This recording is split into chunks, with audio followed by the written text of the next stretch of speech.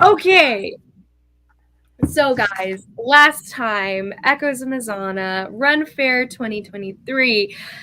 What happened? You guys all basically in two separate scenarios met two new characters that you guys struck somewhat of a camaraderie with.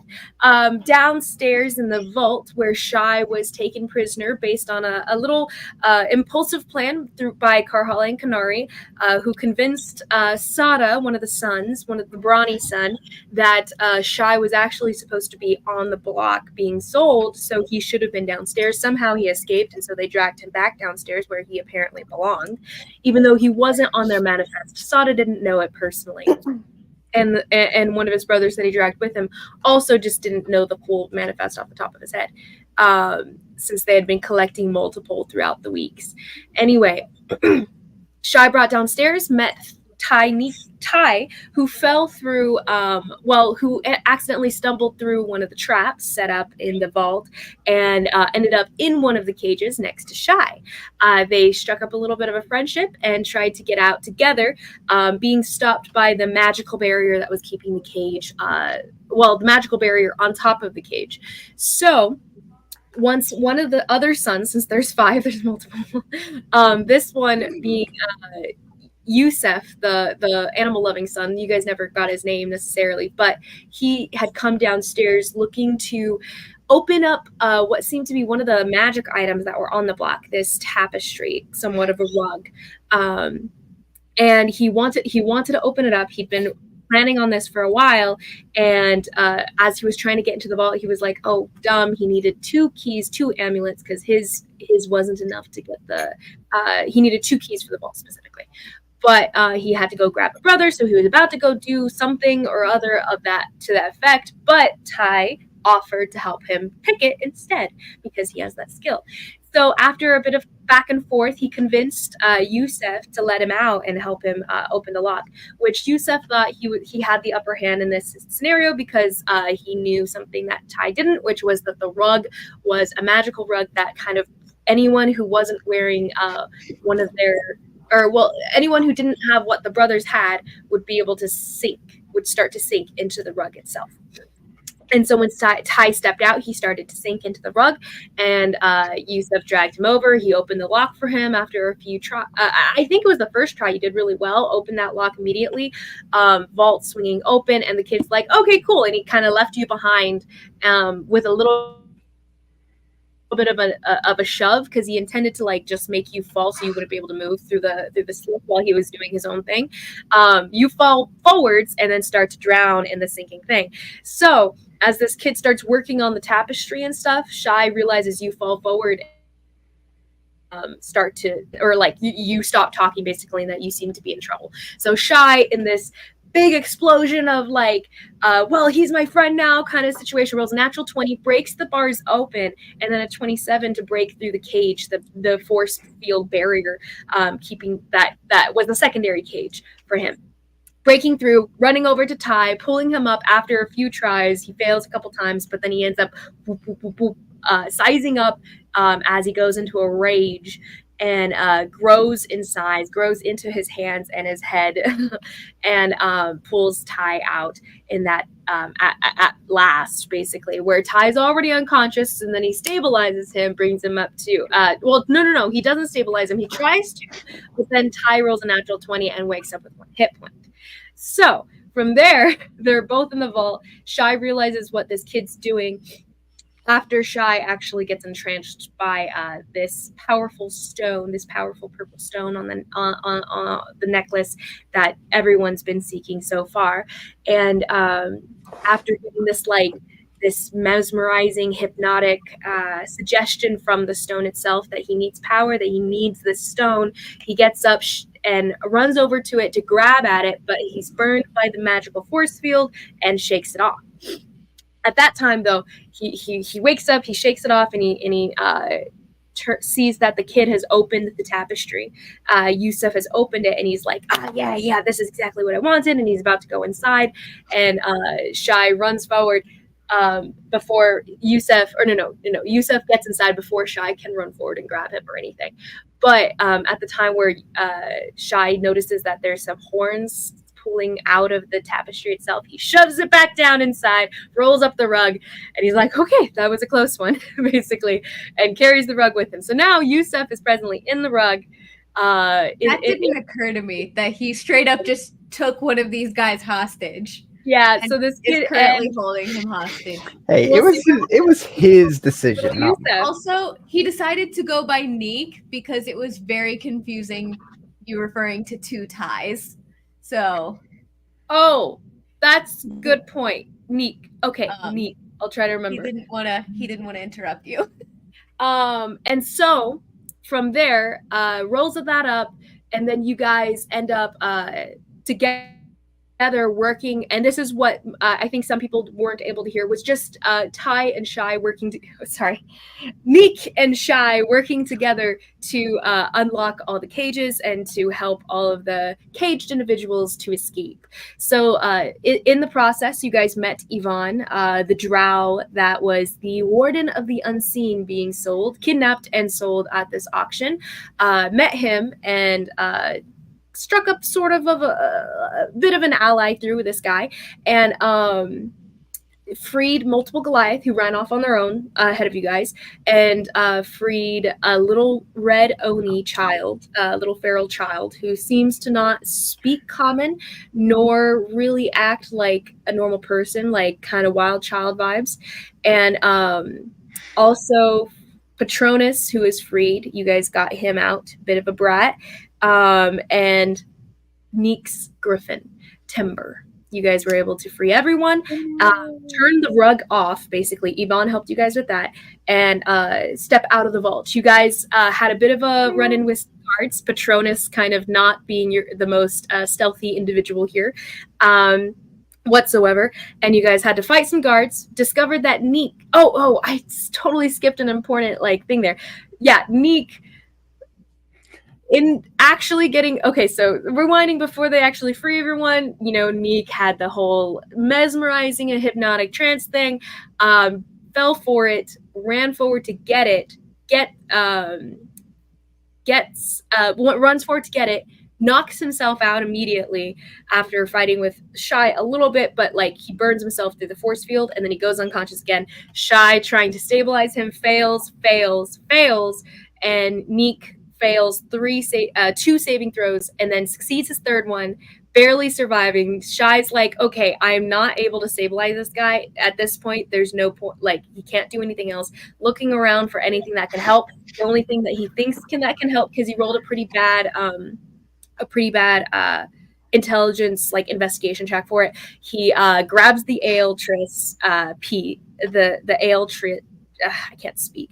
Grabs the Altris and then sticks that piece onto him and hopes that it'll do something, basically. And Neek, in his own head, when he's running from this storm, trying to survive, basically, metaphorically, whatever, ends up seeing an elf at a distance with dark curly hair and purple eyes, who offers to save him, and hey, we can do great things together, basically.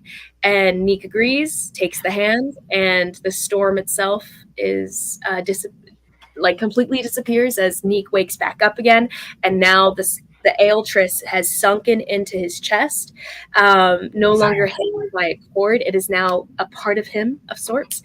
The tendrils of energy, purple energy, wrapping around Neek's soul here, keeping him alive.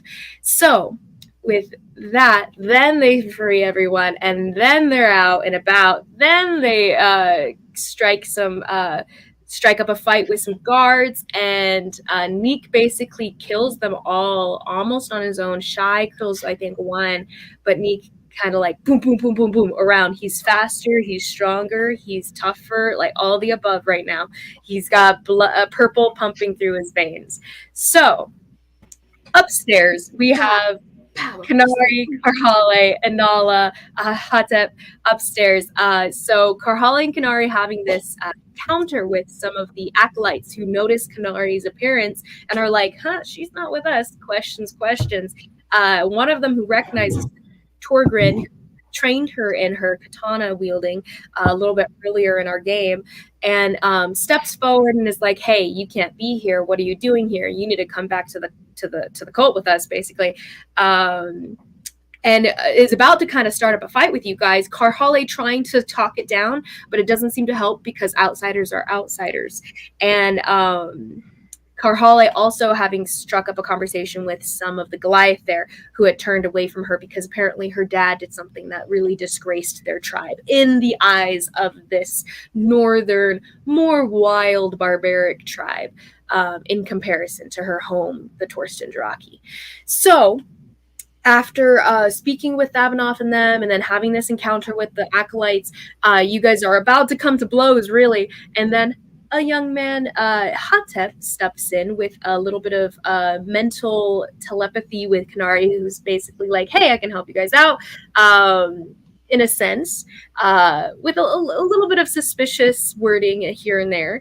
But he does help you guys out. He ends up casting affect memory. What was it? Modify memory.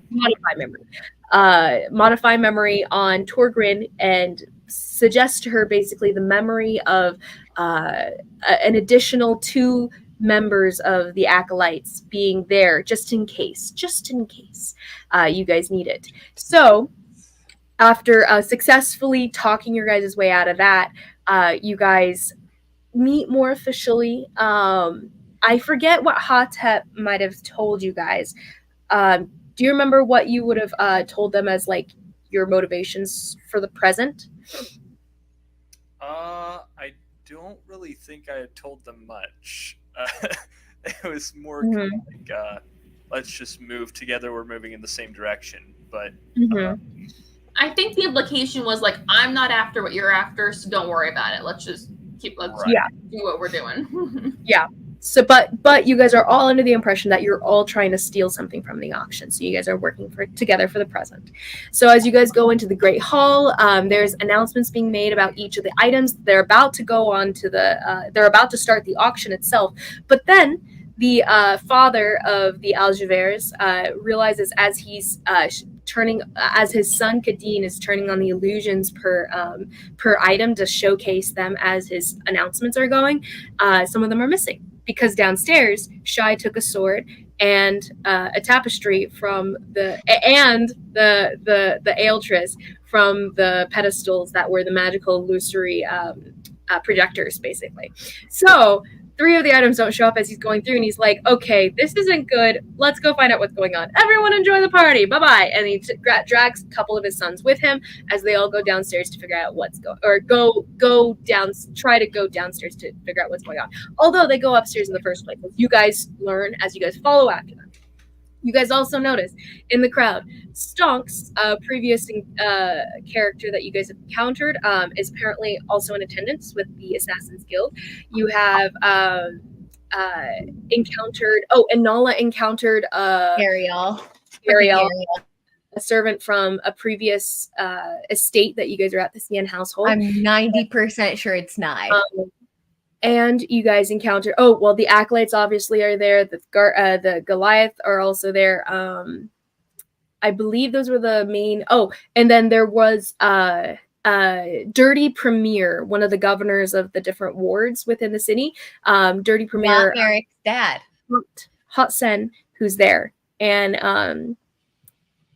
and a dirty cop that was with him that you guys met earlier, Katine Ashburn. So as you guys are going, as you guys start to follow behind, the father, some guards, and the brothers, you guys make your way upstairs first, going to basically the family's wing of the household, kind of trying to keep a distance from them, staying stealthy, staying quiet, all the above, as you guys are following after, doing pretty well too. You guys are all rolling really well in this, and and Inala also still had her mistress, Fiona Dielen, who had been calling for her as she disappeared in the party. But anyway, so you guys follow after these characters, going upstairs first, making your way all the way to what seems to be the master bedroom of the family wing. And as you guys basically a fight breaks out of a sort. You guys end up having no other choice but to kind of out yourselves at a certain moment. You guys are being, and then Kanari also notices that there's someone following behind, which is Stonks. She can send him from a distance, but he's apparently Smell a rat. I was kidding. But yeah, No, you're not. You're not kidding. Don't lie. Nala kills a couple guards. Karhale charges a couple other guards. I didn't kill anyone. You For the didn't. record, No. I went for non-lethal, and I specified. So two of them Kanari are killed. I I did. did. Well, I thought it was Yeah, retconned Nala that straight she up did. wasn't Nala actually was- able to censor. She doesn't have the best brain though, because she didn't know how to throw a book. What are we talking about? That wouldn't have worked, and I told you that. Anala was just kind of like, if it happens, it happens. Kanari's Yeah. like, you're in my way, so you're a problem. Yeah. It's fine. Karhale's like, "Hey guys, let's talk this out." Mhm. It's fine. It's fine. Book. Yes. So guards completely dismantled within a few seconds. Atep transports himself dimension doors into the room itself, and beyond the door, all the family is gone except for one of the kids who's been kind of like fiddling nervously with his fingers, sitting on the couch, and he stands up like abruptly, super stressed, looking at you. And he's like, "What are you doing here?" Etc. Etc. And Atep is basically saying, I'm pretty sure you're like, tell me like where the family went, like where did they go, basically where everyone went, in essence. You're And the me, kid's girl. like, no, I'm not going to tell you, basically starts ringing an alarm bell. But then at that moment, Karhale slams the door in behind you, and you're about to make your actual intimidation for this kid to do what you want. So as he's ding ding ding ding ding ding ding, and you're like, stop right now. Karhale, boom, the door comes down, and we're starting with Atep. What do you say to this young, nervous-looking kid? He seems to be one of the younger ones in the family. Can I help to give him advantage? Yes, you are definitely giving him that Okay. door slamming down to the ground, and your large looming figure in the doorway is very much intimidating in this moment. So whatever Atep says, Okay. Actually, I'm gonna take the like busted up book in my hand and look at Atep. Funny, I was never much one for reading, and toss the book at the kid that he's apparently trying to talk to. you're tossing the book to hit him? No, just I'm throwing it like basically at the guy's feet because he can see the guards on the ground behind me. I'm assuming. Oh yeah, and he tosses it inside. And the kid's like, huh! And he like his hands kind of go out to try to catch it, but he doesn't catch it. It just kind of hits his hands and then it falls on the ground. And I flare like a thaumaturgy. My eyes turn to like this like white soulless flame, and my voice just kind of like low rumbles across the ground. I'm giving you one last chance. Tell me where they are, and let me in to find them. You might survive. And his eyes kind of dart around the room. Go ahead and roll your intimidation check, please. At advantage. Okay, 19. 19. That's really good. The other one was an 8. Yeah. The kid. You immediately see like his eyes start to kind of like get like they've been getting redder and everything, but now like little tears kind of pull in his eyes, and he looks definitively terrorized right now, and he pulls out a knife, but he's like it's shaking in his hands and everything, shaking so hard, and he drops it, and he's like, they went downstairs. They went downstairs to just find out what was going on. I please don't kill me, please. Open the door. And he bends down to pick up the knife, and he's still kind of holding it, but it's like he doesn't look like he's skilled with it at all.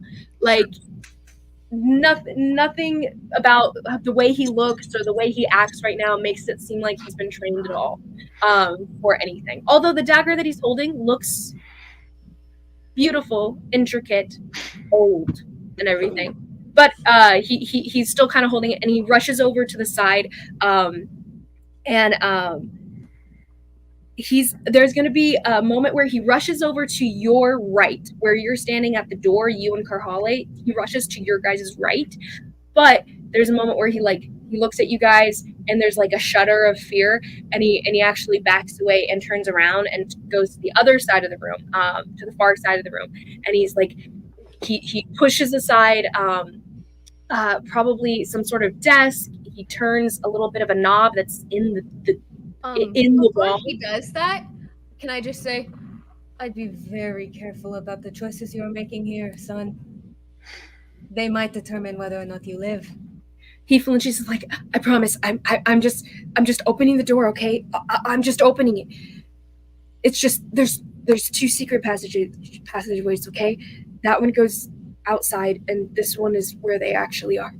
And you get the idea that he was planning to lie, but he's been freaked out enough that he doesn't want a chance getting killed by you guys right now. So he's opening this one, shoves a knob, and you guys hear a bit of a click, and then a cranking, and then within one of the walls, you guys see a shift. It's behind one of the tapestries that are hanging in the decoration, and he pulls the tapestry aside, and then there's a doorway leading downstairs into the darkness. Seems to be a little bit of light coming from down below, but it is pretty dark, dim lighting going down. I walk up to him. And he backs away, like complete flinch, full body flinch, and he like pushes himself against the little dresser that he pushed aside earlier. I just say, it was very brave of you to do what you just did. Kind of pat him on the head. He flinches every time. And as I do,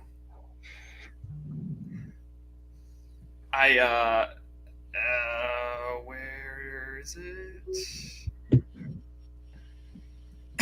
I say a couple of words under my breath and make a sign with my left hand and cast a 3rd level inflict wounds.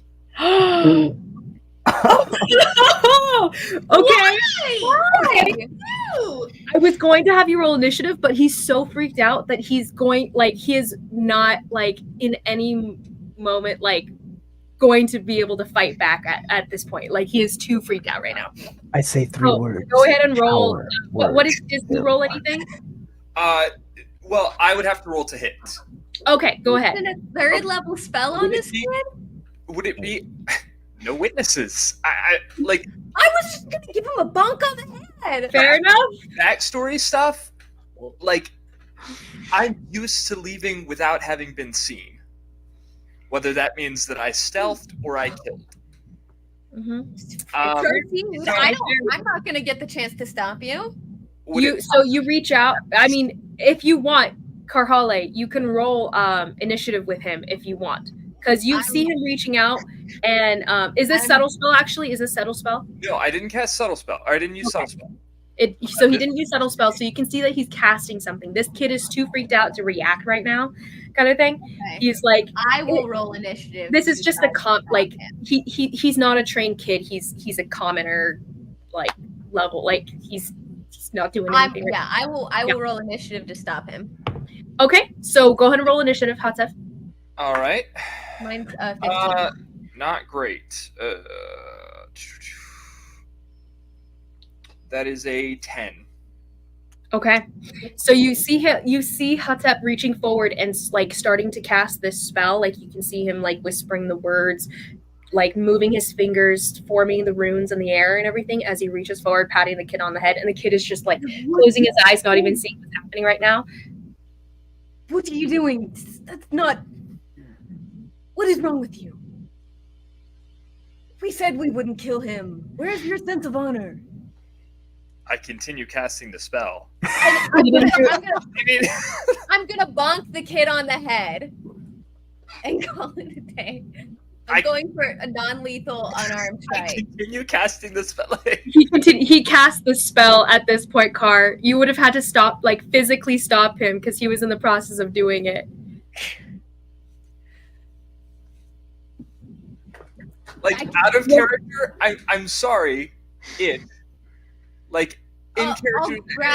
Can I grab his hands? Is he doing? You're doing something with your hands, right? I'm always trying to keep people alive, and we're all like, Nah. Carl, I'm sorry. I think you didn't do it fast enough. He was already in the process. You would have had to grab him first. You reached for the kid to like, hey, stop it, and you reach forward and like try to like whack the kid first.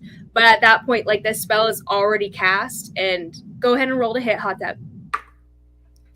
It is a what's my? And you're like, hey, cut it out. Like, what are you doing? We're trying to keep these people alive as the dark, twisted, purplish, dark bluish energy swirls around his fingers and then strikes into the kid's chest.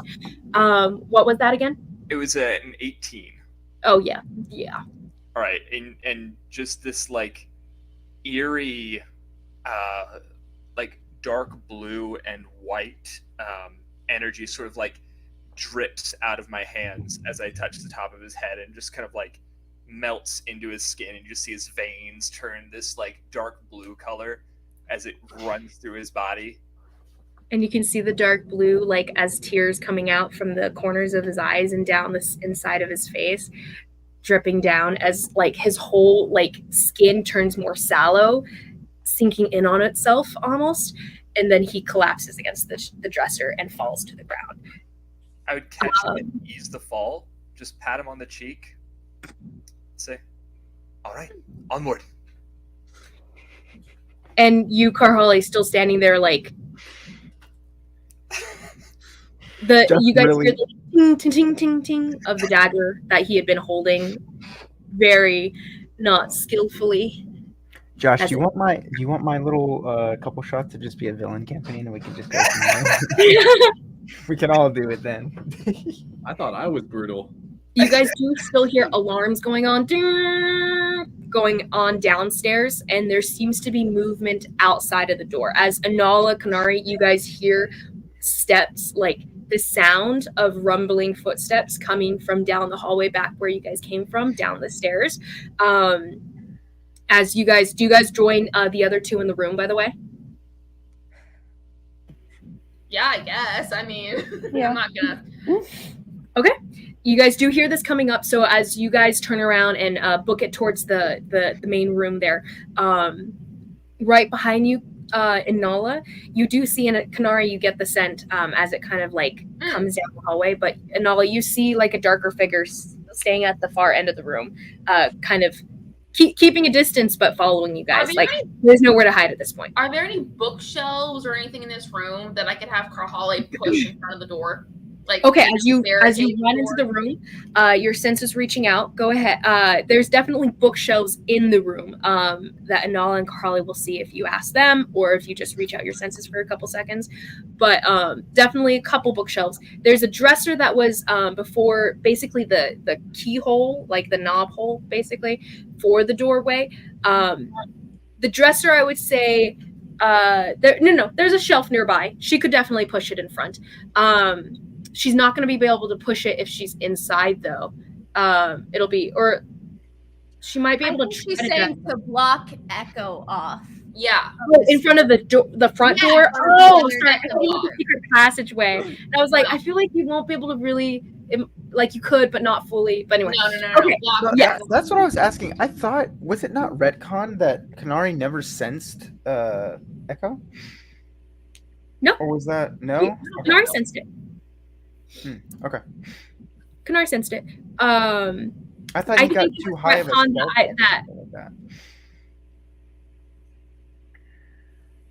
Oh, there was some sort of retcon, but I'm pretty sure she knew about him at this point. Maybe that was earlier or something. I don't remember, honestly. But either way, you see a dark figure coming in. Knows there are people. Nala doesn't recognize, actually. He's covered up entirely head to toe. There's only like eyes visible. So Anala doesn't know who this is. Kanari recognizes the scent though. And so coming on to, is there a window in the room? there are multiple windows. Actually, there's a balcony that opens out to the front of this mansion. You guys are if you guys are looking at the mansion, you guys are at the front left of this entire villa here. But yeah, balcony going out. What? I said if it's unlocked, I'd quickly open that and then be. You can shove it open. windows, air is out. It's kind of hot outside. The air drifts in. It was somewhat cooler inside, changing now that the windows are open. But it's dark outside. You can see that there are still people kind of ambling outside. People are actually starting to pour out of the front door and leaving the house because the alarms are blaring all over the place. So people are starting to get a little bit stressed, and people are leaving, seemingly. But yes, so do you guys all go downstairs? You guys have the people boom, boom, boom, boom coming up the stairs.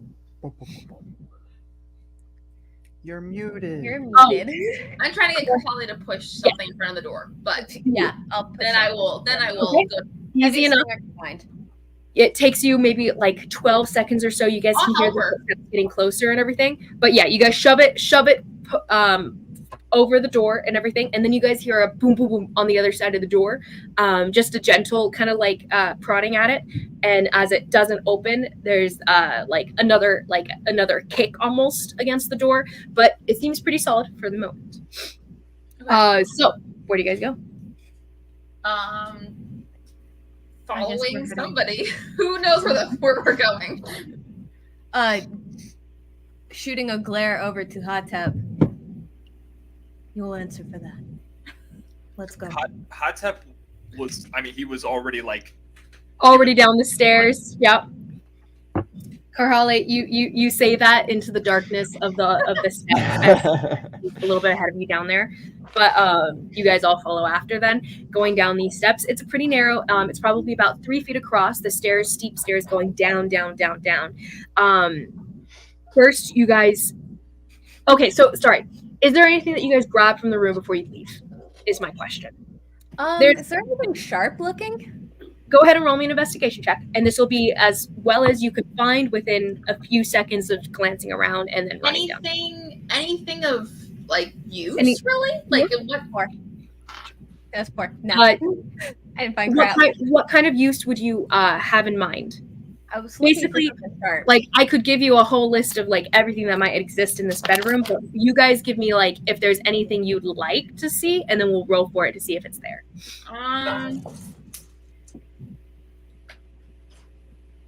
I don't know.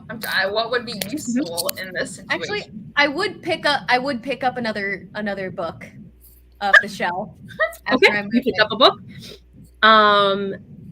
And okay, so no one else is grabbing anything. Unless there's just money lying around.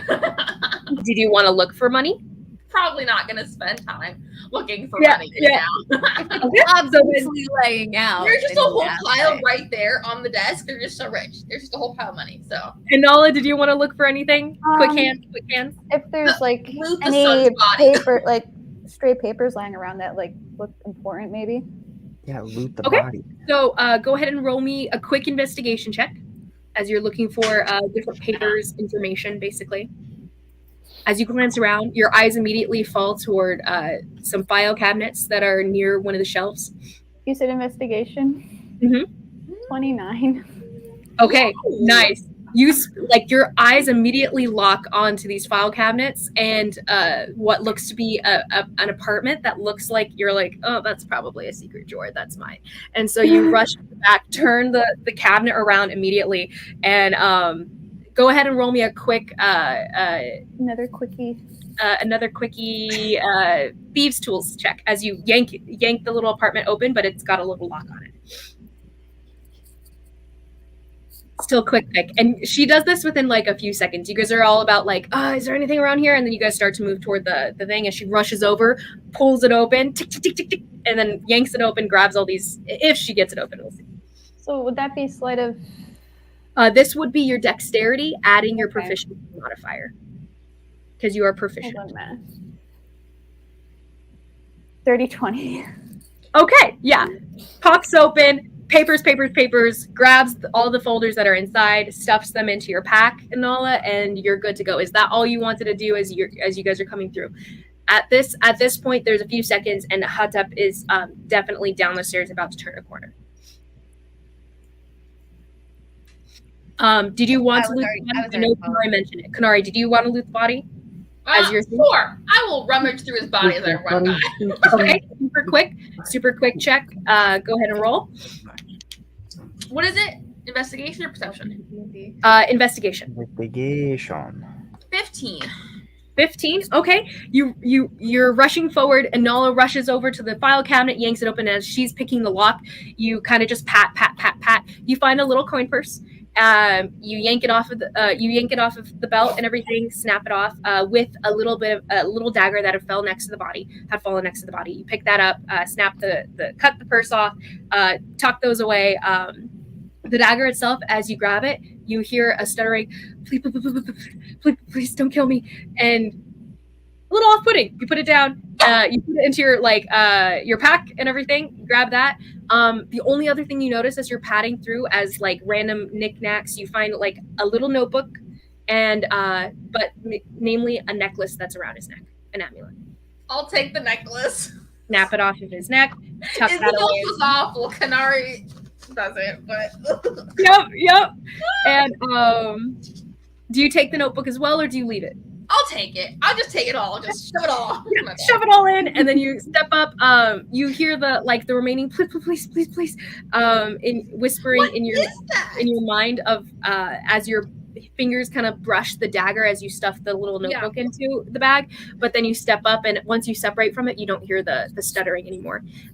You start down the stairs, and Nala starts down the stairs with her files in tow. Karahale already downstairs, following after Hatep. So as we go, Hatep down the stairs, you step past one. You take the corner, going around. It's all still dim lighting, but you can definitely still see. First thing that you come across down this secret passageway. One, it's pretty clean. Among secret passageways that you've experienced over the period of your life, which has been many, it's a very well kept one. It seems to be used very often. First thing you come to, though, is just a door, a simple looking door. Right once you turn the corner and everything, you immediately come to this doorway. There doesn't seem to be a lock on it.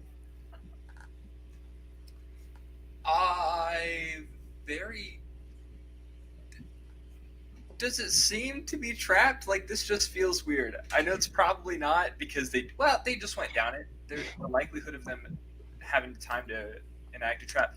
It's fine. I very slowly, carefully open it, kind of peeking through as I do, to see if there's anybody on the other side. What you see is another room with a door across, about 30 feet across, right here. So all the way down this little room. It's narrow. It's about 5 feet wide, and 30 feet down. And it seems nondescript. There's nothing on the floor. The only thing that you can see among the room with the dim lighting that the sconces are giving you, there's just one maybe every 15 feet or so, but not even that bright. Seem to be like bars hanging from the ceiling. They're almost like monkey bars, actually, across the room.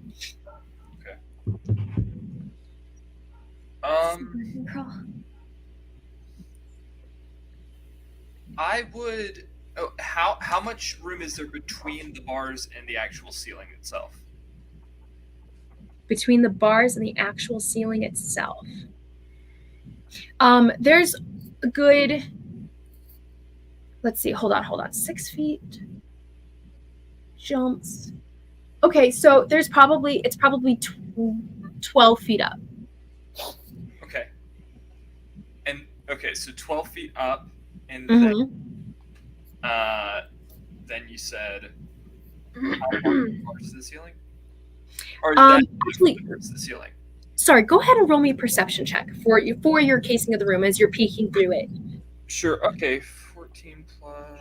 Because that would make more sense. Just in general, the layout of the room as you see it is the monkey bars in this, and then how well you can define everything will be your perception check. Right. So 22.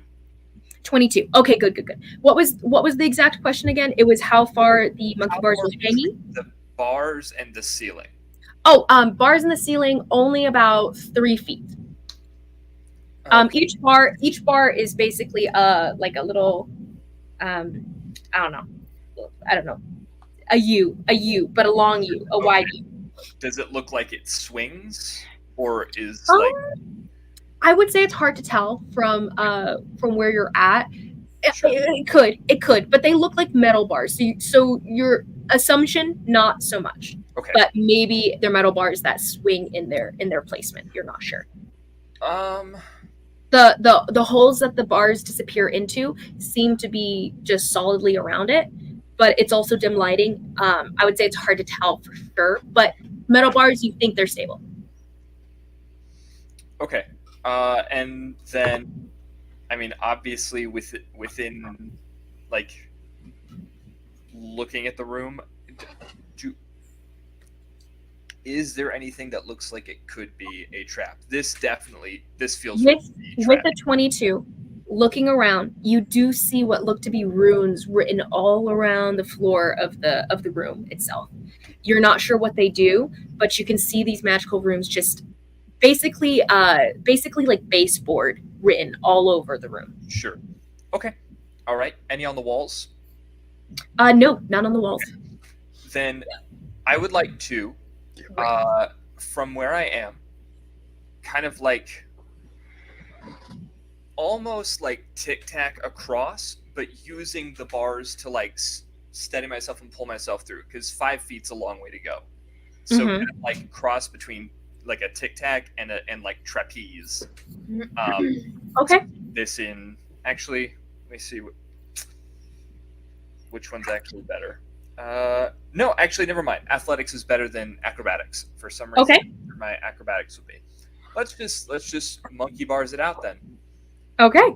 So you guys coming down the stairs, Karhale, you immediately see Atep crouching at this door, pushing it open, kind of like casing the room that's beyond this door that you can't see inside of.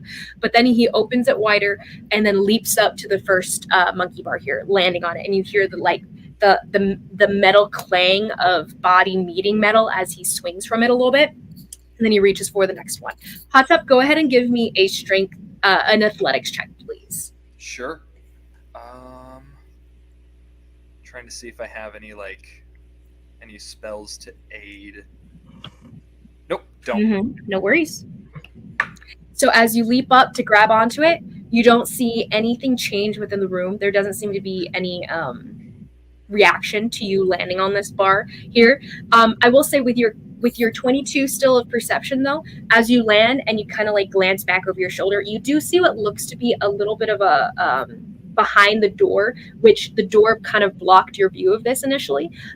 There's a little a hole in the wall with runes around it. You're not really sure what the hole is supposed to be necessarily, almost like a keyhole, but it's not the shape of a key at all. Okay. All right. It was a 13 total.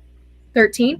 Okay. So as you land on the first one and you come to the next rung and you start across, you're pretty solid. You get about halfway. Go ahead and make me a new athletics check. Oh, 10. 10. Okay, so at this point, as you reach forward to the next one, your hand kind of like the grip on it, it's been getting harder and harder as you're getting across. And right at that moment, it's that moment that we all know when you're like, oh no, I'm letting go. No. And you reach forward, but your hand slips and you fall down to the ground. Karhale, at this point, you do see him making his way across. Do you continue after him in like manner? I would be waiting to see if he gets across. Okay. So as you see him, okay. So actually, before Atep fails and falls right here, there is the door being blocked by the barricade isn't going to last for very long. So at this point, you guys have been probably down here for about a minute or so.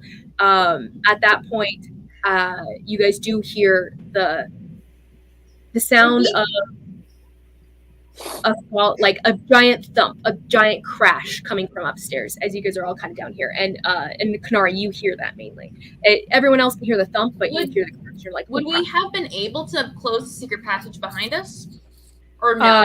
You didn't say anything about it. That's fair. Oh well. But you also don't know how to. So there's that as well. You'd have to like do an investigation check. If you want, you could send Anala back up to see if she can do that before things get farther as they stumble inside. But it is an open door, right? Oh, yeah, probably no point to that. Guys, There's a tapestry over it. There is a tapestry over it. Incoming, probably. So, Oh, great. So What else as is new? as you see him making his way across, he gets about halfway once you guys hear that. Oh, hi guys. He gets about halfway at this point as Kanari is saying that, like, oh, we probably got company soon, guys. So you guys are gonna have to be making your way across these tricks and traps quickly as you can. So as he falls and Atep, you land easily enough. It's only about 12 feet up. There's no like, you can land on your feet. It's easy enough. But once you land, you do see that all the runes around the rooms turn on bright golden glow, and you hear like a small whirring sound. And then you look down, and it looks like there's cracks forming all over the floor, all below you. Do you jump back up again? I would jump back up. Mm-hmm. You're not stuck to the ground. You I have feel another recourse, but I'm trying to save it. So no worries. You jump back up again, landing, hooking your hands over the bars. Go ahead and roll me a new strength check. Karhale, Kanari, and Nala, what are you guys doing? Are you guys following after? Because people are starting to come down the stairs. Yeah. You guys hear Go. Watch this reaction. the master is dead, and you hear that kind of echo down the hallway here, and you hear more footsteps, boom, boom, boom, boom, boom, boom, boom, coming down behind you guys. So Karhale leaps up. Give me a athletics check, please. What did you get, Josh? I got a 7 total. So Okay. I jump up and like just totally like I assume the ground's breaking under me.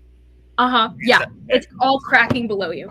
The ground begins to like crumble underneath my feet, and so as I jump, I'm jumping off of nothing, and just like only get a couple feet up. I grab my cape, and you just see me like Batman style, like throw the cape out like wings, and then disappear in a puff of smoke as I use the cape of the Mountebank to cast a dimension door. ooh. Okay. The other side of the door. Okay, so you land on the other side of the door here, and you appear in another room similar to this one. We'll come to you in just a second as you reappear. Karhale, what was your athletics check as you start boom, boom, boom across the monkey bars? 30-20. Nice. Everything is cracking below you, and you see the floor falling out under you. What you see looking down looks to just be the night sky, and you can see the moon. Actually, which moon is this? I want to dive into this. Let's go. And right below you, you see what looks to be Shinyu's moon, bright in the sky, with just a little bit of a waning, starting to wane honor. Would this be a reflection of what's actually like happening in the night skies right now? Like it's It looks exactly like the night sky right now. Yeah. Interesting. As the sky falls away, as the floor falls away, you're just looking into the sky as you look down. But you start across, and what was the number again that you got? 30-20. Oh yeah, And yeah. I'll Make it across. call back to Kanari. Just as a side note, I wouldn't let go if I were you.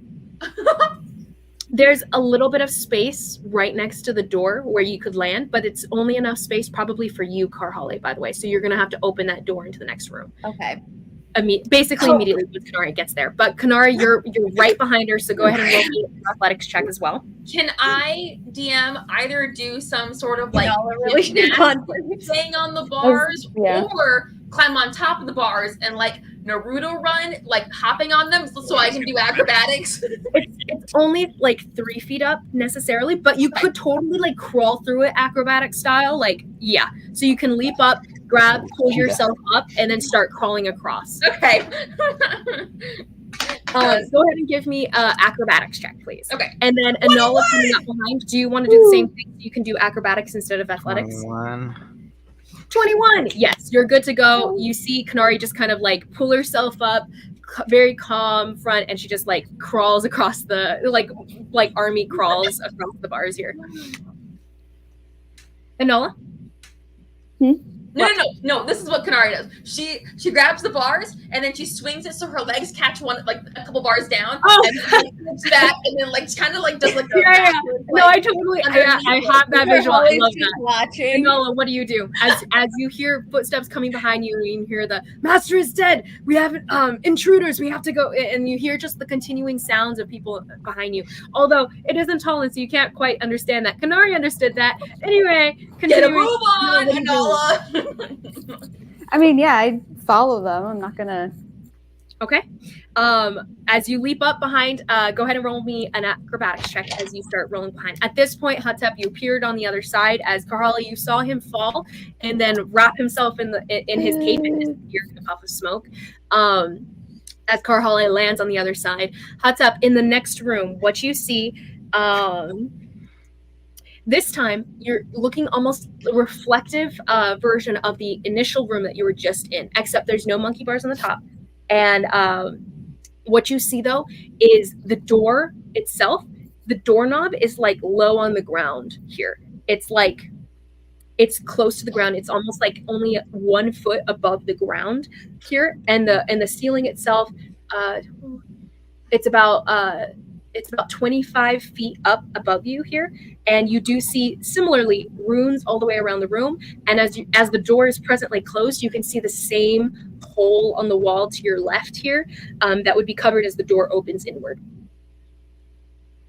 reflective of the room initially. Here, though, go ahead and roll me a perception check. Okay. I think that is a 10, but let me check. Okay. It is a 10. Yep. Okay. So here you're not really. It looks almost reflective. There's no runes on the floor that you can see of the baseboards. It's kind of hard to see though here, and you're not really sure why it's a little bit smokier in here, but the smoke seems to be coming in from the room next to you, the room further down here. Somehow it's just coming up out of the door cracks, so it's making everything in here a little bit more hazy for you to see. But you can't see any of the floor runes like you saw before. Do you continue in? Are there any like bars like there were in the other room, or? There's no bars on the top. What you can see is just which is kind of hard to see through the haze. You can see something that gleams a little bit in the bare amount of light that you have in here. It seems to be gleaming all the way at the other end next to the door, but you're not really sure what it is from this distance. Another 30 feet across. Oh, sorry.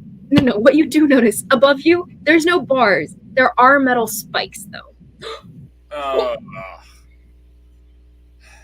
Great. Mm-hmm. Fantastic. Then and it's 30 feet to the other side. Mm-hmm.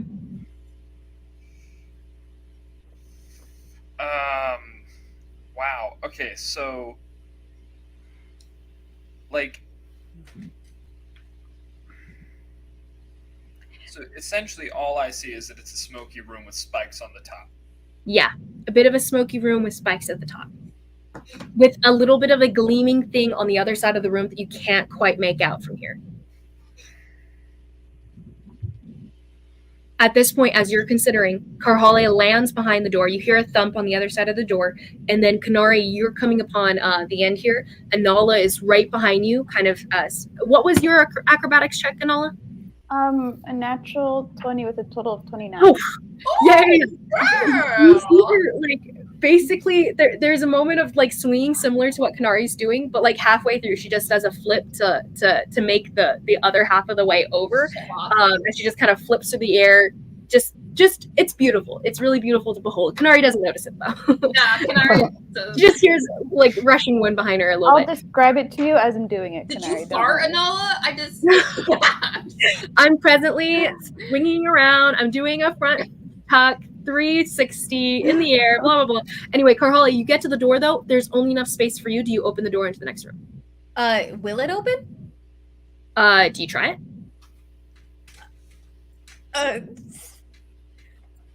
Hey, Enola, do you want to check out this door before I open it? Because I feel like this is the kind of one that would have, like, traps or something on it.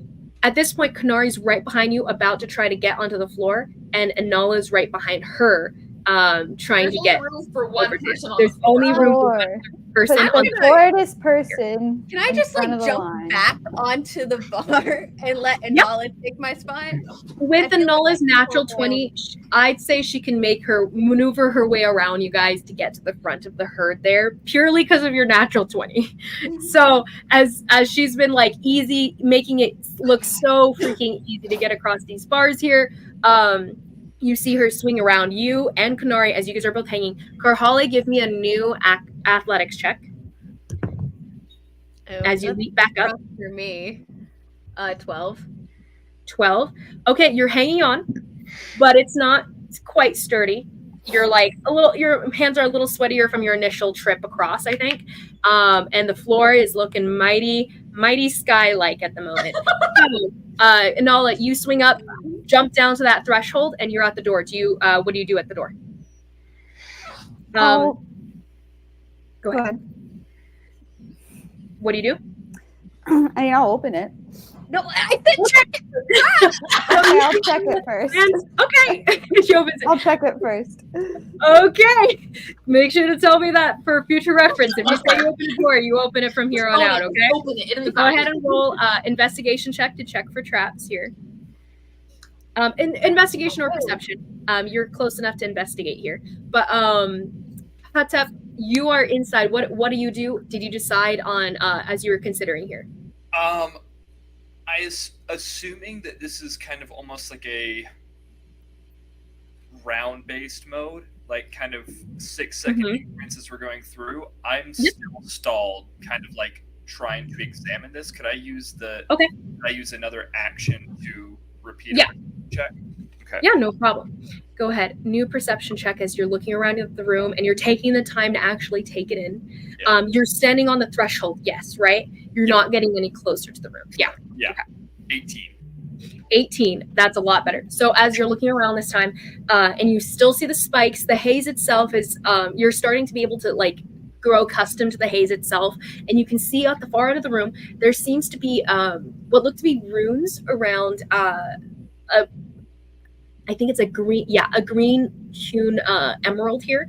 It looks to be something that, well, actually go ahead and roll me an Arcana check. I was afraid you'd say that. You do see runes along the ceiling of the room, though. That is another thing. It's reflective of the one before, but not exactly the same runes. 8. Okay. 8.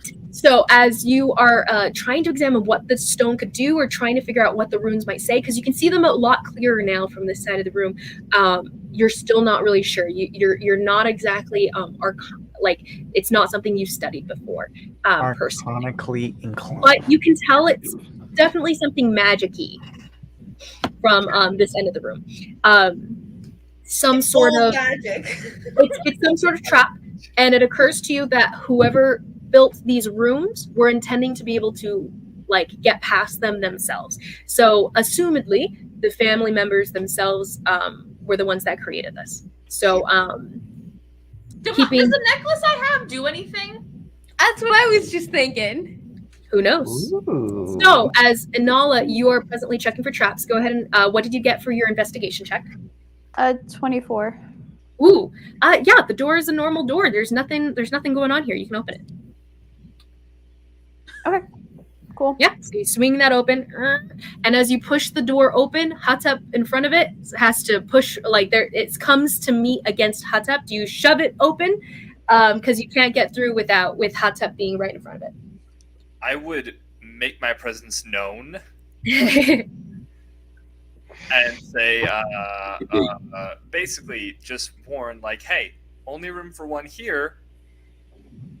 Let me move out of the way before you open that. The door kind of cracks open. You've got maybe like 3 inches of the room until you meet him leaning against the door here. And he tells you that. Okay, Open the door and shove him. At this point, though, Kanari, as you are presently hanging and Karhale presently hanging, Karhale, you rolled not as well as Kanari did. So, Karhale, you're a little holding on. Give me a new athletics check. You guys can start moving. You guys notice forever. the steps have come to the other end of the door, and the door opens again, and you see a couple guards looking at you guys from the other side, and they're like, "Hey, girl," and they're saying something to each other in Talon. Karhale? Karhale, let's go. I would say give me a roll, but it better be a natural 20, because to catch her, you're not a strong person. You can whip your hand out to catch her, but she weighs like 300 pounds. We're losing Karhale, guys. Dang it. 15 plus 15. So as you reach out, swing out your hand to catch her and everything, Karhale, your hand meets hers. 15 plus what? 1. Oh. 16. Your hands meet and everything, and there's a bit of that like Goliath clasp that immediately slips off of her wrist as you see Karhale fall into the sky. And she just falls, keeps falling until you can't see her anymore falling into the sky here. Karhale, you are I gone. can't see her anyways. Yeah, Kanari, you're okay. You hear her as her grunt and everything, and then you can no longer sense her or smell her. She entirely disappears from existence in front of you, seemingly. Inala, you see Karhale just fall until she disappears into the night sky. And then coming to the guards, they start to make their way across the bars behind you guys. You see one hop on, another hop on immediately after, and they all start making their way across. Oh gosh. They start making their way across here. So these little guards start making their way across, but Kanari, you're still hanging on. Go ahead and make me a new acrobat. No. At this point, it's athletics because you're just Isn't she just sitting on top of the bars though? Oh, that's true. Well, no. If she caught you, she had to like go down to catch you. So she is hanging on with an arm reclasping on. So give me an athletics check like too. A Peter Parker moment, trying to catch Gwen Stacy before her breath. Yep. Anyway, okay, 17. 17. You definitely hold on, and you're just hanging there. Inala, you're at the door. Your friend has disappeared. What do you? You guys have guards coming up behind you guys, making their way across the room behind you. Atep is inside. What are you guys doing? I'm moving out of the way of the door. You will have to. You'll have to step into the room, probably, or give me an acrobatics check actually to kind of like sidle your way around the door. So, because the door is a big door, and the place to stand is maybe like a foot of space. So you have to like before you step into the room itself. Sure. Could I actually like? I guess I'm thinking like if I open the door, it opens toward me. So if I open the door, and then I just kind of like move one leg around it. Yeah. One leg around it as I'm pushing. Like that's it's true. I have 3 points of contact at all times. Yeah. Okay, that's a good point. Okay, so no go for this. You Okay. can do this 3 point of contact thing as it swings open. It's a little difficult and it takes you a little bit of time. And you see the guards are getting across. The first one is about halfway across the room at this point as you kind of sidle your way open so that the doors open and you guys have maybe 3 feet of space to work with between this room and the other room's threshold. I move Anala in and say, "Look at that! Tell me how to get across." And all you're shoved into the room. Go ahead and give me a perception check. I'm not trying to like be a boss. I'm just like, no. You're fine. You guys need to get going. Yeah. Point of order though, before this, because while they were still like messing with the door, Kanari would have instantly said, "Anala, should I go after her?" Like that's like I don't know, like that's what she would have been silly, but like Anala, should I go after her?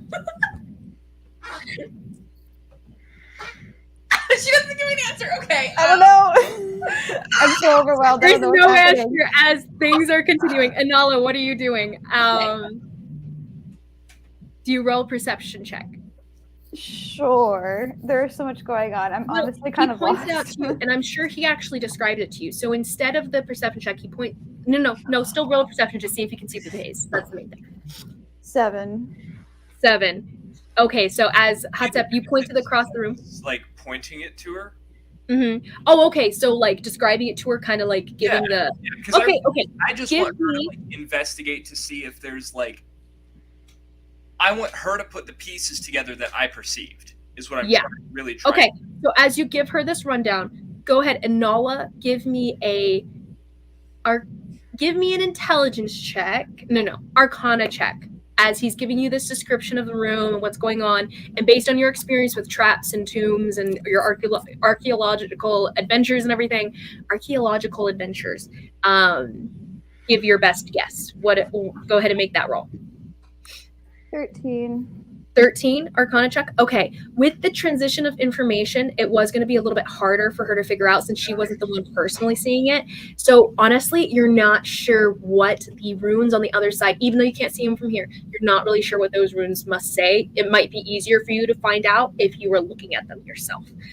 So if there's any way for you to get across that room, that'll be the best choice here. Or you could walk across it. It's up to you. But he does tell you that there's runes going on around the room, so it's probably a floor activated thing when you step into it. Mm-hmm. Yeah, I was actually about to ask with the 18 that I had rolled, did I see anything under the fog on the floor?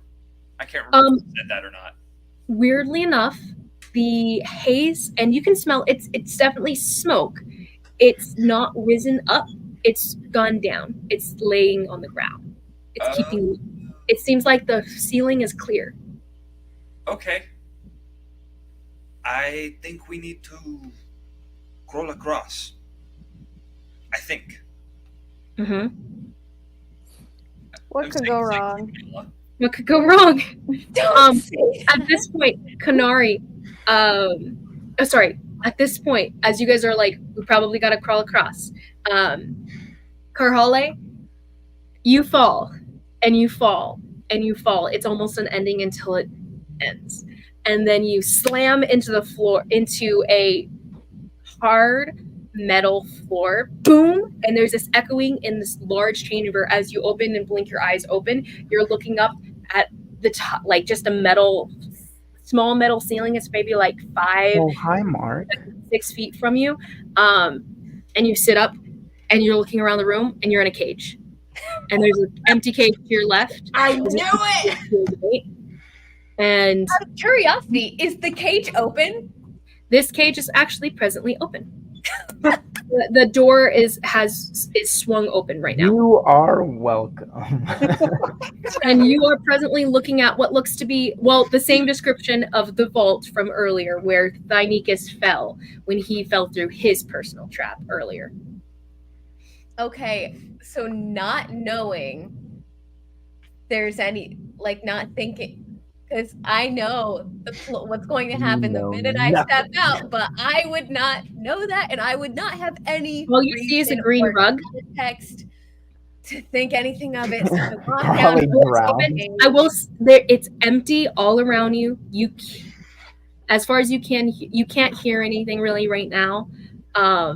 Actually, I'll just say. Actually, roll me 1d6, by the way.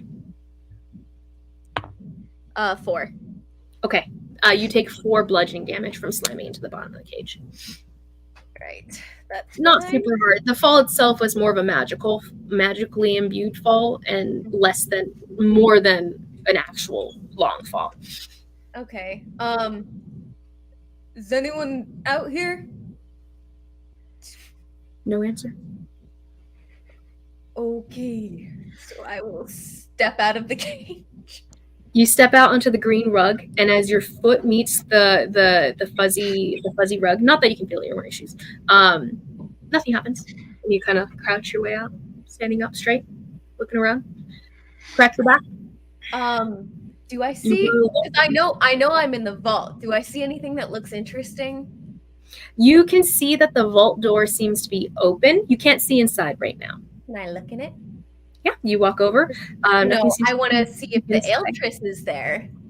You look in, you're like, all the cages are empty. They all seem to be open. You see some manacles that are open. You see... and the one that's busted open. You look at inside the vault itself. There seems to be 3 pedestals that are presently empty. As you're kind of like looking at them all, seems like no Altris. Do I see But- anything else of interest? Roll me an investigation check, and then we're going to return upstairs because things are going a little faster up. Canary. Okay, Yes. that's not nearly as bad. That's good for me. That's a 17 for me. That's good. Yeah, that's really good. You see all the different items that have been on display so far.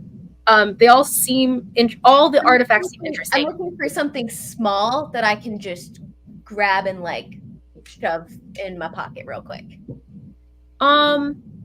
Everything small. seems to be every item that was on display is in this magical force field, except for the empty pedestals, of course. These magical fields have not died down, by the way, from you guys removing the cage force fields. These shields are still up. So you could try to grab one of those. Would you want to go for one of those? Yeah. Because those there. Okay, so one, there's a necklace. That's a pretty easy small thing. There's also chests, but the chests are locked, and they all seem to. No, I'm gonna go for something like the necklace, like something small and easy. It seems to be the treasury. So each chest Wow. probably holds gold and gems and stuff like that amongst the room. The only things that are kind of open for visible view and everything are these pedestals with the magical force fields around them. Yeah. I'll just So quick smash and grab. okay, so you see. Okay, so quick Who cares explanation. about impending danger? When there's stuff to grab, there's stuff to grab. Okay, you see what looks to be a dark beak mask. You see a wand. You see a scroll. You see a bowl of rings, magical rings. You see a rod. You see what looks to be a shield, a piece of a Didn't shield. Inala read out the list of things that were? Yeah, you had a list. You were told a vague list of sorts, Okay. but Was like there- mentally. Okay. Do you want me to just text? I can just. Well, I don't want to send you the. Yeah. So you see a wand. You see a rod. You see a mask. Was I told something about something with a soul in it? She would have mentioned a necklace with a soul. You see a necklace. grabbing the necklace. Okay, so you run, smash, and grab for the necklace. Okay, go ahead and slam your hand into this. It's a bit of a clearer gem. It seems to reflect whatever light's around it. So right now it's giving this reflective green because of your dress. But you do see this like underlying glow of a brighter green than your dress even is. That seems to appear sometimes when you're looking at it from a certain angle. But go ahead and roll that strength check. 'Tis a 22. Yeah. Okay. So you slam down into it, cracking your hand. Go ahead and roll me a d6. 3. 3 points of force damage, and it burns through your hand and everything as you slam your hand into it. But your hand cracks the force itself and cracks into it and starts to like crack the marble, the stone, but you hold yourself back a little bit, and you grab the necklace. You have it. Don't worry, Ethel. We haven't forgotten about you yet. And I'll start to head out the vault. Okay. You feel like What did this you say? is alive. I said, don't worry, Ethel. We haven't forgotten about you yet. So cute. So you grab that and keep going. Upstairs, we have Kanari, Anala, Hatep. So you guys start to crawl based on Hatep's suggestion. I would actually also turn and cast Bane on 3 of the guards that are coming. So you have probably about 6 of them that are hanging off the bars right now. 6 of them? 6 of them. So there's a whole trail. There seems to be more down the hallway. Fireball. I It's would probably- use my time with You it. have no idea how many it is, but Kanari, give or take with your high, both of your high passive perceptions, actually, it sounds like at least 15 voices, give or take. But they're all like, but it's a tight space, so they can Looks only like a come in job kind of this for narrow Rhinikus. pathway. And so as they're all coming up behind you guys, you cast Bane on the first 3. if there were that many, I wouldn't even worry Oh, about okay. it. Just take Yeah, off. no, there's like 6. There's just it's just a crowd of them coming towards you guys, making their way as fast as they can after you guys. So I'm going to make some rolls, some general rolls for them and how well they do getting across to see if they're slowed down or if they catch up. Okay, they don't seem to be doing too well. You see 2 that actually end up falling behind, and there seems to be some confusion back there. You see one guy actually fall, the other guy gets caught by someone else. But yes, so do you guys start to crawl? Yeah, I'd recommend we hold our breath. What? Okay, Anala. I don't want to die. So go. What'd you say, D? I'm sorry. You're in front. Do you go? Sure. Yes or no? What Yep. else could Okay. go wrong? Yeah. Do you hold your breath? Sure. Okay. You can hold your breath for as many as 30 seconds plus your Constitution modifier. What is your con modifier? 1. 1. Okay, you can hold your breath for a minute and a half. A lot of time. All the time you need, really. I can hold my breath for 3.5 minutes. Yeah, holding your breath is kind of Wow. broken in D&D. At least in regards to combat. When you're outside of combat, it kind of like it matters, you know. So anyway, so as you start to crawl across, Enola, you start forward first. Hatep, you see as she steps out onto like once all of your weight comes off of that threshold, Enola, and you're crawling forward under the haze of. By the way, the haze of smoke is all the way at the top, like all the way at the bottom here. Like it's all the way on the floor. Like you crouch lower, but you're still in the haze itself. And you hold your breath, not breathing any of that haze in. As you step in and you start to crawl across, once all of your weight is off the floor, it seems like a shift almost as your hair starts to rise around you. And you're like, oh, and then you fall upwards. So go ahead and roll me a dexterity saving throw as you guys see Anala's gravity shift and she slams upwards as though she's falling from the ceiling. And there's spikes on the ceiling, you said? The spikes are on the ceiling, yes. Anala, everything for you as you are falling down now toward a whole set of spikes. Okay, DM, can I hop on my sword and try to go catch her, like grab her? And you are behind Hatep. I don't think you have. You also have not released. You are presently away from the. You're still on a bar right now. I haven't gotten followed them through because if she and both him are through the door, why? Well, okay. So there's basically space for one person on one side, one person on the other side. There's like a little bit of space between them, but not enough for another person. Really, like you'd be pushing off someone else. So as he moves through and she steps off, you probably have landed behind, but you're still behind Hatep, and you wouldn't be able to really react to this. You're right behind him, and he's like he's a big dude, like taking up the doorway right now. He could plausibly try to react if he wanted to try to like reach out and grab her as she falls upwards because she's right in front. Should I pull out my crossbow and shoot the emerald on the other side? Do it. Just do it. Do it. I do it. I pull up. Okay, so she falls upward, and you're like, okay, crap, and you pull out your crossbow and shoot for the other side for the emerald. Go ahead and make me an attack.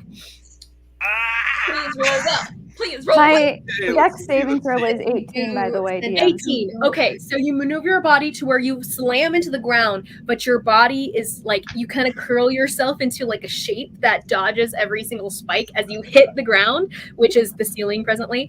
But it still hurts like the dickens. So go ahead and roll me a d6.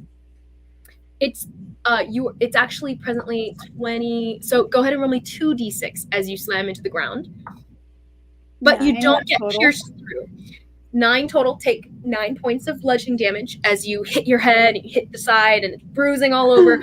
You're not pierced through. And then you are presently on the ground. You can walk across, actually. There seems to be nothing else going on as you stand up and you're looking up at them standing on the ceiling right now, to your perspective. And Anala, in retrospect, is standing on the ceiling in Hatep's perspective here. Kanari, you can just sense that Anala's above you. Okay, and she seems okay. She seems fine. You heard her grunt in pain as she hit the ceiling. But Hatep, you take that. Are you dead? It was a 10. That die is in jail at this point. Oh, yeah. Okay, so your shot tings off the side of this little gemstone here. Kanari, you are right behind Hotep. Hotep, do you step into the room? I would. What's happening? To Konari. What's going on? What's happening in here? Why is Vanilla flying? What?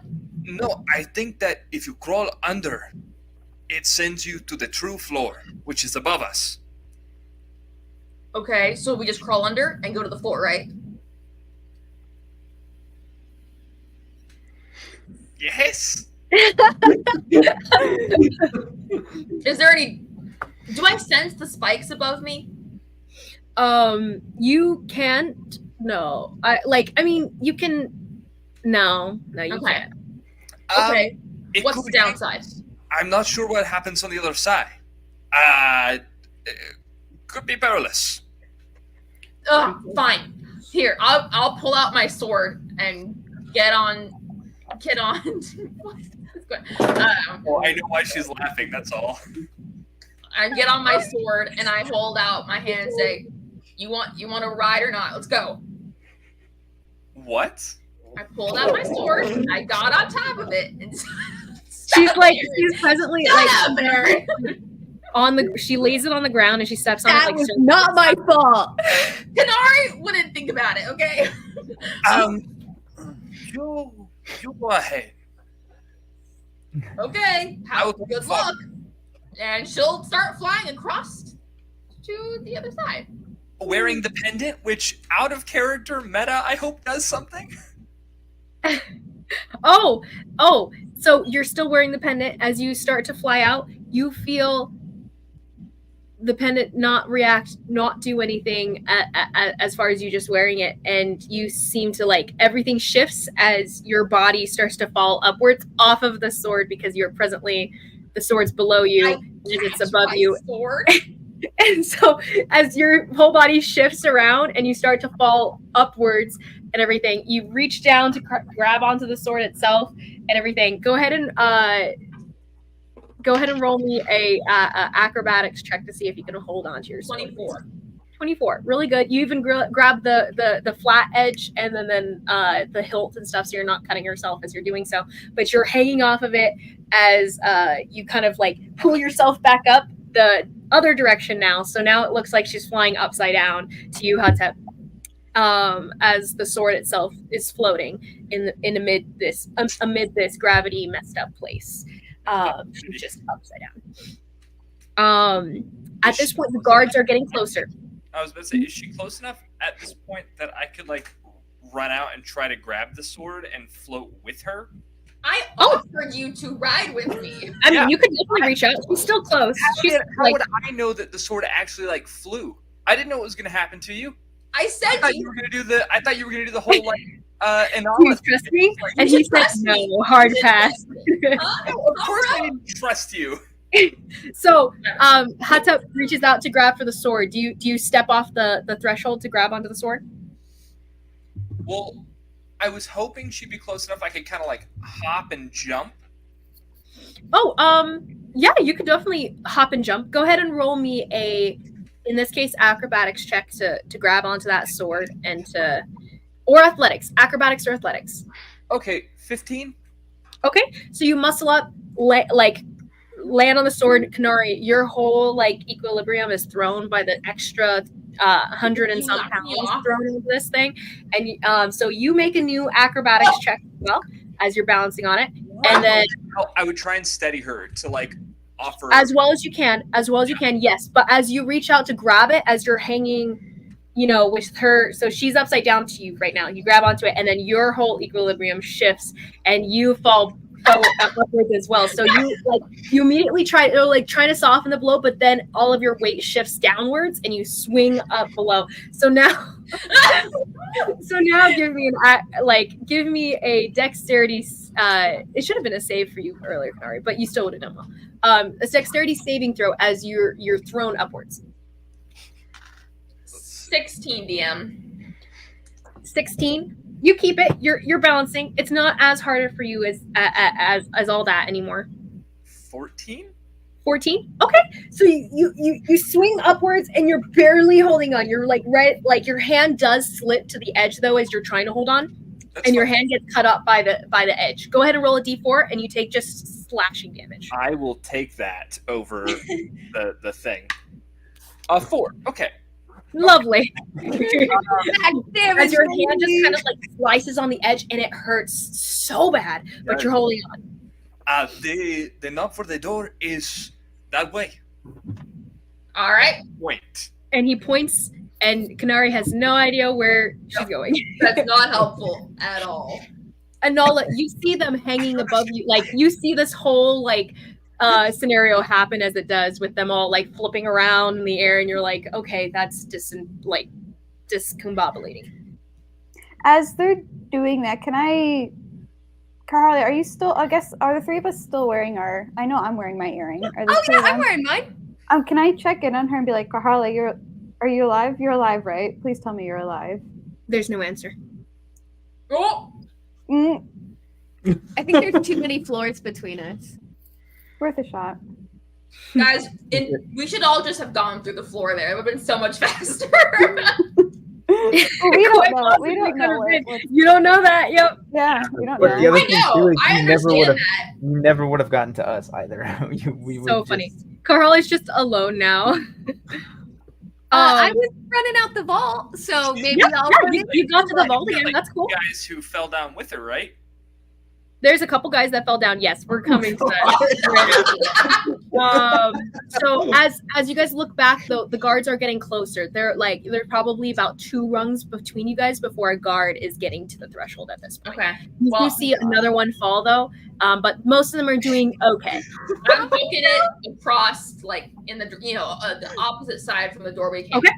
Easy enough. You're on the sword. You're faster than even like running normally, honestly. So you zip across that 30 feet like nothing.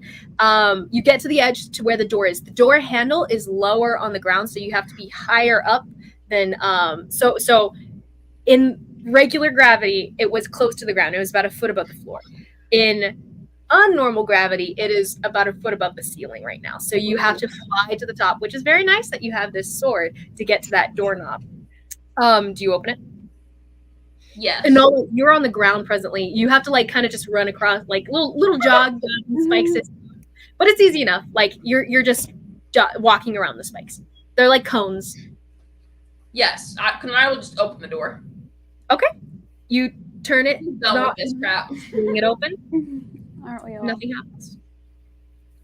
Can Anala get up here without my help? It is definitely too high for her to get up there without your help. I'll She could be try like- to climb, but it'll take more time. I'll tell him, get up, go. I work my way over to the. She'll turn the sword around and just drop him off. Like she's got control of the sword. Yeah, could you put the tip of the sword into the room so my gravity adjusts before I drop? I'm still a minor, but okay. She moves it like half into the room so that your gravity can adjust as you You kind are of. Holly in my head saying, she's a minor. No, And it's not even it. And you can adjust yourself as the gravity shifts because you knew it was coming and everything, and you kind of like land in a little bit of a somersault, but you're good, and you're on the threshold here. And it shifts again, and you're back to standing straight up And then with Mari standing upside down behind you. and then I go down and fetch Anala. What do I see on this side? On this side, so the doors swung open. On this side, you see. Okay, so it looks to be probably the most furnished room so far. Not probably. It is the most furnished room so far. There seems to be a little bit of it's like a couch situation, like a beanbag kind of couch, like squishy. At the center of the room, there's A lava lamp too? there's also what looks to be a table with a hutch over it. I don't think that's the right word, but it looks to be like some sort of nest with a cover top, like a pieced together nest with a top. A what? A It nest? looks like, yeah, it looks like a nest that's Like a just bird a nest? little. like a like with I a don't little, like with a top, so it like the nest completes itself in a little circle, but it's probably about 3 feet across, 2 feet up, basically, and there's a little hole in it. You can't see anything on the inside, but there seems to be smoke rolling out of the nest itself and settling at the bottom of the room, and it has been spilling into the room previously. The reason that the smoke was on the bottom of the room before was because the gravity is shifted in that room. So the gravity in here is correct. So the smoke is rolling out and then going up to the top. And there's just this settling of smoke at the top of the room. With a 27 perception, runes, something that might be in the nest, traces of something that would live in the nest. Like, you look around, you case the room. There don't seem to be any runes, nothing magical about the room. There don't seem to be traps of any sort either. But of the creature that seems to be inside, because you can tell it's breathing, you can hear it. It smells like ash. Go ahead and roll me a nature check. Yep. Natural 20 for a total of 20. Your immediate mind jumps to dragon because you're like ash, soot, like that's dragon scent. It's probably smoking, it's breathing and everything. But then there's a different scent, and there's even like a different sort of breathing that like makes you think of a beak, and then something more of a bird kind of thing, and then your mind starts reeling, and somehow like within a few seconds you lock onto one thing that seems the most ridiculous random thing that it could be, but you're like, a phoenix. It like the ash is probably because it's been burning, because the wood smell seems to be coming from the nest itself, and so it seems like it probably has been like catching some of the wood surrounding it on fire, but that's also part of its nesting process because it prefers that scent around it. But it seems to be some sort of phoenix that's sitting inside of that little nest there. I thaumaturgy a scent of like ash and brimstone like that on myself, and like flame eyes, kind of like flames sort of rising up from me in various places, and then try and walk by. Okay. By the way, with such a high perception, it sounds like there's multiple forms breathing, not just one. I'll hold on. Everybody else, you can go.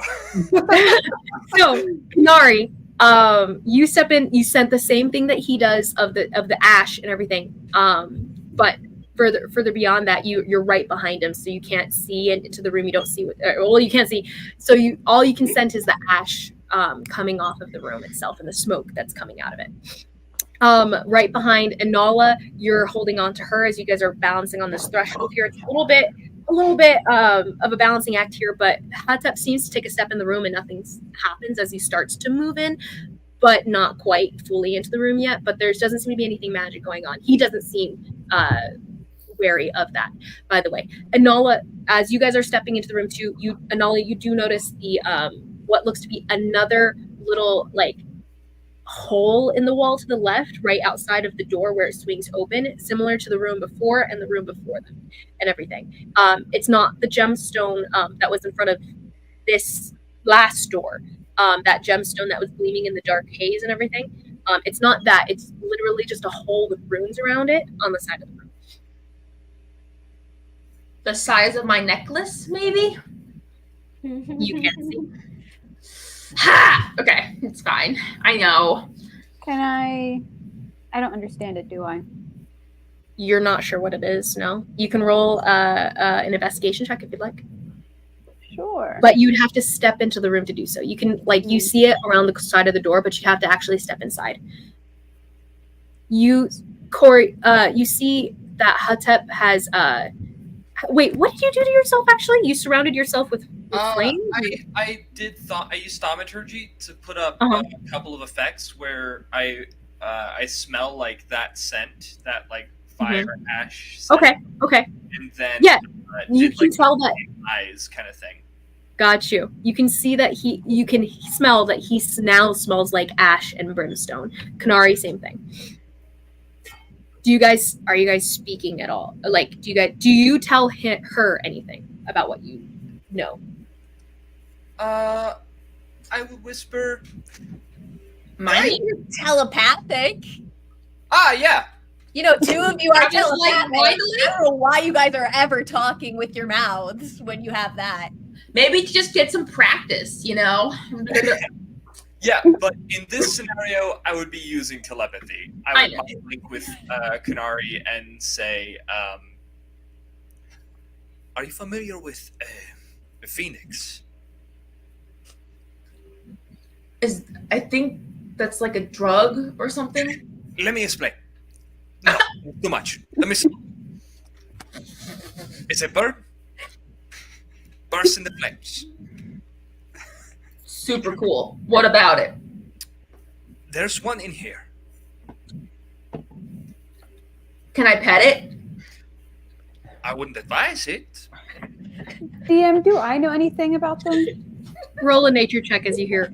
Oh wait, well you don't know. He hasn't told you. I'm minding to true. Anala Okay. and telling her this too because I can Okay. mind link with her. So Okay. relayed Sure. information, trying little here. You hear something, okay, he's talking about a Phoenix or something like that. And then you're like, Phoenix? Telephone a little bit here. Telepathy telephone. Anala, go ahead and roll that nature check. I guess I could just mind link to them both and use Kanari's party line, but you know, they think that's a complicated way. I kind of like this. I kinda 19? like the complicated Mhm. way. Yeah. 19. You do recognize the term of Phoenix. You've studied them before. You know that they do breathe themselves in flames, and it's a very large combustion, especially for a mother that might be protecting her kid. Very protective. You also know that they're rather perceptive. Yeah, they are rather perceptive as well. So, namely, you're like, we should probably be quiet. I think we actually still have a pass without trace up, don't we? I feel like I cast that. Yes, you do. It's lasts for an hour, correct? Yeah. Yes. I assume this hasn't been an hour, has it? You guys are. I'd say you guys are like winding to the end of the hour though, because you guys were at the party, kind of like as the announcements were going on and stuff. There was the encounter with Goliath a little bit too. Oh no, wait, no, that happened after. No, he cast it. Yeah. Well, I cast it when we started. I thought I Yeah, cast it. you guys are definitely only halfway through that hour right now. Okay, like awesome. not even half, maybe 15 minutes in. Okay. 20, yeah, following the people 20 took a minutes? bit of Got it. time. 20 minutes in, and so, yeah. So what are you guys doing? I Is there guess a we door sneak. anywhere? So go ahead, stealth inside. Give me some stealth checks, everybody. Is there a Not door me. anywhere? Like, are we going toward something? Oh, there's another door. Sorry, the same thing. Okay. 30 feet across, there's another door. Oof. So as you guys are making your way across, trying to be as quiet as you possibly can. And Nala, do you want to examine the hole in the wall? Yeah, sure. And I got a dirty 20 for my stealth. I also, well, plus 10? Oh, 30 then. Yeah, I got 30. 30, Yeah. 20. So 27. super quiet, super How quiet. how many over 30s have you had this session? Rogues This are... session, I only got, this is my first one. I rolled an 11. Only my one stealth, over 30? my Okay, stealth, how I many rolled an rolls 11. My over stealth is 25? 9. And then the extra 10. So My question, how many rolls have been over 25? Because that's Um, insane. I rarely it's roll some this deep rolls, good. though. Let's be Like, real. yeah, you never do. So I'm Also, very happy that you're rogues good have at like what 2 or 3 skills that they are like. Yeah. I have a Never lot of actually plus 9s and a plus 11 once or twice. So I had advantage on that, so it's actually going to be a 22 plus 10. Okay, 22 plus 10. Natural 3. You're also the check for you is also a lot lower because you smell like brimstone and ash. So like you're not sticking out. Nari, what was yours? 28. 28. Okay, so all of you guys creeping across the floor past the little like sitting area. It seems like someone like eat snacks here or something. There's like a cup of water on the little desk that's next to the bean bag kind of sitting couch thing. And Nala, you can kind of peer inside. Kanari, you also notice that there's multiple creatures in this thing as you guys are creeping past. But Nala, you can see that there seems to be a sleeping, like a fire, like you can see the light coming out of this little nest here, and it seems to be one larger bird that's probably not very much bigger than a normal hawk to you. It might not be full grown, but you can see that one seems to be asleep right now, breathing heavily, and there seems to be at least 2 more little forms snuggled up under one of its fiery wings. But the fire itself seems to be just singeing continuously the nest around it. That seems to be not completely catching fire, which is funny, oddly enough, but all of the smoke is just like continuously rolling out and then drifting up to the ceiling here. As you creep past, you can see, like I said, 2 little baby phoenix inside the little nest here as you guys are passing by, and you're like, it could have been pretty hot and heavy if anyone woke these little creatures up, but you guys don't, so you guys make it past. You guys get to the other room. When we make it to the door, as we're going through, Kanari pulls out a dart and throws it at the door that they just came through. Thing. Like, so it smacks the far door where the guards are coming in to wake up the phoenix. Okay. What I'm saying. Yeah, so you throw the dart, no need to roll for it or anything. You ting on the far side of the room, and it kind of reverberates inside the wall. And as you see the door starts to swing open, as a guard kind of looks in, like, and you immediately, you don't see, but you hear kind of like an expletive in Talon and everything muttered under his breath. As Anala, you see the horror like strike up on his face as you guys see the fire itself lighting up within the nest, and it's like bright light that just breaks out into the room as you hear a large cawing sound coming from the nest, and then a fire-wreathed flamed bird leaping out and cawing at the door here, and you see this fire all over this wingspan as it spreads across the room, and they're like all backing off from the door here. Do you shut the door on this? Yes, absolutely.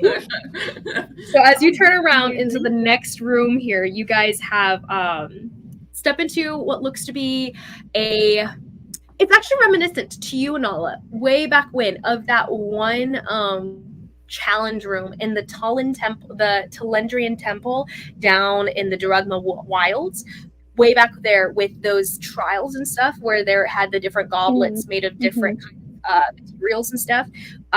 You see a similar setup here with the 5 points in a circle, these pedestals at each point. On each pedestal, you see 5 keys. And at the far end of the room, there's another door. There's a key hole at this door. Very simple looking setup here. The different keys seem to be made out of 1, wood, gold, marble, purple ice, and then metal. And then you see at the center of the room, it's written on the floor. There seems to be this Talon writing across the floor here. Can you read Talon? I can't read. No, I can't. No, I know you can't. So that's one language I don't know. I can't read. She can't read. She can't read Talon. And Karhala can't read Talon. So I can't read Talon either. you guys can see this. wait, so You guys are presently Can I read all. Talon? I actually You don't can know. read Talon. Yeah, you can read Talon. Yeah. Say. You can step inside if you'd like. Do you walk into the room? wait. Okay, sorry. There's a glowing stone in the room. You said, or what did you say? So there's 5 pedestals, basically in a pentagon here. So 1 at each point of this pentagon here. There's 5 keys on each of these pedestals. And at the center of the pedestals, there's writing on the ground. If No, anyone conveys this to me, I can offer to carry them to the middle on my sword so they don't have to step on the floor. I would say Anola's probably describing the room to you as you guys are inside. Meta, I don't think this feels like that kind of thing, but like, It's up to you. You can just walk out there if you want to. Up to you. You guys are I didn't mean to, but since you guys closed the door, only one of you is on the threshold. 2 of you are presently standing within the room here. Walking toward it. Oh, okay. Well, oh well. You walk toward it. Nothing seems to happen as you're kind of taking in kind of just general cursory perception. Like there doesn't seem to be anything untoward of the room, since the focus of everything seems to be these pedestals here. So you walk up to them. You can see the writing at the floor, and it says, and you come to it, and it's like it strikes you as kind of amusing because it's like a trivia question. But it goes, which god was known for descending and what god was known for descending and crossing Soldar, which is the continent you guys are presently on. Whoa, we are 57 sessions in. I didn't know the name of the continent we're on. Yeah, I didn't either. It doesn't really. It was Mesona. In a sense, Mesona is the world. Mesona is like the earth. Yeah. Well, The figured. continent itself is Soldar, but there's no point in really mentioning it because this is the only continent where there's civilization, as far as everyone here knows. Interesting. Kind of thing. You guys For don't some like reason we thought we were on. Is the it peoples the amongst this dark continent. The peoples amongst this continent, on this continent, are so like this is the only this is it, guys. There's nothing beyond here, basically. Don't That's kind tell of us we're actually like the You guys- pile of this you guys world, are and everywhere else even like peace. previous to discovery of the new world, in a sense. You guys, there is a general knowledge, which I would say Kanari probably is not aware of, Karhale probably not aware of, and Hatep might be aware of. But Inala does know that there is like a continent that's like no one goes there. There's, in a sense, a dark continent to dark continent? You don't. because Mm-hmm. so Janora's ocean, the Norn Ocean is calm enough to actually travel. The Jade Ocean is not calm enough to travel. So the only option, the only direction to be able to go right now, actually traveling over ship and stuff like that, is east. And there is a continent in that direction that no one knows of, but no one can go there. No one returns, at least. Would you say that there are possibility of small encampments around the outside of that dark continent? What? This is Hunter x Hunter references? No. This is my Ooh, Oh. I mean, possibly. You don't know. But anyway, yes. So all this to say, which of the gods was known for descending in a mortal form? Basically, that's the question. Does Anala know this? Because Anala Anala did read a book recently, and you're kind of like, this is a weirdly deep pool of knowledge. So go ahead and roll me a history check. But the check is very low for you because you did just read a book about the Talon gods, or about the gods. 24. Yeah, definitely. Yeah. So you do know that there was a story about. So it's said that the gods have done this before. It's not necessarily super uncommon. Like they can do it, and they have done it just for the heck of it, because gods are gods and they can do whatever they want. But the one who was most known for it, because it was odd, was Janora. Janora actually descended to the earth and walked the continent a long time ago, at least according to myth. There's different monuments that have been dedicated to her and things that she's done, like a giant tree somewhere in the continent, as well as what seems to be like some sort of obelisk elsewhere. But she's the only one that seemed to do anything really big and important. So you assume it must be her. Do I know why she did it, and why it was considered odd? With a 24, what you remember in the book, and just general knowledge of the gods and the pantheon and her, as far as you understand, it was supposed to be fixing something about magic that was wrong. Something that got messed up. So she was down there to actually physically, personally rectify something. But whatever that was is kind of lost to myth. Some people say it was stuff that was damaged during the Dark Days. Some people say it was something that was damaged by one of her fellow gods. Some people say it was it was actually just to see the world again because she missed being mortal. But you don't really know why or what she was doing. I'm guessing the keys each have a different god, like Associated. Yeah. Yeah. And Anola, you definitely can tell, like, the wooden one is probably the one associated with Janora, the goddess of nature and law. Jadith would be the one that's the ice key there. Do you pick it up? Yeah, I'll pick it up, see what happens. I want to know how much money these people have to have this Literally. many trapped rooms that are like so convoluted. And a phoenix. It's like this is like crazy. They have all the monies. All the monies. Who You did pick hire to do this? How much money the mafia has, though? Like, really, a lot. I'm just saying, who do they hire to do this? I would know. You pick it up. Nothing happens. Do you go to the door? Sure. Okay. And you open it. You put the key inside. Turn it. It turns slowly. It's a little bit of a forced turn, but it does. You hear a click. Seems good. I like the way you said it. Do you open it? Can I check to see if it's okay before I fully open it? Roll me an investigation check Okay. as you check it. 18. You look around the sides of the door. It seems like it's fine. Probably. Why'd you say it like that? I mean, it seems good. You're a little bit like stressed, I would say, at this point, because you're like, was that too easy? Is there something more that I didn't do? But it seems like it's fine. As a fellow DM, Walks by I and can opens see the she's door. just messing with Atep you. comes up behind He just walks up and opens the door. as you see Enola like hesitating at the door, and she's like, "Am I gonna open it?" Atep comes over, turns the knob, and swings it inside around you as he's kind of like hovering over your shoulder, and you're like, and then nothing happens.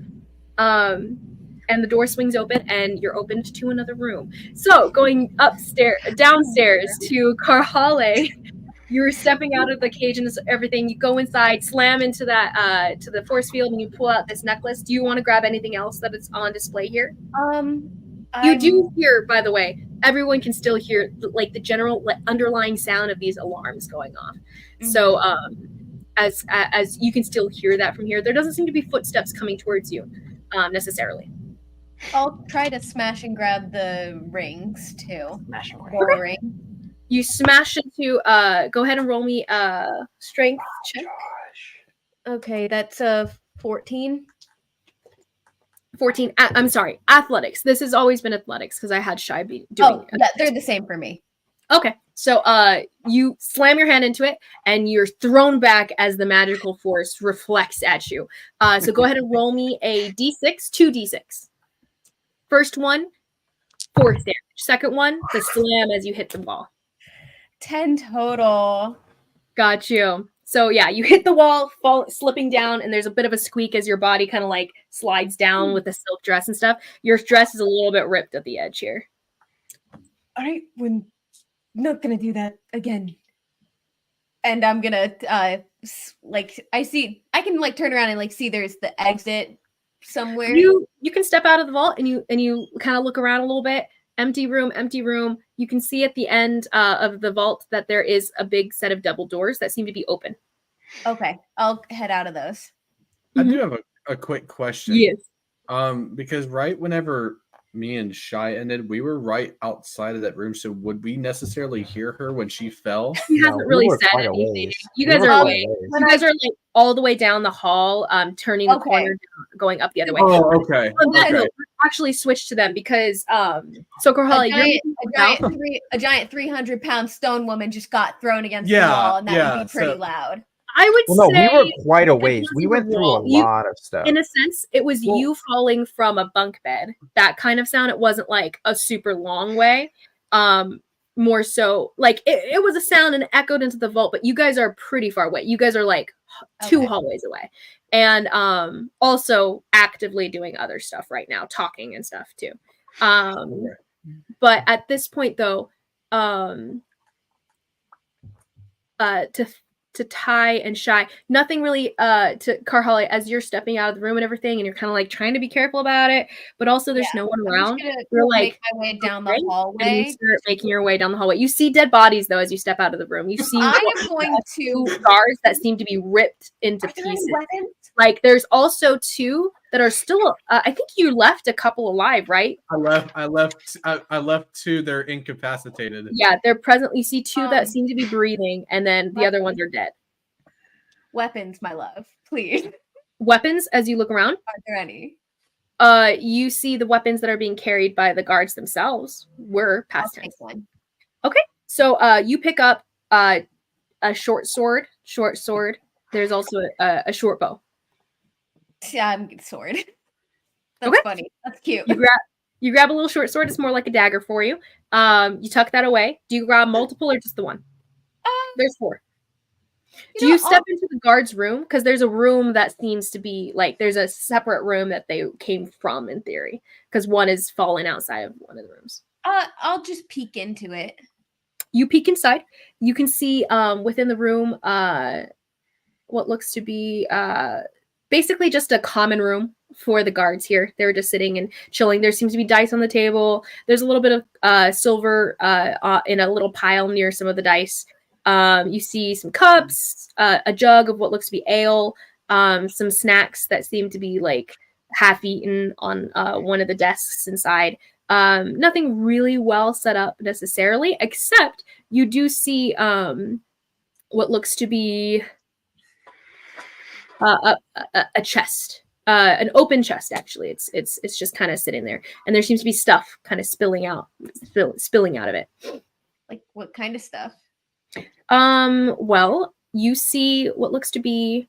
Well, actually, Neek, what kind of weapons did you past tense hold? What do I hold? What weapons did you have in your inventory that were taken away from you? I don't think any were taken away. Oh yeah. You went through the trap. Never mind. Sorry. Shy, what kind of weapons and stuff did you have on you that was taken away from you? Well, any interesting looking weapons I would grab.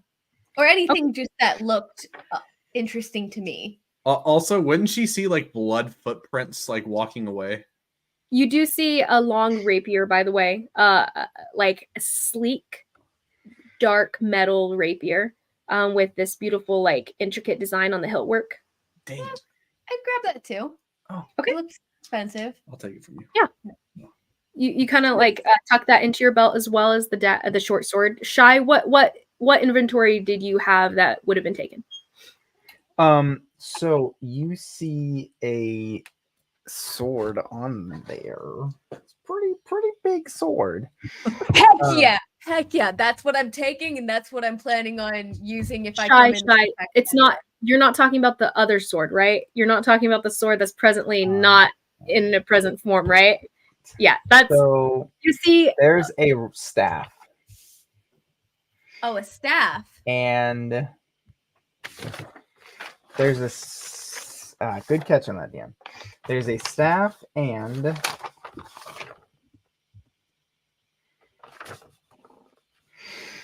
actually, I would want to use the staff over a sword because I'm looking to deal non-lethal damage. There's like it's like a walking stick sort of staff. It's not really girthy or like thick wood. It's like. Are you proficient with staffs? What he said. I'm proficient with anything. Are you sure? I'm proficient with improvised weapons. Oh, that's a good point. So I can basically use anything. Yeah. And you can just deem it whatever you want to deem it. Okay. Shy. Just tell me how much. Or just there are 3 somewhat large bags of like sack, or what are they called? Like potato bag. What are the rough? Yeah.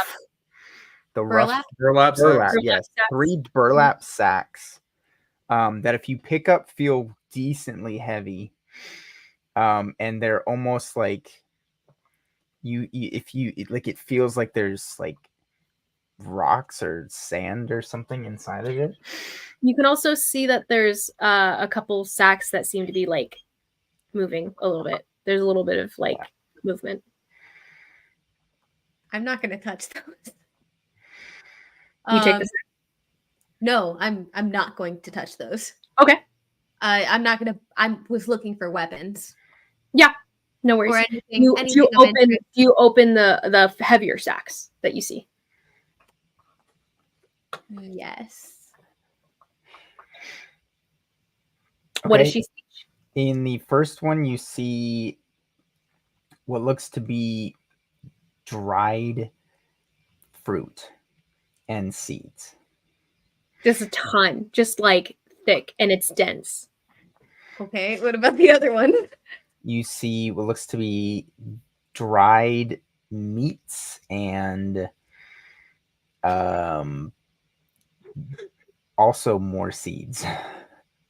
You see The some more third one? like shifting from the bag that seems to be alive as you're kind of like hovering near it. What's in the third one? That one's the shifting one. Yeah. What's in it? Oh, you open it? Yeah. Okay, you open it and like 3 birds fly out of Oh. it, bumping into your face and scratching at you, clawing at you. Actually, they're all going to make attacks on you. Oh, that's great. That's great. One is a 21, and then the other one does not hit. But so as they scratching at you, clawing away at you, you get just a little D4, a 4 of damage as the claws scratching at your face. And you're, ow! Like pushing them away, and the birds outside of the door. Real good. Ah. Don't you have? Isn't there a snake that slithers out as well? I had technically no, because I didn't keep any of the animals that I picked. Okay. Any Then other nothing else, just yeah. the birds there. So they out, and you are left with bags of food and an empty bag. Yeah, I'm leaving the rest. Okay, so you make your way down the hallway, just trying to find life, right? Make your way back. Yeah, trying to figure out. Trying to find life. Actually, I'm gonna follow the bloody footprints. Yeah. You follow them easily enough. So turning to Shy and Ty and Neek here as you guys are making your way inside. So could we possibly, just before we switch, could we take a little Break. yes. I got Let's it. take a break. 5 minutes. Be back here. Let's go.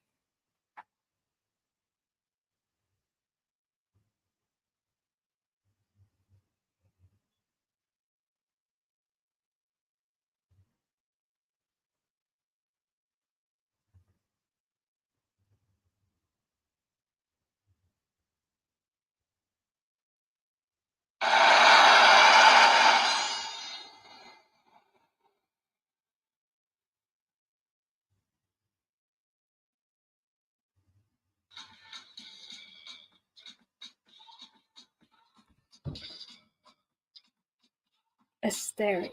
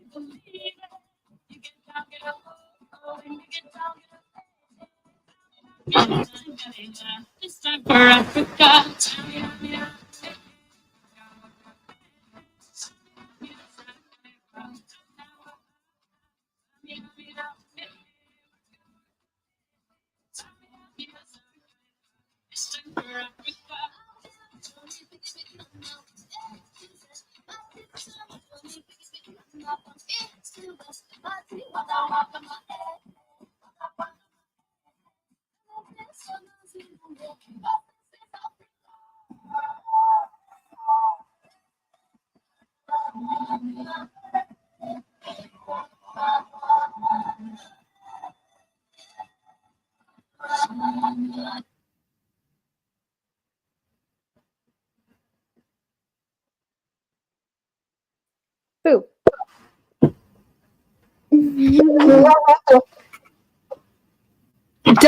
Doesn't work on me, bub. I tried. You'll never be able to scare me, no matter what happens. Oh, well, now I have to try. I'm sure you will, but you will fail, like many have before you. Well, see, I could just hop in a plane and show up in your closet, and you'd never know when I'm coming. Oh, that's true. You'd never know I'm coming. Title of your sex tape. Ah! I can't say anything around any of you anymore. We're all broken. Also, I just watched like a video for 9-9 earlier, and I was like, yes. I sincerely apologize, Josh. I keep dying laughing because every time he opens his mouth, all I can hear is, "My name is Inigo Montoya. You killed my father. Prepare to die." At this point, I've like succumbed to the fact that it's just gonna be a thing, and that's why I did the meme. Like, yes, no, it brought me joy. Thank you. What's a meme? Your mom. Jack is a meme. oh, just me referencing the Princess Bride. Oh, Oh, I did end up changing into sweats, so now we're really matching. yo, I've got come on, bro. Now Yes, we really bro. are twinsies. Twinsies. No, Aaron and Jared, I can't look at you guys because I'm just gonna laugh. When he said earlier, I'm gonna put, as soon as he starts saying, I'm gonna put the tip, and he finished the sentence, I just happened to look up at you guys. You're already laughing, and I Wait. lost it. Oh, I can't. I'm sorry, okay? I can't help that we are the Laura and Travis of the group. Also, Aaron, above board, I'm so sorry. I know Carhali is like crazy, like lawful good type, or like chaotic good or whatever, but very like neutral good. Aligned. Either way, very good aligned. And actually, for a hot minute, Liz made me shift my alignment to true neutral because of the way I was acting. Dang. I just, he's not trying to like, he's not an evil person. It's just that like, he has not really been seen here. And as far as he knows, you guys really haven't been seen here. So he just doesn't want it coming back to all of you. Assassins don't really have moral qualms. Yeah. That's fair. She doesn't care about that. You killed a cub. That was just a kid. No, I understand. I'm just explaining the rationale. So, like, Oh, I'm not mad at you. Aaron is not mad at you. Aaron thought it was awesome and hilarious. Terrible, Aaron, you're switching yours to true neutral now. No, I've always been true neutral, guys. okay, my dudes, here we go. So, Neek and Shy. So you guys have since escaped, fought some guards, killed some guards. I fought guards. Neek is presently jittering and a little like there's a lot of energy there to express. And with Yvonne leading the little crowd of you guys, making your way outwards, you guys take the left turn down this hall so that you guys can make it to the family entrance, basically to the vault here, to the basement. So as you guys are making your way down, you guys are kind of just running down the hallway. There don't seem to be any trouble as you guys are making your way down here. And you get to the end of the hallway. And so there's basically doors right. There's 3 doors on the right of you guys as you're making your way to the down the hallway. The vault, which is to your left, probably through this wall, has no doors here. Just flat stone wall here. But there seems to be offices of some sort or something going right 3 times. The doors are closed. Do you guys try to go into them or just go all the way down the hallway? You were told by one of the guards that the family entrance is all the way down the hallway through the end room and up there. Can you say that one more time? She was forcing me to scoot over. I'm sorry. So I see the 3 doors on the right. Shy and Neek, you guys are running along with the Oni red child, the red Oni child, the Patronus, Timber, and Yvonne, who's kind of like walking up a little bit ahead of you guys. As you guys are making your way down the hallway here, you guys have doors to the left, to the right of you. Do you guys go into any of them? There's 3, but you were told by the guards that the family entrance is all the way at the end of the room here. I would like to peek inside. Yeah. Okay, you go the first door to the right. It opens. You can swing it open, and you see what looks to be some sort of training room. There's weights and stuff on the floor, mats and everything within the room. There's wooden swords and wooden wooden dummies and such around the room. If you want, you can grab one of the weights and use it as a weapon. But you do have your own weapons on you. Nah, there's nothing. Can I see just like look? I know it's a training room, but is there anything that has like, now that we're finally on our way out, is there anything that's like of value that I can kind of gauge? Go ahead and roll me a investigation check. This will take you a little bit of time to do, maybe about a minute to kind of, maybe less than a minute, depending on how much time are you spending here is my question. Oh, that's fair. I didn't think about that. Actually, yeah, I'm not spending a lot of time. I'm just kind of getting a look. I'm just kind of peeking in. Just a look see. It'll be a higher check, but go ahead. Oh, it would be 10. So 10? No, you don't see it. Just look see. You're like training room, easy enough to get this stuff anywhere else, basically. So you close that door. You go to the next one. Do you peek through that one too? Peek that one as well. You pop it open, and actually, as you're peeking it open, Yvonne up ahead of you does pause, turn back, and he goes, "Huh. So we're taking the time to do this, are we?" And he kind of saunters back towards you as you glance in the room. It looks to be some sort of study.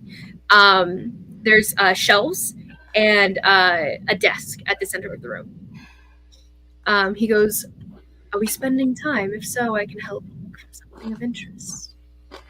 If not, we should probably get going." He has something of interest? Or oh, they do. This is probably the family study. And he looks inside. Oh, okay. Then I would like to go and investigate the desk. Okay, how much time are you spending here? Shy? I mean, I'm just here for the ride. Of course. The little Oni child is keeping at a distance from you guys. He's hovering out in the hallway, and Patronus leans over and he's like, "Are we really wasting time doing this? Because we should probably be getting out right now. Not Are they super coming? I long. hear an alarm go." I'll grab. Is there a book in there? You see a book. Multiple. I'll grab a book and like go out and sit as close to the only child as he will, and I'll just like start ripping out pages. He's kind of like little, he shuffles away from you. He's keeping like at least 6 or 7 feet of distance from you, but he like at that 7-foot barrier, he does settle down and let you sit there. I'll just start ripping pages and making little origami things and like holding it up to him, like, look. Roll me a charisma check. Roll me a persuasion check as Neek rolls an investigation check with Yvonne's help. So you can roll it with advantage because Yvonne's going to be looking through the room. You said charisma. Oh, me at advantage or him? Really, we're wasting time. What did you get, Shy? You said me advantage or him advantage? He gets advantage because Yvonne is helping. Okay. So mine's just a straight charisma check? Straight persuasion. Or you were treating him more as a person in this case. Oh, it's the same then. So it's a 17. 17. He seems to like let down his guard a little bit, and he kind of settles down. And there's a lot less like with hair rising, like tension and everything every time you hold your hand out to him, and he doesn't skitter away. He kind of starts to lean in a little bit. By the time that they're done looking around, Neek, what did you get? An 8. An 8. Okay. As you guys are looking around, you come to like nothing seems to really stick out to you. That is unfortunate. 6 and a 9. Nothing really sticks out to you, and Yvonne almost seems like he's going to look more into what around the room is, but he's like, if we're going to delve into this, we're going to have to spend actual time here, which I don't think we have. Yeah, and even though I don't really care for him, I'll agree with him and say, we can't spend time here. We need to get going. And what? You say it. Oh, yes, yeah. Don't say that you said it. Say it. Ivan, I agree with you. Let's get out of here. He steps out with you with a nod of like respect to the decision. At this point, you guys do hear what seems to be fighting coming from the hallway you guys did not take.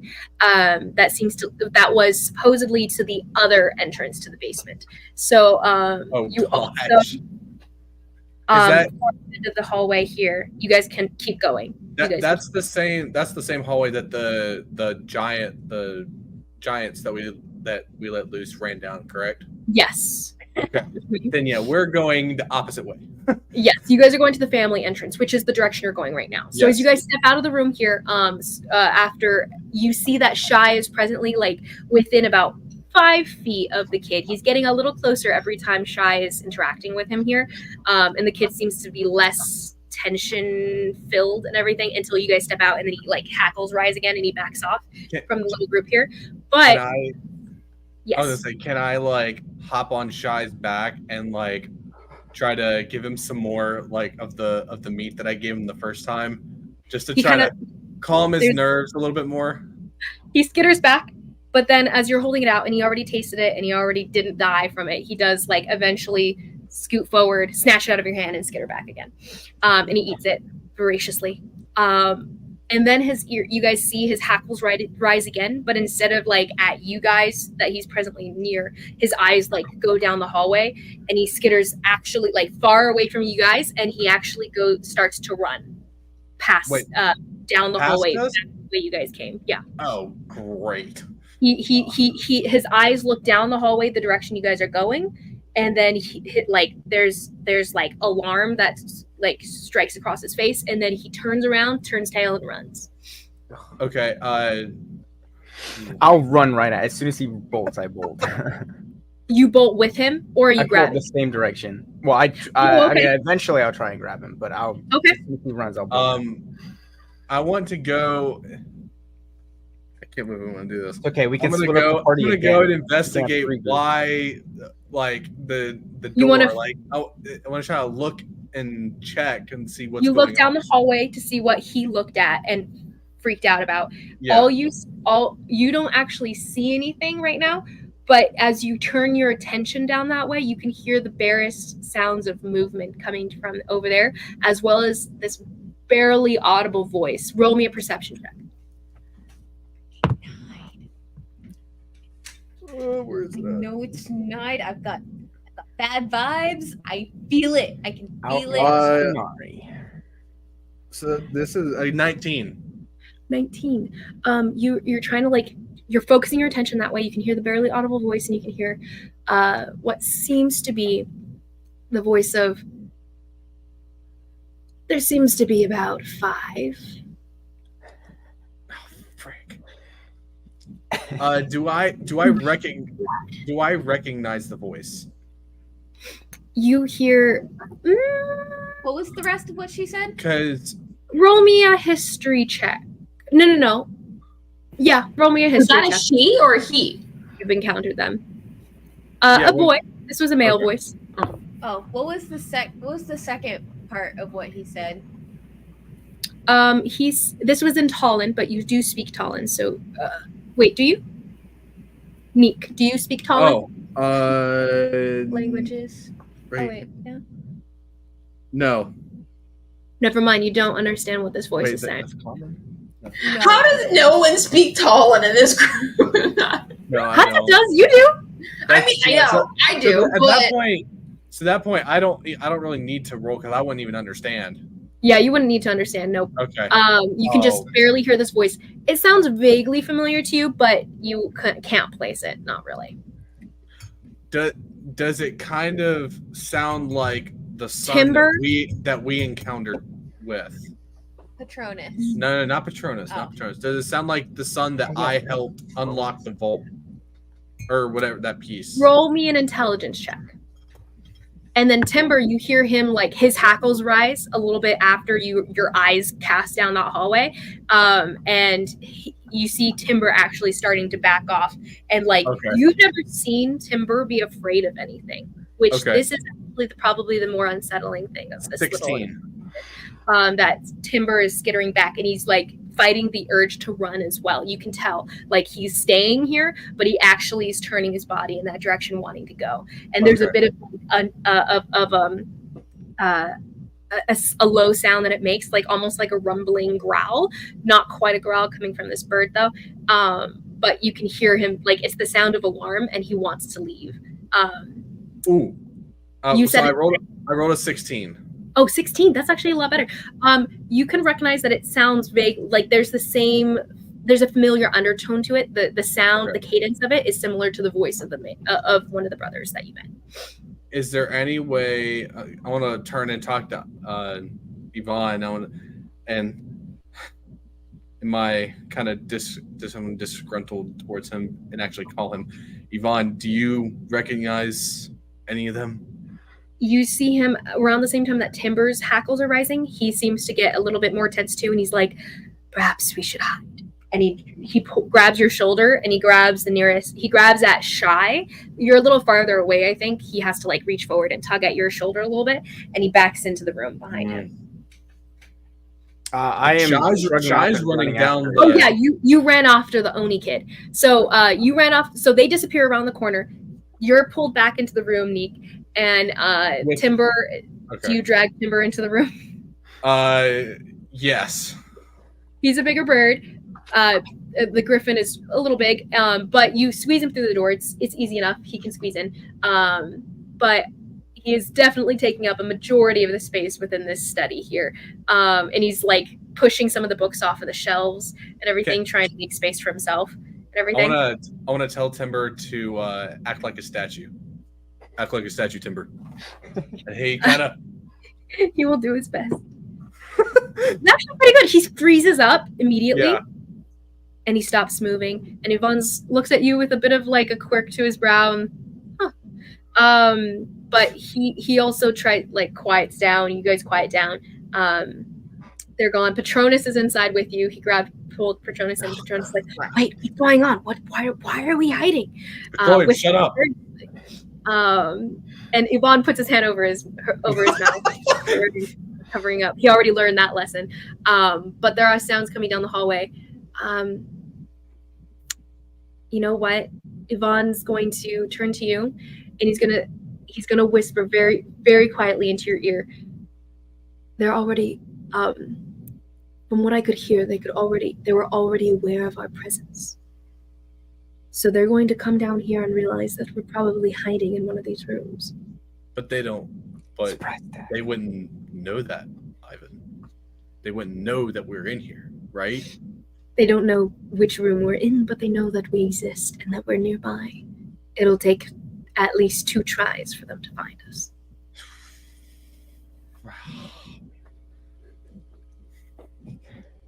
I don't know what to do. Do I catch up to a little Dusty? You do catch up to him. He's running like down the hallway, and as he's making his way around, you see as you're about like 3/4 of the way down this longer hallway back toward the vault area, you see Karhale stepping out from behind the corner there, like completely thrown by seeing you, and you're like there, and then there's a little Oni child in front of you, and he's like strikes out his claws immediately, and he like kind of crouches down as he continues charging at Karhale. He's gonna charge past you.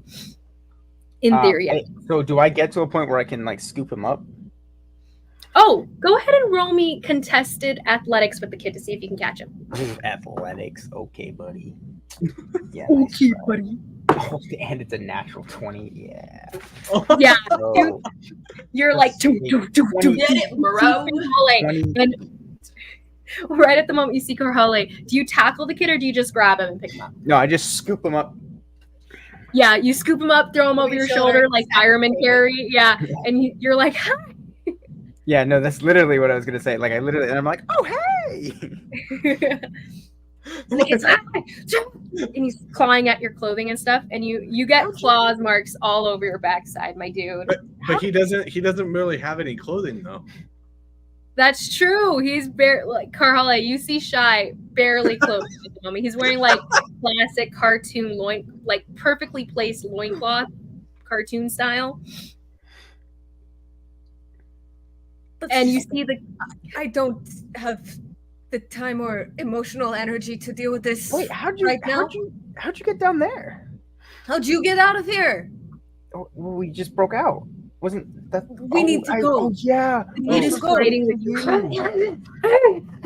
are you doing with that He's thing? like super panicking at this moment. Dusty, it's okay. It's okay, Dusty. Those things are killers. Dusty's not a killer. Look at him. He's so cute. I have a question. Don't worry. Atep can just, caustic wounds burn this kid through and through. It's fine. You are within the room, and Yvonne is like presently like, I think our best choice is just to outright fight. He does whisper that to you around the same time as you guys hear footsteps outside of the door. Oh, okay. I was about to say I didn't know if they had come through the door yet, and I was gonna see if you hear one set of footsteps, and they are presently sprinting down the hallway. Okay. And then you hear a voice outside of the doors whispering what sounds to be like a spell. But the footsteps have passed. They're gone. Then another voice that's and then you hear a whirring sound. So everybody go ahead and roll initiative that are presently downstairs. Upstairs, you 3 go ahead and roll me initiative as well, and we'll put you into the rolls here. You guys are right outside of this last room here. So this last room will keep you one more round away.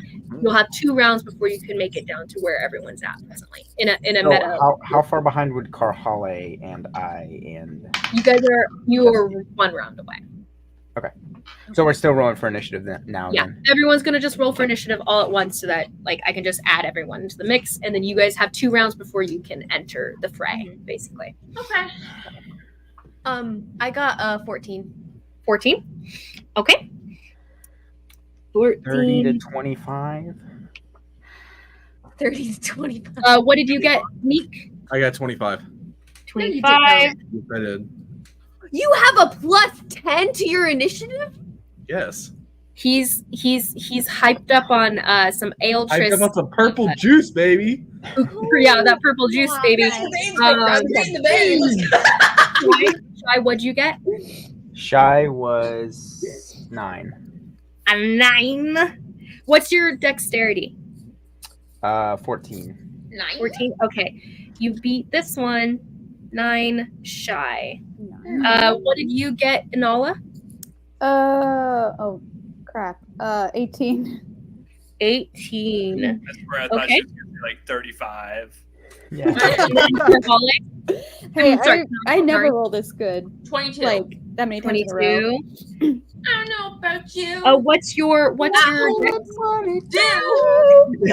is your dex, ma'am? I'll be right, guys. We're Dex. too far into the stream. It's fine. Sorry. Not that Dex. good. +3. Plus 16. 3. 16? Yeah. Okay, roll Girl me math. rollies right now. Give me a d20. Rollies! Okay, so if somebody ties Natural on 20. initiative, Too bad I wasted Okay. it, but okay. You beat this one then.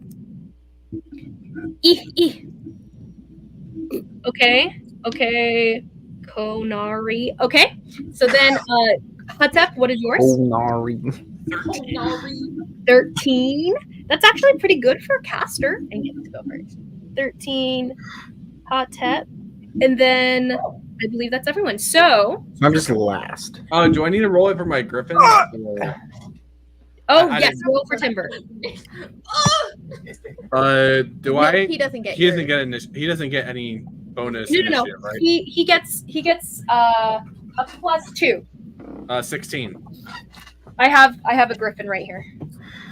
+2. Gryffindor. What was it again? 16. 16. That's pretty good. 16 for timber. Okay. So hold on. I need to kill off the little son who's dead now. Anyway, Wait, what? scratching him out. No. The little son who was upstairs. I had rolled initiative for him in case he was here, kind of thing. But he's not, so he's scratched out. It's fine. So here we go, guys. Neat.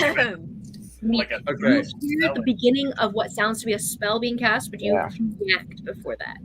And you said it's I only heard one set of footprints that went past. Do I hear any others? Because from what I'm gathering, I think you said it sounded like multiple footsteps. There sounds to be that there's more coming, but they're not in this hallway presently. So they're still in that room. Yeah. What room are we talking about? So we're hiding in one of the 3 rooms Yes. on the right. Mhm. The door that leads into the family room that we did not get to. Oh, there didn't seem to be sounds coming from there. The sounds that you heard were coming all the way down the hallway toward where the family entrance is. You do hear another set of footsteps, maybe barely muffled. It seems like there's more movement out there, but you're not sure how many or what exactly. It's not super loud. Okay. What you can hear that's Um, right outside the door is this person's spell casting. Oh man. You want to hold off to act? You don't have to Yes. act. You can hold your action. Yeah. Okay. What are you holding for? What is the trigger? Just because I don't know. I feel like I heard the other muffled footsteps, and if I step out now, I'm gonna be caught between Yeah. 2 Awesome. different people. And even though his attention's turned running towards Shy and Carhale, I still don't want to get caught in between 2 different groups Yeah. of people. Fair enough. So, as you're holding your action, what do you want to do? What is that action that you're holding right now? Do you want to attack something, or do you want to like protect yourself? You could take a dodge action just in case something happens. You could take the action to like hide or something if you want to hide within the room itself, could- though it's going to be harder to hide in a small room like this.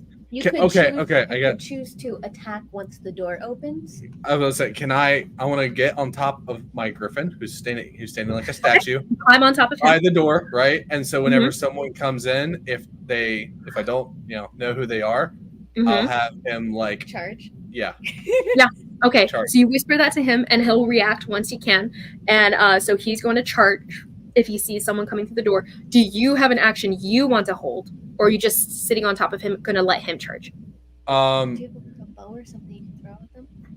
Bow Like, to throw? no. You can throw one of your knives if you to like. shoot. You can throw a knife. Or Oh, a knife, like something you could throw at someone coming in the door. You do have a yeah, crossbow. Because I'll pull out my short bow. Okay. And just have it ready. Okay. Not So like- if you not see like- anyone come through the door, if you see anyone, you'll attack. Is that Yes. what the trigger is here? Okay. So when you see a bad guy, Sorry. If I see one of the guards or yeah, someone like that I know is an enemy. is No is an worries. enemy. If you see an enemy, you'll attack. You have him ready to charge as well. So that was your so you whispered that to him, ready to attack, blah blah blah. Okay, so first turn then, after your turn, as you're holding that action here, we come to you three at the back of the hallway, Karhale, Shy, and the Oni. So the three of you, Oni is attacking at you, scratching at you, Shy. So that was just initially before initiative, he was scratching at you and stuff. It was a 21 to hit. Oh my god. So easy enough. The kid was like just scratching at you. He was right there. So Doesn't hit. 21? I'm sorry, what? Oh, that's just for Don't do that to me. 5. That's not cool. Sorry, it's 7 points of damage, slashing damage, as he's just 7. trying to get away from you. He got some claws. He got some claws. He rolled as high as he could. Good for him. I'm training him well. And then, so after that, after you're registering that, you guys do hear, as you and Carla are like, what's going on? You're here, blah, and everything. You guys hear down the hallway and someone pop out around the corner and everything. And you see big burly guy. You recognize him, Carla, and he recognizes you all the way at the end of the hallway. You see him. And this time, though, that you see him, he's got a big axe. And a pretty big axe holding on at the end there. He paused like half second down that side of the hallway. And then he starts to run at you guys at that moment. So charging you all here. He's running down a long hallway though, so it's gonna take a hot minute for him to get there. So he's actually you know what? Yeah. So he starts to charge you. He starts running, but then he pauses and he's like, He looks back over his shoulder at all the way down the hallway, and he's like, "Well, I guess there's nowhere you can go." And he stops there at the end of the hallway, with his axe in his hand, and then he reaches down with an action and crushes a little ball that was hanging off of his belt. And then after that ball crushes in his hand, you see a black sphere of energy encase him until the whole, like, this little hallway end here is completely encased in black. It's just black darkness all the way at the end of this hallway. A rumble ball? And you can no longer see him. All you see is just the edge of light being cut off right at the end of this hallway. And he goes, "We'll try to escape, but you can't see him." So that's his action. Fine. This is fine. This is fine. Next in the lineup is Kanari. Kanari, you're upstairs with everyone. You guys are going to still be acting within yourselves until you guys join everyone in the fray here. So actually, upstairs, your guys' next room here, as you guys are trying to get through the last room here, what you see is just a jug at the center of the room. I'm sorry. What? There's just a jug, like a big jug at the center of this room. There's no tables, there's no furniture. It's a tiny room. This one's a lot smaller than the other ones. Not even a pair of jugs? Disappointing. This would be ideal for a character named Pete. Pete? Pete? Yeah. Pete? I'm just Pete, and I like jugs. I'm mentally ill and I'm on drugs. I'm no idea what this is. It's a look up parody of the Pete Davidson parody of the "I'm Just Ken" song from the Barbie movie. Okay. TikTok, Instagram sound too right now. Like everyone's using it. So anyway, Interesting. Okay. But yeah, there's just a jug at the center of the room. Do you guys step inside? I mean, I guess it's just like a regular like water jug, like a There's nothing coming out of it. There's nothing. There's nothing coming out of nothing. it. You can roll me a perception check. Anyone who would like to examine this said jug. I don't know if I would count here. You can't. You can smell it, so you can gain whatever you can from scent. Fair enough. I can smell you. Guys, I just rolled 2 freaking natural 20s. Check. What? No, I'm wasting all my natural 20s. I rolled 3 in a row just now, and I'm wasting all Hatep and Anala are both like, as they look into the room, and the Kanari's like, no! I know what's going on here immediately. As she like pushes through you guys, she's like, oh, that's just ale inside of that jug. It's and she's like, there's this tang of like something familiar, and you remember scenting it way back when at the guild, at the Gold and Steel Guild and everything, and you remember them telling you that this specific ale that he was serving was Dragon Biter, and it's pretty strong. Interesting. And do I know what year it was brewed in? Oh, that's definitely since like it was made this year, actually, very recently. It seems really high quality. Yeah. Okay. And are there any other doors or just this jug? There's one door at the end here. Closer. It's about 10 feet across this little room. I mean, if anyone wants to get like wasted, I mean, here's your chance, but you're not here. Maybe if we get out of here alive. Bring it for me. All right, what are you guys doing? Are we leaving the jug? Picking up I think you should drink it and see if it makes you breathe fire. Kanari will take a swig. Oh, I was over, totally you lift it up, joking. and if you lift it up, there's a rune on the bottom of the jug, like where you pick it up off of the floor. There's this scratched rune on the floor, and you start to take a sip, and it starts to glow. And as you start to drink, there's this as it starts to glow, you see a similar rune on the door itself that wasn't there initially. There was no scratch and there was no engraving, but now the reflected emblem is now on the door glowing as you start to drink, and you suddenly realize you cannot take your hands away from the jar. You cannot remove your hands. So Inala, roll me an Arcana check as you're kind of like looking at the, and Hatep, if you want to roll an Arcana check as well, you can. As you guys are trying. I want to get out of here and level up. Dang it! Come on, people. And you cannot stop drinking. So go ahead as you start to.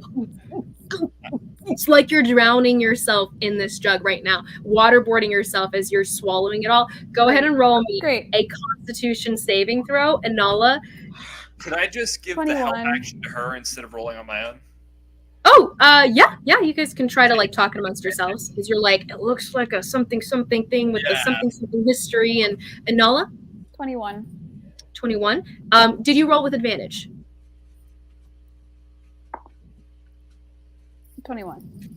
21. Mm-hmm. So as you're like watching Kanari, and she's trying to yank it away, she like stumbles a little sideways. It's like a gallon, not even a gallon. I think it's 2 gallons. This is 2 gallons jug thing, and you cannot pull it away from your mouth. You cannot remove your hands here. Inala, it looks like some sort of lock, like a magical lock. And so as you're looking between the two and you're talking amongst yourself with Hatep and looking at the runes here, you conclude that you probably need to empty this jug for the magical lock on the door to disappear. Based on the words of the runes and such. Like the jug has to weigh a certain amount to cover up the room here. Can I just like try to remove it from her mouth? Go ahead and roll a strength check as you try to yank it away from her mouth. Kanari, what is your Constitution saving throw? 16. 16. Natural Okay, 20. so you immediately you're like it's going down, like you cannot close your mouth, you cannot stop, like you can try to stop swallowing and yet it still forces its way inside, and you're starting, like the effects of the alcohol are already starting to like get to you are starting to you're intoxicated. It hasn't entered my bloodstream yet. It's hard. So go ahead and give me a new. It's only starting. You're not full on drunk at all. You're just, you know, it's strong. That's the main thing here. Gotcha. I got a natural 20. New Constitution save throw. A natural 20. Yes. Okay. So as you rush forward to try to yank it away from her, and it's stuck. It's almost like it's stuck by like super glue or something, and you. Instead of being able to actually yank it away from her hands, instead, as you're yanking, the strength like that charges through your veins based on adrenaline, because you're like, maybe she's gonna die, maybe this is poisoned, you don't know what's going on here, and you break the jug itself, because it was made out of like ceramic. It wasn't a metal jug. It wasn't plastic or wood or anything. But you break it away, it shatters, and all of the liquid spills all over you guys. The ale itself all over, covered, drenched. There is still a lot inside there that Kanari didn't drink. So Kanari, you're a little tipsy, but you're not quite full on drunk. And the pottery edges were stuck to your hands and stuff, are still stuck there. Except as she shatters the jug itself, the magic does kind of ebb away after a few seconds, and so in that moment you see that the rune on the floor goes dead, and the rune that was reflected on the wall itself stays glowing on the door. Okay, but we're no longer. I would very much like to get out of here alive. First, Holly falls, and God knows what happened to her, and now you. I'm sorry. Ugh. Is this what people in their college days feel like? I've never been to a frat party, but that is what exactly it seems like. Anyway, thanks for saving me. Atep is just gonna go to the door and open it. Yeah, I'm gonna guide her. It doesn't open.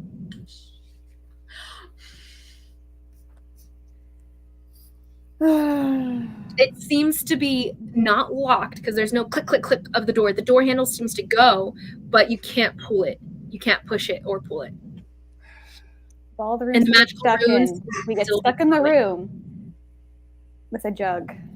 We can defeat Phoenix or whatever else, but apparently a jug is too tough for us, guys. Can we break down the door, theoretically, DM? You can definitely attempt to. Do you want to take a hit at it? Do you have anything to break a door with you?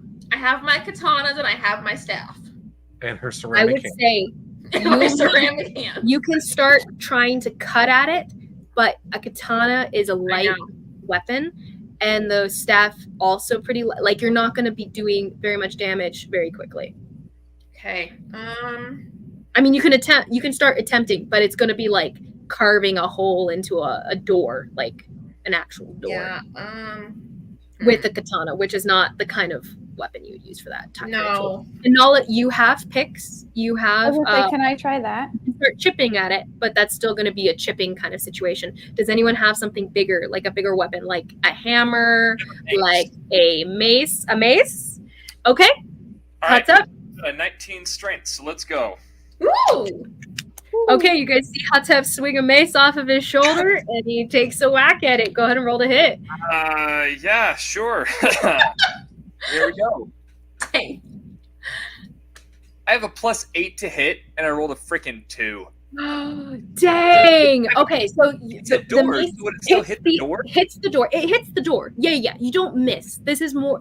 So when you're rolling to attack objects, it's rolling to attack like how much if you actually damage it in the hit that you're making. So you hit it, and it bounces kind of off and everything. And once you do, the magical rune sparks. And then go ahead and roll me a. So all three of you who are nearby that door, because no one was away from the door, go ahead and roll me a dexterity saving throw as it explodes. Oh my! with not a big explosion, but it does explode. This is not with going well. fire that splashes out. Oh no! Wait, a natural one? No! Oh, my freaking It's God. like the cinematic. And he flies across the room. Okay, so 24. go ahead and roll me 2d6. Let's see. Hopefully they'll roll equally low. And then one more d6 as you hit the others in the room. Oh darling! No? 14 darling. total damage. 14 total damage. So you take initial fire damage from the explosion here, and then you hit the wall, bludgeoning damage sliding down the other side, and everything. Kanari, you and Yanala, what were your dexterity saving throws? 17. 17. 24. Okay, so Anala, you pass. You take no damage as you jump to the side, and you just move out of the sending force of the explosion here. You slip to the side and like clasp yourself to the wall, stick yourself to the wall. Kanari, you do take half damage, but you have evasion. So damage. You failed it, but you take half damage because of evasion. Sorry, that's what I was trying to say. Anala passed it, so she takes no damage. Oh, so I would, if I fail, I take. Would I normally take the full damage? If you so 17 failed. 17 failed. Okay, I see. Yeah. So as you get hit a little bit, but you were scorched a little bit as you moved to the side, got mostly out of the way, but not all the way out of the way fast enough. You also, Anala and you catch fire. So as the ale that is spilled all over you catches, What is going on? you are now set on fire. As I stand up, trying to like shake off the whole like what just hit me, I swear this sort of thing never happens. Kanar, did you just like embody the ghost of Nemo? Like, what is I wrong was with about to you? say literally. Like 20 minutes ago, I sent this meme in the group chat where everything's on fire. Oh, you are now on fire presently. And Nala, you are Sorry, I on made fire a presently. mess. All of your hair is now aflame. How are you guys going to put out the flames? Am I gonna Mari become doesn't have bald? hair, so she You want to doesn't- go bald. If you don't put out the flames, what do you do? Kanari never Drop, did tuck, and anything roll. stupid. Drop, tuck, and roll. Okay, go ahead. You start rolling, but you do take 1d4 of damage. Go ahead and roll me. What would that be? Oh, just I don't Oh even. my goodness. Constitution saving throw, I guess, of like just taking the heat. Can't take the heat. Oh, well, that's nice. Is the rune still there? The rune is definitely still there. What are we supposed to do? Okay.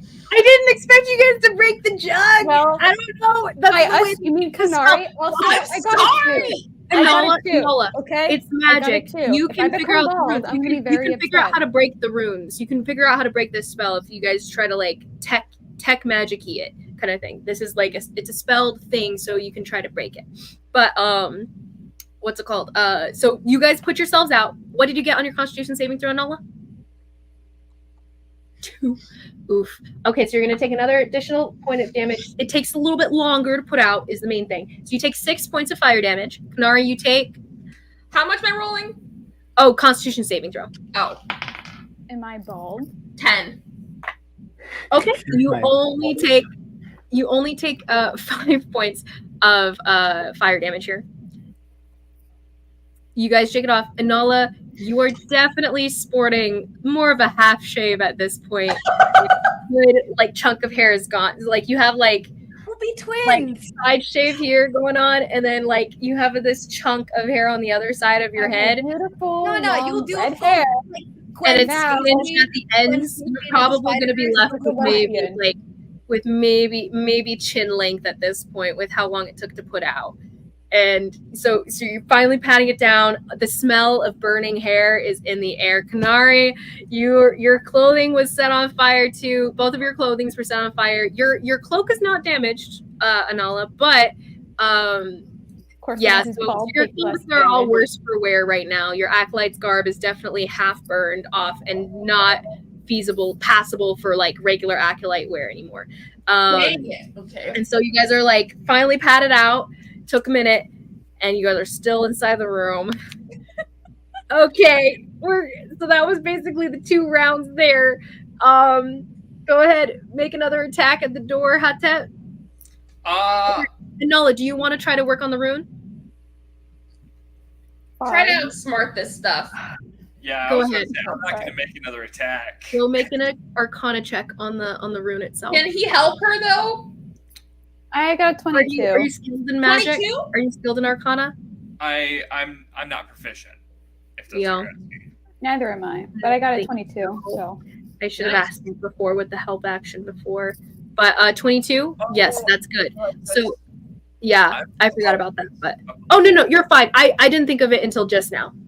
So it is as it was anyway, because I think her first roll was the good one anyway. The second roll was the bad one anyway. Yep. But yeah. So Nala, you do, after looking at it, taking the time to like figure it out, and based on the magic you've been learning recently and stuff, and just writing it out, you do figure out an addition to the rune. So you start to like use some of you use some of your writing utensils to try to add to the spell to kind of do something to nullify itself, basically. And you do break it. So it takes you another turn here, but you do break the spell, and then the rune disappears from the door. Atep, you can attempt again. All right. Put my other one up. Oh, that's outside the thing.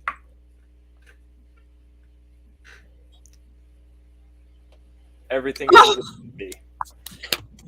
Amazing. So 28, I guess. it dies down. You see the emerald, and then the emerald gleaming rune disappear immediately, and then you swing at it. And once you do, it connects, and you burst into it. Go ahead and roll that damage to see if you break entirely through the door. I don't even know what that is. Let's see. A D6 plus 4. 5. Wow. 5. Yeah. With both it rolls. was a D6 plus 4. I rolled Well, a you 1. double it, right? Because you rolled a natural 20. Well, you make another roll. Make another roll.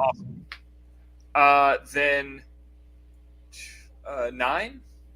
9. Okay, so you burst into it, and then there's a small hole there that you could probably reach your hand through, but you're gonna have to do another hit to make a bigger hole, basically. So you make another swing. Go ahead and roll again. That is another 10. Another 10. You do hit, and you meet it. Go ahead and roll damage. All right. That is 8. 8. Okay, so now you have made a bigger hole here, and the rest of you guys can kind of come around and start like shoving at the door as he's like made this hole, made the cracks in the wood of this door here, and you guys can get the rest of the way through as you guys kind of like make a hole like big enough for a halfling, but you guys can squeeze yourselves through as you guys kind of just make your way through that hole that he's been able to make. On the other side of the room, it opens into what doesn't seem to be reflective of the rooms you guys have left, these trap rooms of sorts. It opens into what looks to be like some sort of lab. Yeah, like a magical lab. But there don't, as you guys are stepping out, as you guys are kind of like casing, it doesn't seem to be malicious of any sort. It seems to be letting off at this point. You see a door to your right, and then a door to your left. The door to your left looks like a magically enhanced door, and the door to your right seems like a normal door from first place.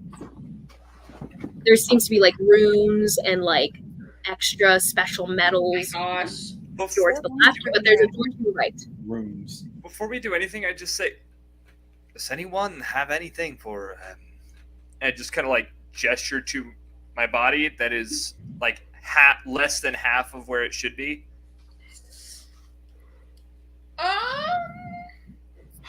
Nope, we are not a party that carries those. I have a med kit. I do not typically run into this sort of thing. Enola, you do have the healing drops that you have. Mm-hmm. You also How many do do I have, have? as you guys are looking around the room, it seems to be some sort of magical lab, and there seems to be a shelf of vials, unnamed, unlabeled vials of different kind of potions along one of the. I will take them. All of them? It looks like a potion of healing. I will give him. Go ahead and dry. Oh, well. as you look at the shelf, kind of like fingering through it. Go ahead and roll me an investigation check. Oof, it's a +0, so. Wait, me or him? Anala could do it. I think Anala could do it. Can't find any that look like one. When you mention that to Anala, it's going to be harder since you're attempting after the fact, Anala, but you can give it a shot as you start going through the vials yourself. 13. I'm starting to roll 13? bad. Yeah. Trying to, like, you find what looks to be maybe a choice of like 2 where you're like, this one looks like a healing potion. They both kind of do, but you're not quite sure which one. Well, I mean, I have a healing potion, so I can just give him mine. I just want to. You can give the drops, yeah. Yeah. I just want to give him one of Hale's made potions here. Do you give him one? Yeah. Mm-hmm. How much healing is that? This potion. I have 2d4. It's not magical. 1. Oh, that's my healing drought. The healing that's drop. what mine is. I believe it's 1d4 because we adjusted that later because it was 2d4. Yeah, Oh, we just I had 2. Okay, you wrote it I'll down put that. earlier. Yeah. Oh, So it's I'll also give you my 1d4. healing drop, dude.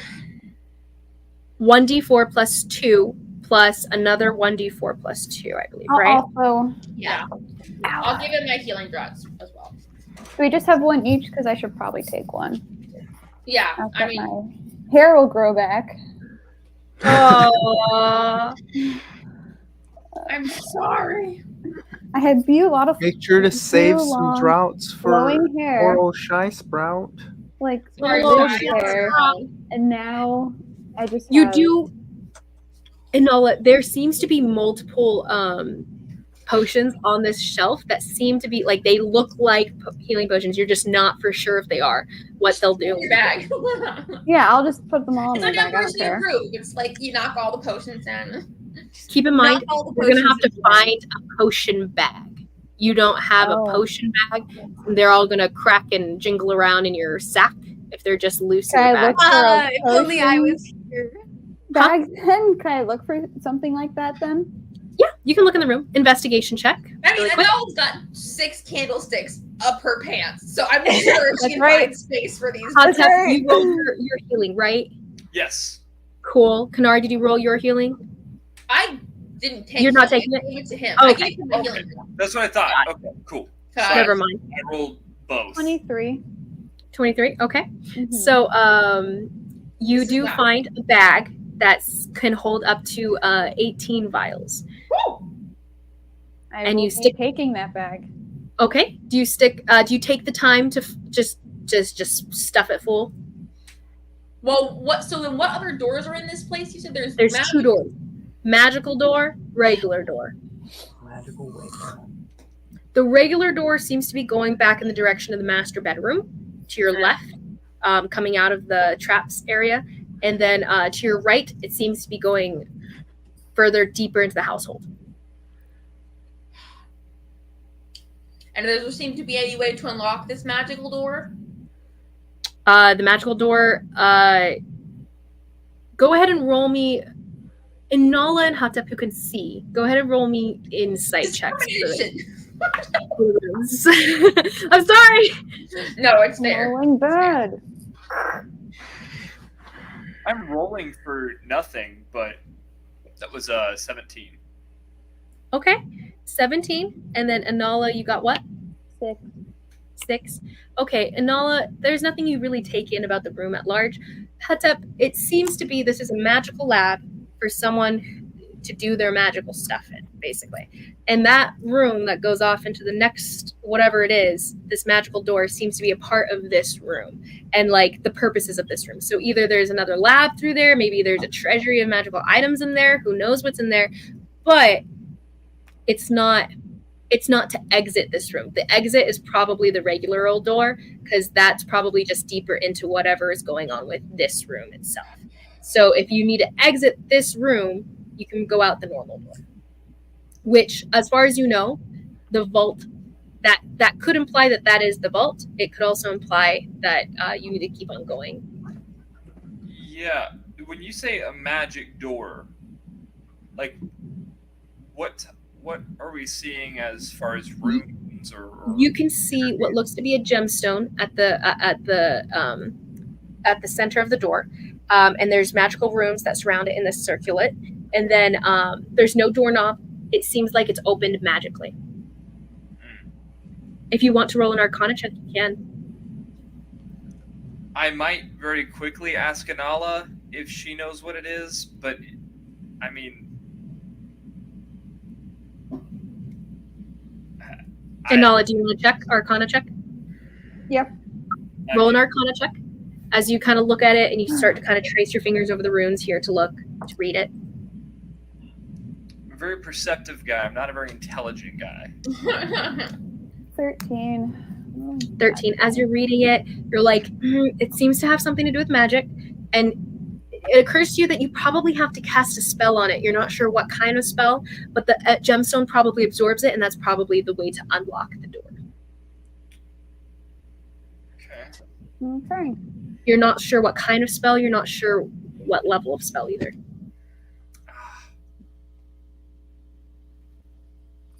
At this point, someone should stick their head out the regular door and see where that goes, probably. But anyway. Atep, you do hear the sounds coming from outside this door.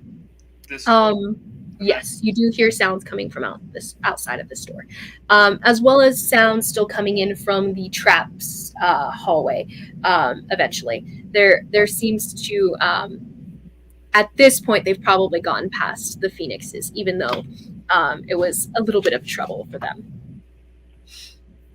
Hopefully a few less, at least. Oh yeah, definitely a few less as they're making their way through. You hear sounds coming from outside this door, though, and then here we go, returning to the others.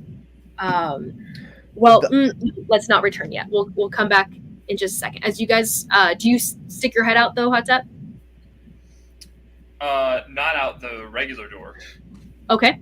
Kanari, do you? Sure, I will. And we'll see what I hear.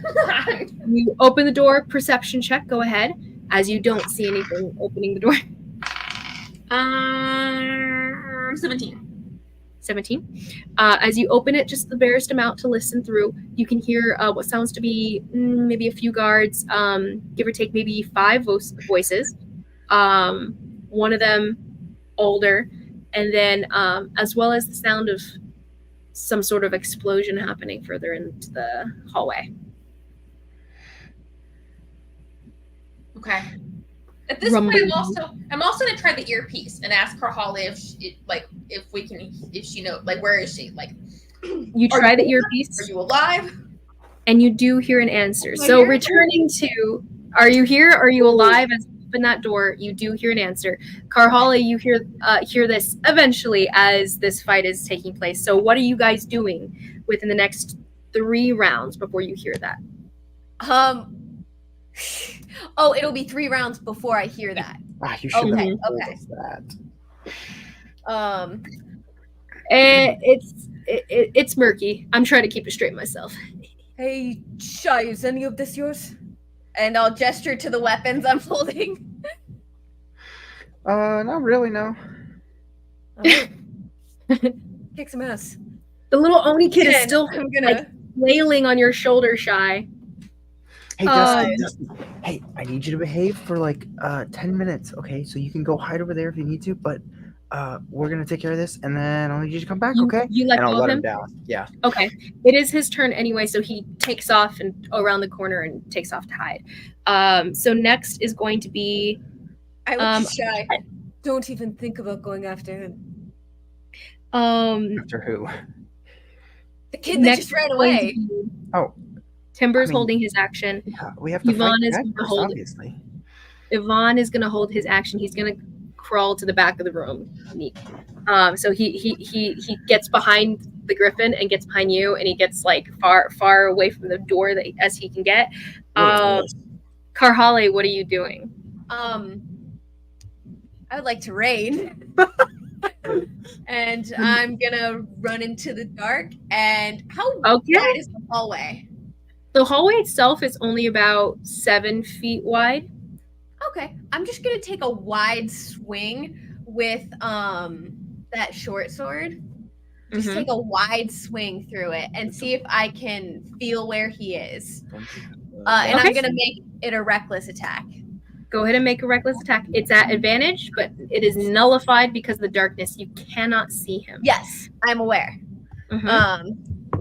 Go ahead and Okay. make that roll, and then give me a d6. Okay.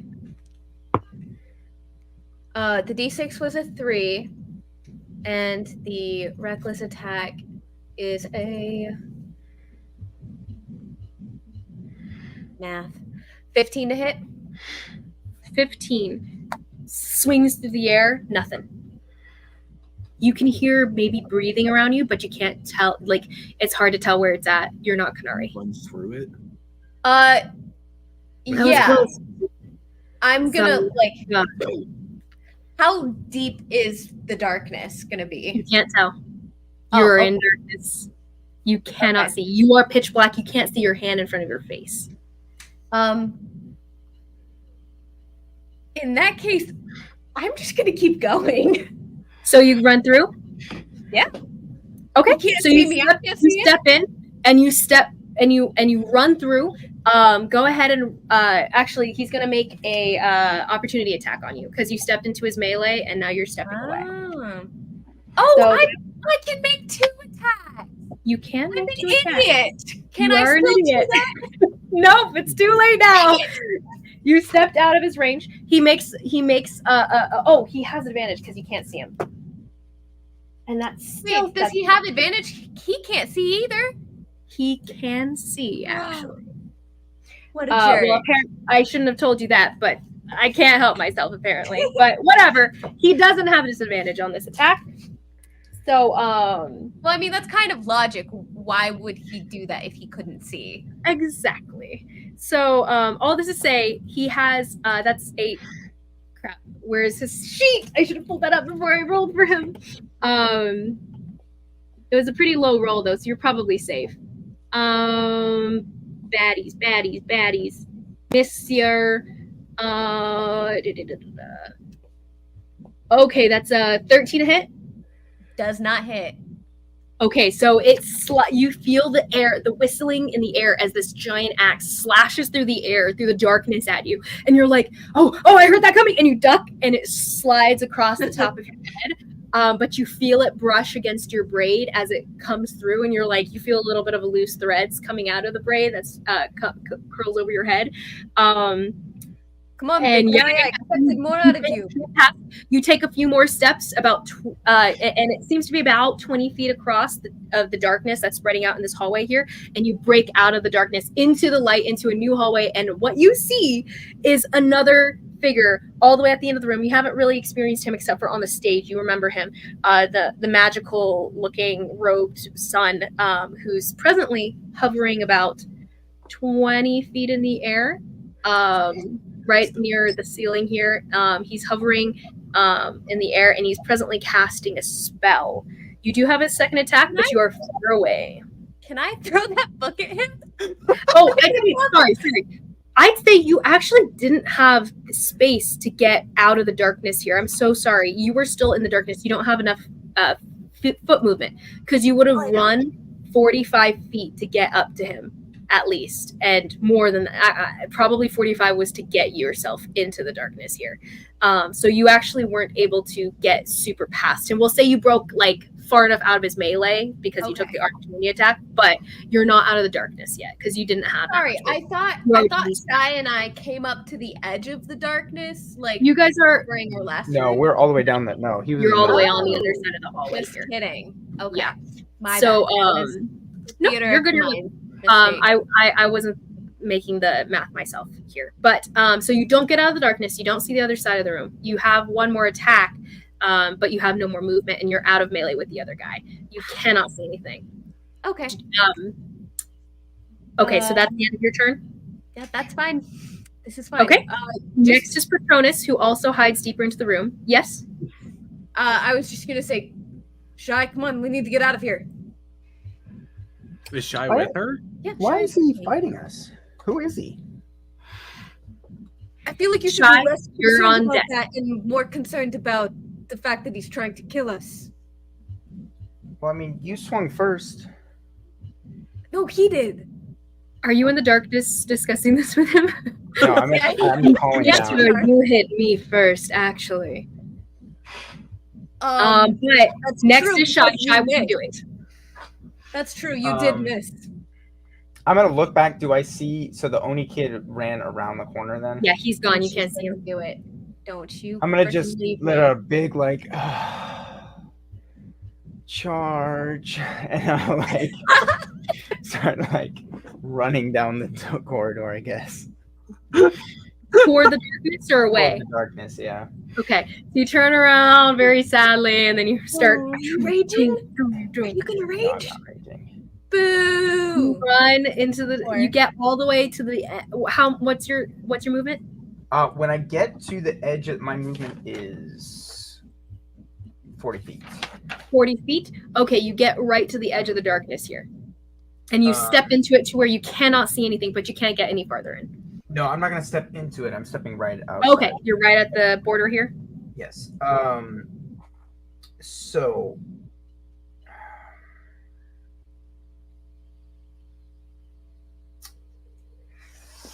Oh boy.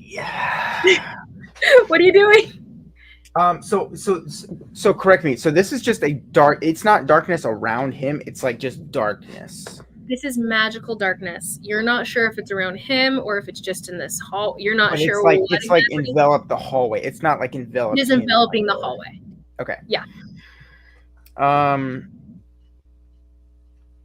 You said it's 7 feet wide, the hallway? Yeah. Oh, fine. I'm gonna get to the thing and like rub my eyes and be like, do we have to fight? You'll get an answer in the next turn. Okay, that's oh, she doesn't have any more. Are you doing anything with your turn? No, I'll just stop there then. Okay. Are we fighting now at the edge of the border of the darkness here? We're fighting. And then next Well, is I going can't get to him anyway, so I would have to have done something yeah, else. you'd have to like do something. But next will be outside in the hallway. Nikas, you are presently sitting on your griffin. Patronus and Yvonne have stepped out of the way, probably getting away from as far away as they can from the door here. You can hear the casting of the spell, and finally it finishes. And you hear rumbling in the ground below you. You can feel this bumping of the ground below you until finally everything shoots up in front of your griffin. Everything at the doorway, like it's like the ground itself, like earth bent upwards into this, throwing you guys back. As the spell Earth Move is, erupting Earth is cast. So as everything erupts below you, go ahead and roll me a dexterity saving throw. The cube that it's cast on is centered around the doorway here. So it's the wall that's being crushed by the erupting earth here. It's you being thrown back as the extends, as it's not a very large room. Just quick question. So he's doing this. He doesn't even know that we're there. So why is he doing it at the door? He knows you're there. How does he know that we're there though? He just does. How You would don't he know. know? What? They're How gonna he know. knows. How would Somehow He just knows. he just knows. That's dumb. Or at least you assume he must know since he's casting a spell over here. But maybe he's just casting the spell for the heck of it. You are unaware as to his motivations right now. My dexterity saving throw is hold on, I gotta do some maths in my head. 35. 35. Okay, so as you save from the throw, you're still going to take half damage. Roll for your griffin. He has a +2. This is just for him, so it'd be 11. I'm guessing. An 11. Okay, so he fails. You pass. I hope I do. Yvonne rolls. He takes half damage, and Patronus, would it be? The room is not very wide. It's about 10 feet deep. So, yeah, you guys don't have very much space. It's pretty tight in here. And that spell, 20-foot cube, he edged it out to where he could see the edge of where the cube's going to be. And then it goes deeper. Actually, it only goes... No, it still works. It still works. The room's not very big. Okay, so you guys take 13. You guys both take 8 points of damage. You take 8 points. He takes 19. Yeah, Timber takes 19 points of damage, of bludgeoning damage, as each of the rocks that are erupting below you slam into you guys as you guys are thrown backwards. Griffin takes 19. You take 8, as you're pretty much blocked by him, to be honest, which is nice. You're still getting hit, though, as you guys are slammed into the ceiling as it erupts upwards, and you guys are crushed. But even with the 35, I didn't like. You can't escape this kind of spell. Okay. If it's filtered on you, you get half damage. Unless you're... Wait, you have evasion? Do you have evasion right now? Yes, I do have evasion. Yes. Okay, so you take you get 0 because you're a rogue. I forgot that you had evasion. So keep in mind, if you have dexterity saving throws, you'll automatically take half, and if you pass the save, then you take nothing. I would say that I passed. Because of that specifically. Yeah, very specific. So you do not take any damage from this as you are crushed, but the griffin cushions you from one side, and you kind of like catch the wall on the other side using your ultimate strength or whatever to keep yourself uncrushed here. Yvonne will take 8 points, and then 8, and then you Griffin took the damage, 19 already, and that's going to be his turn. Next will be... Oh, that was my turn? That was his turn, because he just cast the spell on you guys. So now it's going to be... Oh, crap, I lost my place. And then you hear the sound of the door. The door is crushed. Everything is crushed. But now you can see that there's a bit of an opening through the wall because the wall was completely destroyed by this spell here. So you can see like the smallest cracks of the light from the hallway coming through here as the whole room has been decimated by this spell here. So then you do see what looks to be 2 little figures moving through, and you hear a little bit of humming. Like a and 3 little figures coming through, crawling through, and then you see finally as they get closer to you guys, they're climbing. You see what looks to be a little book with hands and legs, arms and legs, and it's crawling over one of the little rocks here, and it kind of like looks at you. There's no eyes or anything, but it just kind of like pauses in your direction, and then there's a as it gets closer to you, and it's just kind of like sauntering over to you really happily with a little bit of a hum. You see a quill behind it, also climbing over the rubble, and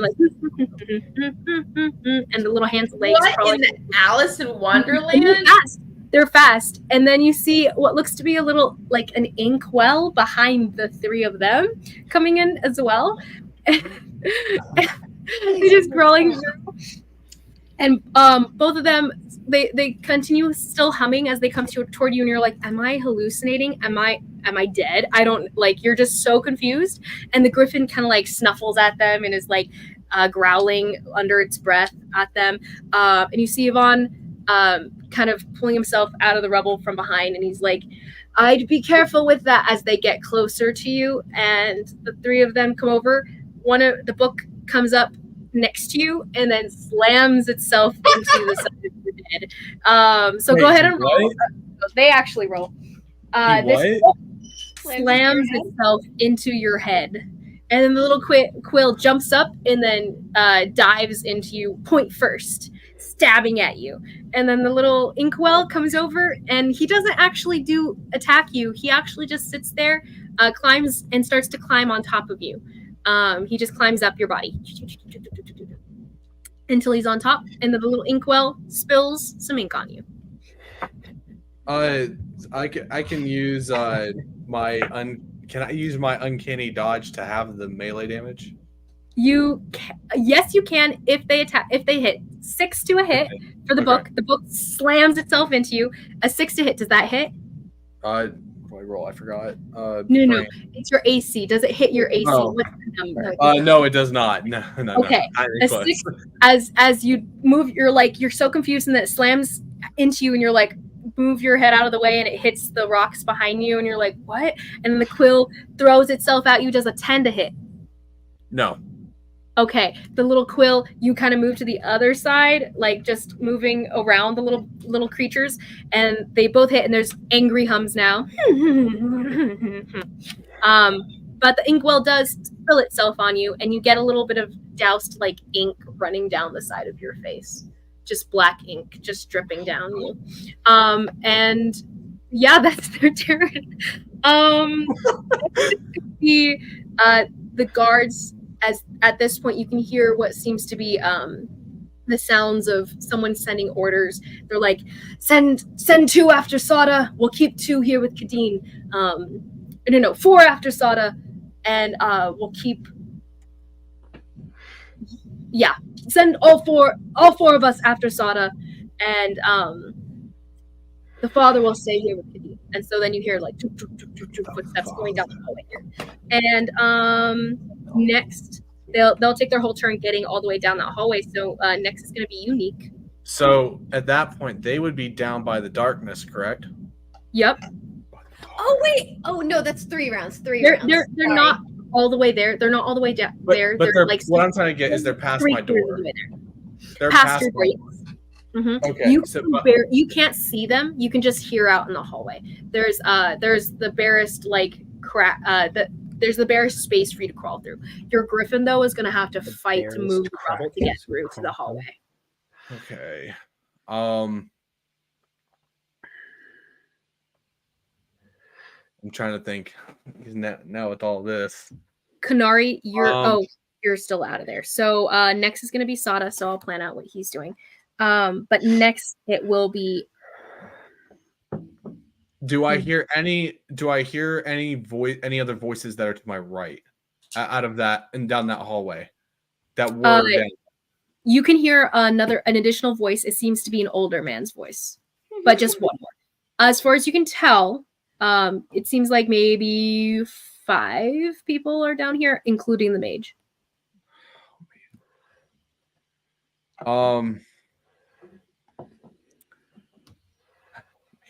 You're gonna have to take an action to claw out of this rubble. By the way, it's gonna like you're kind of buried deep here. Do you want to climb?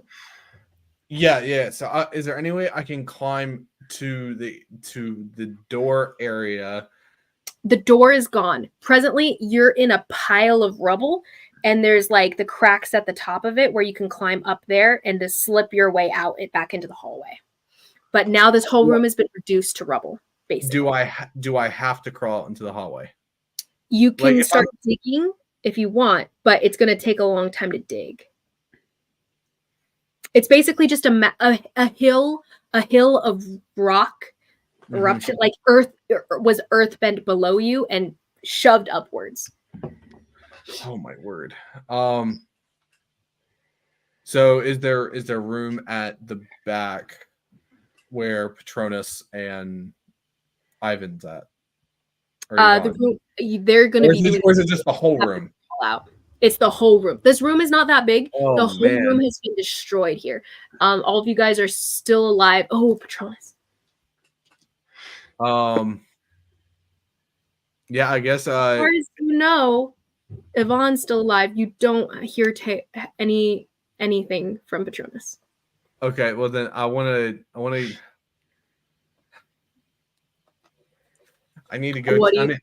I want to go check on Yvonne and Patronus. Okay, so you crawl backwards through the rubble. You're kind of fighting your way through it. It's difficult terrain, definitely. So it's taking up. You get about 10 feet, which is the length of the room anyway, and you get to where Yvonne's presently pulling himself out of some rubble himself. He seems fine, and he's kind of looking at you, and he goes, "I think you should check on the kid." And he points over to a pile of rubble over there, and you can only see a hand poking out of the rubble there. Oh Nothing. my god. Can I start to pull the rocks away from him and like I want you take an action to start ripping the rocks away and unburying it. I want to look at Yvonne and be like, Ivan, do you know any sort of healing spells, something for the kid? I'm sorry, it's not quite my forte. Although I'm sure they have within their magical lab within downstairs here, I'm sure the sons keep a store of magical potions and such. Though, and his eyes kind of turn to the kid behind you as you're unburying him, and you finally see him, and you can see him like there's no sign of life there. He looks gray and ashen. He's beaten to a pulp. And he goes, I think he's a little farther than health potions can. We came all this way and he's dead. Is there Sorry, is there anything Patronus. that I can do? Patronus. Like to try to I don't know, resuscitate. I don't know. Shove your stone in him. He failed to save, and his health was double. Like the damage that was dealt was more than double his health. He is instant dead. Unless you have the spell Revivify Unless you have a your spell head Revivify. somewhere, he's I dead. thought it was only like 14 points of damage. It was 19 points of damage for a failed save, and he was definitely not any more than under that. Can I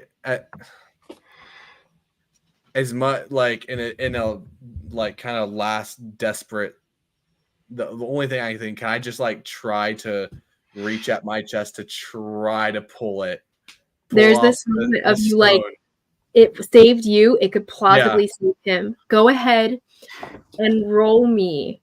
This is going to be a straight charisma check, actually, between you and this stone's force of will, because right now it is wrapped around you tight, and so this will be you forcing your will over the stone's will of you keeping it and you separating it from yourself.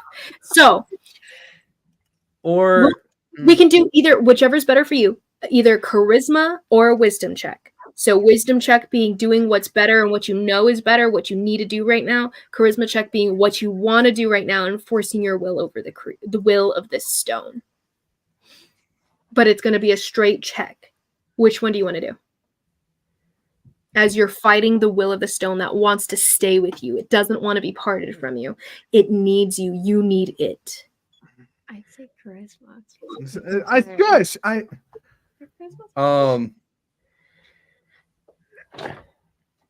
And I've already kind of thought of it. I can't like go back and like think of something else. Or well, you don't have to do it. You've considered it, and now you're like, oh crap, to do that. You're gonna you feel you thought of it, and then your mind immediately returned with the no, I need it. You can't just like take it away from me. I need it. He doesn't need it. I need it. Is there any way I can take, or I can try to use the power of the stone to like, I don't like put my hand like on his chest to like, in a sense, kind of like the defibrillator kind of thing, but like try to transfer some energy to him to see if that'll work?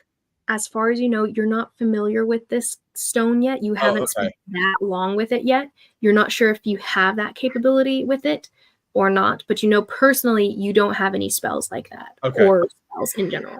Then I'm gonna just straight up try to pull it off and try my best to save him. We'll start at your next turn because you already used your action. So next turn you're gonna make your charisma check and then you're gonna try to yank it off. So next turn, Neek, that was your turn to find Patronus there. After Neek, it's going to be Sada, who's presently with Karhale in the darkness. Karhale, you just got that swing taken to you, and you're right at the edge of the darkness. You're about to burst to the other side, making a run for it. You're not going to escape that easy. And Sada comes in behind you, and you feel another whistling of the wind as it swings. The darkness, the darkness itself so thick you can't see anything. You can't see your own hands in front of your face. There's no sign of anything except this wind whistling towards you. So he's going to make 2 attacks. I'll be honest, I was kind of hoping you wouldn't. He goes, but what would be the fun in that? As you swing. I said I was hoping he wasn't going to make it easy for me. Oh, I thought you meant not going to swing his axe at you. No, I was kind of hoping he was going to make it difficult for me. And he goes instead, well, of course, because that's where the fun's at. And he swings it at you, with advantage because he's in the darkness and you can't see him, but he somehow has advantage still. That's going to be a 25 to hit. Yeah, that hits. And the second attack, raging takes the second attack as well. Yes, you are raging. And this one's going to be another 25 to hit. Holy. Alrighty. And he's going to use one of his maneuvers on you. He's going to trip you, actually. So he's going. So you feel one that slams into your side, and then the second one slams into your legs, trying to sweep them out from under you, and doing damage at the same time. So that's going to be. Go ahead and roll me a strength saving throw. Which is advantage because I'm raging. That's true. That's true. That is 22. Okay, 22. Can't find these dice. 22 definitely passes. So you barely even shift, but it still hits you and hurts. That's going to be points of damage. That's going to be 16 plus 16 points of slashing damage plus. Okay, so that's 30 points of damage in all. 30 points of damage of slashing damage plus the D8, which is only a 1, lame. So 31 points of slashing damage. Thank goodness. Yes. And then he's going to use. He's got more? No, he's not going to do that. So he'll wait. And so that's going to be his turn.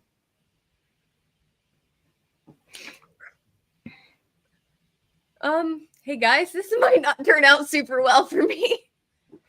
So you take 30 points of slash damage, and he goes, "You really shouldn't have come into my family's house." As his axe lands into your thigh, and he yanks it out, and it jerks out, and you feel the little squelch of your blood slipping down your leg. Were you at full health going into this, Carly? Not quite. I was like, actually, no, I was like 20 under my. I was like. I'm gonna let you lead then, because I am 60? severely low. Shy, at the end of the hallway, you do hear the sounds of fighting going on, and you can hear the little Oni, his ragged like growls and stuff coming up from the back, and you hear people going, "They're all gone! How did they all get out? And grab him, hold him down!" All the way at the end of the hallway from the few guards that fell through the magical trap back into the cage earlier. Oh, and I said to him, as both of you two assume I had a choice. And there's just growling in response there. Next, it's going to be Kanari, who's still out, but that's still a mark there. And so the Red Oni fighting with those other guys. So they're fighting. And then Yvonne comes up behind you, Neek, and he goes, honestly, the best chance that he has is if we find something that can help someone like this. Find someone that can do something like this, but soon. And then he's going to hold his action in case something comes up. So he's going to fight if he sees an enemy. basically. So he's going to hold an attack if he sees an enemy. If he doesn't, then that's that. Next is going to be Nala, who's still out, and then Timber. Timber's still kind of holding his action. He's going to fight to get out of the circle as well as he can, but it's tight. He can't move. He cannot physically move right now. Like, I just want him to try to get as much of the debris off of him, but obviously, obviously he knows where I'm at, but I don't want him to throw the debris where me and Yvonne are at. So just have him try to get as free as possible. Go ahead and roll me a strength check for him, and this will just be him trying to maneuver out of the rubble because he is buried. Basically, does he have any bonuses at all? He has a +4 to his strength. 23. 23. Okay, so you see him fighting with the rubble around him, and he makes actually a bigger hole into the hallway a little bit. Some of the rubble slides down the hill that's been made here, and he pushes back and gets back into this bigger space farther into the room, farther from the edge where that was completely destroyed here. But he's still basically covered. He is no longer buried. He's kind of as far above it as he can be, which is half above it. He's a big guy.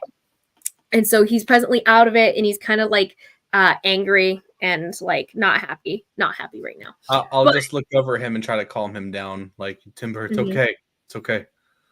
And he kind of starts to breathe with you a little bit, and there's the calming of the frazzling here. But that's his turn. And next is going to be Karhale. Karhale, you're in the darkness. You just took 2 hits. What are you doing? Oh, so he stepped up in my melee. So I can sense that where he is because he didn't move out. Not necessarily. You still don't know where he is. He's within 5 feet of you, and you know he's there. You just don't know where he is because you cannot see. So he's a lot closer. So go ahead and make an attack. This is at disadvantage. So reckless. So a regular hit. So since he is within range of you, though, you can definitely make a wide attack where you're hoping that you can still you can hit him because he's still right there. No D6 this time because you're not going in fully blind because he was right there just now. What was the D6? It was to see if you were even swinging in the right direction because you didn't. Oh, gotcha. Okay. Which cool. You weren't in melee with him. You hadn't you were just entering the darkness on your own right then. Okay, but this I know where he is ish. He's in your vicinity at least. Okay, so the first attack is a 22 to hit, and 22 does hit. The second attack is 25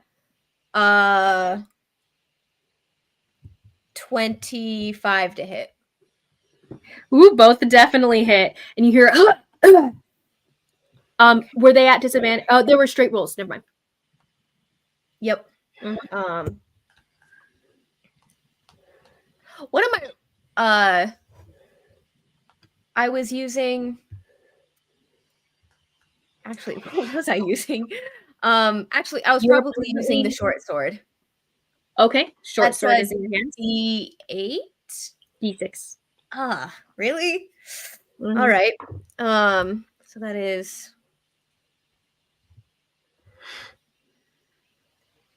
10 for the first one. Okay. And 12 for the second one.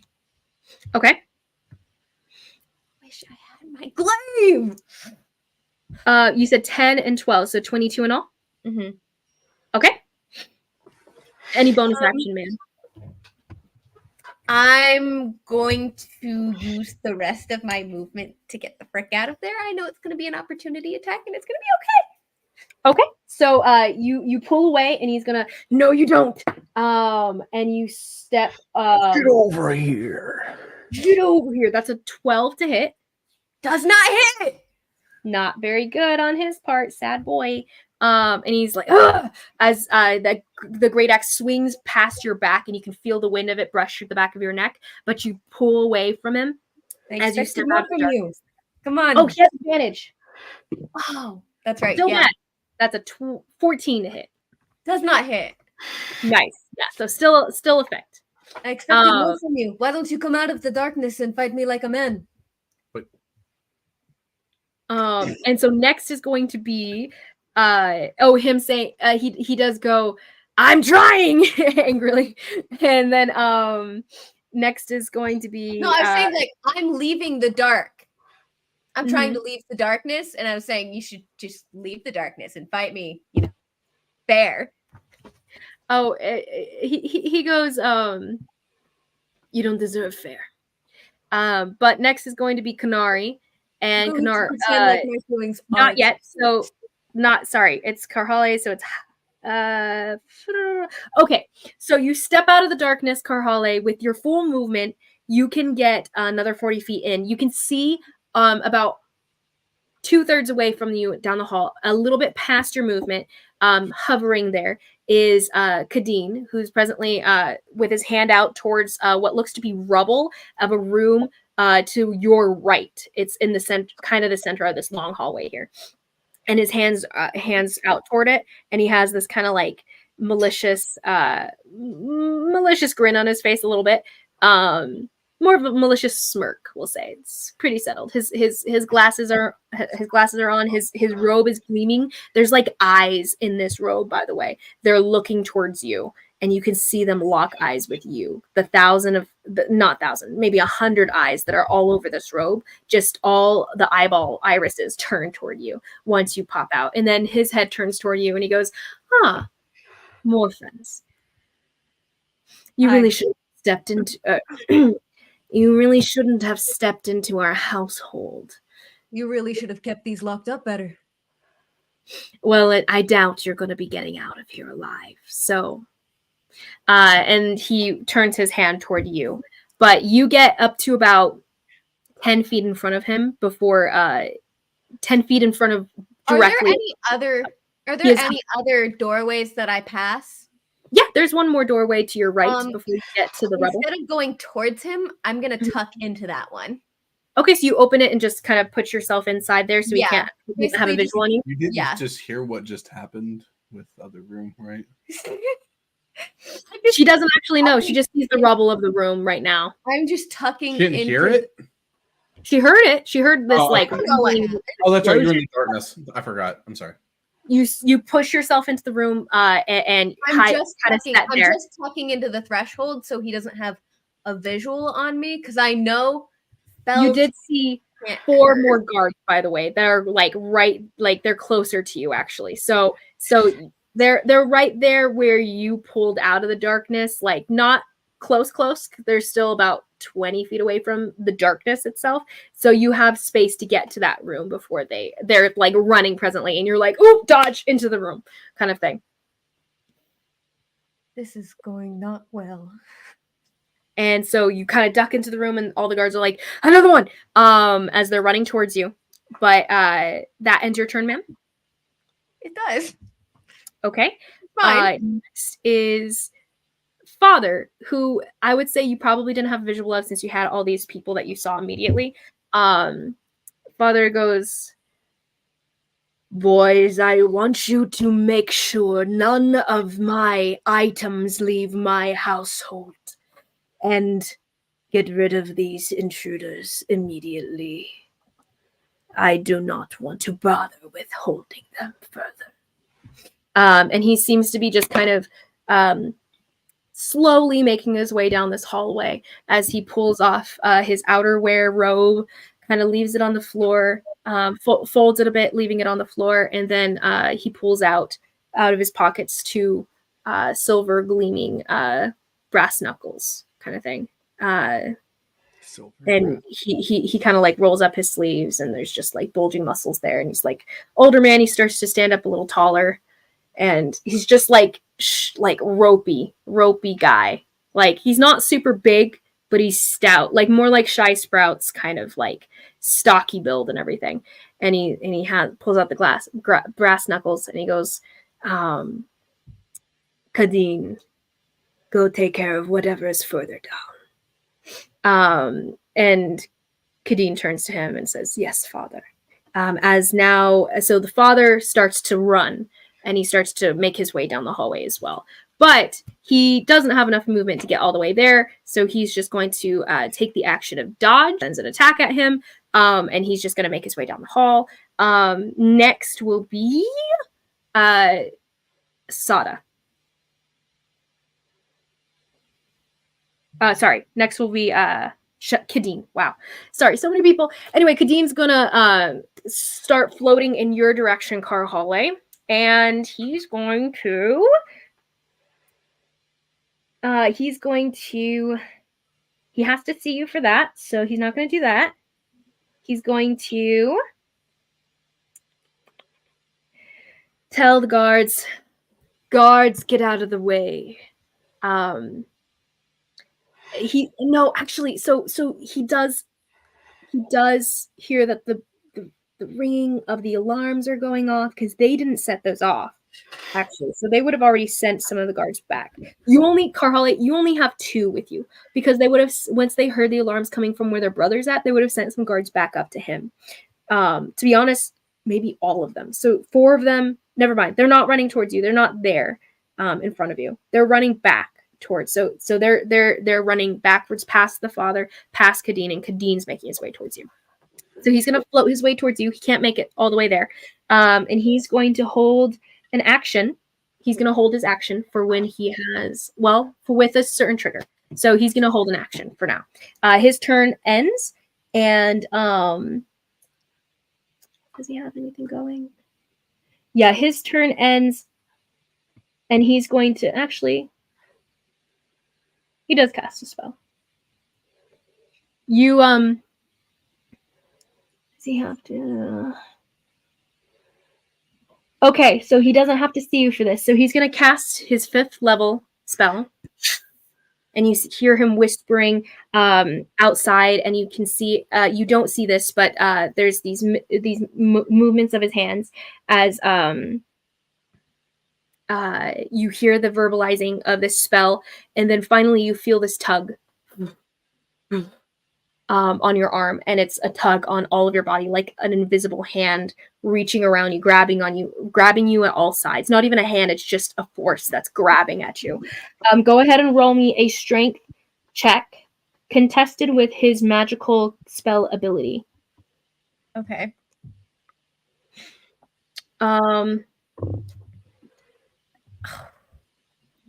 10. Does he have to be able to see her to do this? That's He doesn't have to see her. This is telekinesis. 13. So he knows. Wait, I'm still raging. Whew, that is worse. All right, that's fine. What was it? It was 13. 13. He has range of 60 feet. He can still reach you. You said how much? 13. 13. Okay, his was a natural 16 plus a lot. So you feel, as you're fighting this energy that's wrapping around you and stuff, you're pulled out of the doorway, and you're yanked out of the doorway upwards in this like diagonal through the doorway. So you're moved diagonally 30 feet up into the air here. So you go up, and you are now suspended in the air, arms out, like just hanging there in front of Kadeen, whose hand is out towards you, and he's holding you up, floating also. So you are presently at level with him, actually, though at a distance. You are about 20 feet away from him as far as he could actually move towards you right now. Well, that's just rude. You can't just let us rob you and let us be on our way. Of course not.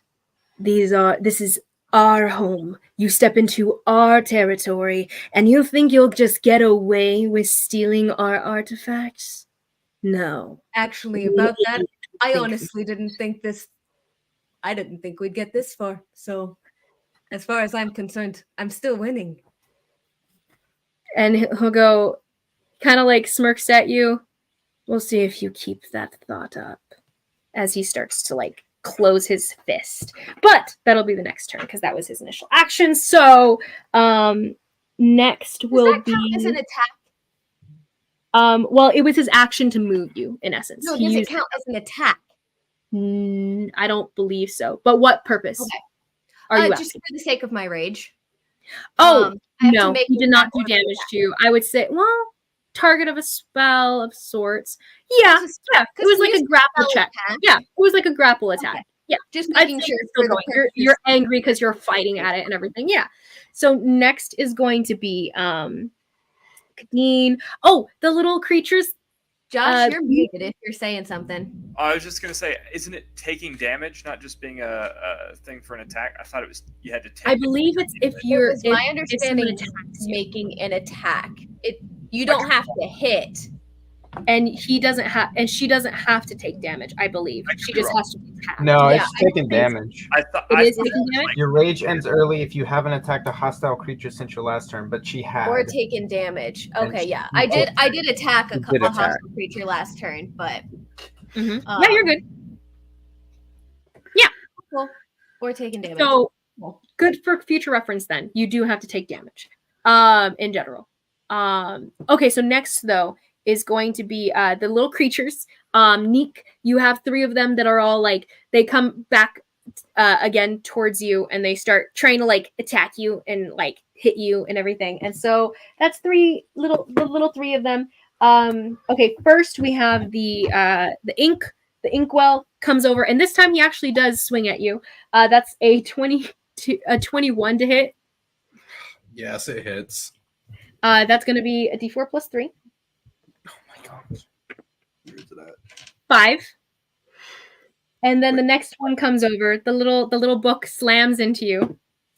That's going to be an 11 to hit. Nope. I mean, sorry, 13. 13. Nope.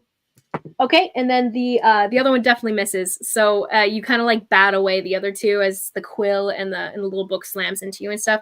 But the inkwell did slam into your nose and kind of like. Question real quick. Before that happens, doesn't Yvonne had saved his You're right, he did. For a little enemy. So actually you're right. Before the book even gets to him, as it charges at you guys over the rubble and everything, Yvonne does whip out his well, yeah, he whips out his needle to stab into the book itself as it comes in to slam into you. He only gets, I think he can save, yeah, so it's his action, so he makes the 2 attacks. So he makes 1, definitely hits, and the book immediately falls, like the little legs poof, out of existence, and then the book collapses, no longer functioning. And then he takes his other attack to then stab the other, he actually kind of uses the backhand to actually break the glass of the little inkwell there. This one, the little inkwell actually dodges out of the way. Yeah, it dodges out of the way. That's before they attacked me, correct? Yeah, before they attacked you, before Okay. you got that damage. You're right. He did save his action. My apologies there. Come on, load computer. Okay, so Good job. that whacks him plus. Yeah, he misses the other one. But then the other guy does come in and he missed. So the book dies. That the one that Yes. hit, the other 2 missed. So you take no damage. But the little creatures are humming very angrily right now. Next will be the guards as they're making their way back. As Kanari, when you poked your head out, by the way, and you were like, and you say something, you're going to see these guards immediately upon exiting there. So next, it's actually going to be Neek. Neek, what do you want to do? Kanari, you're on deck. Well, I'm Because you can supposed to be finally doing I'm supposed to be doing the throw, when the was I supposed to be in straight here? charisma throw. Shy. Oh, sorry, you were after the father. My bad. So Neek, before you, Shy, what are you doing? Okay. You are presently on the other side of the darkness here.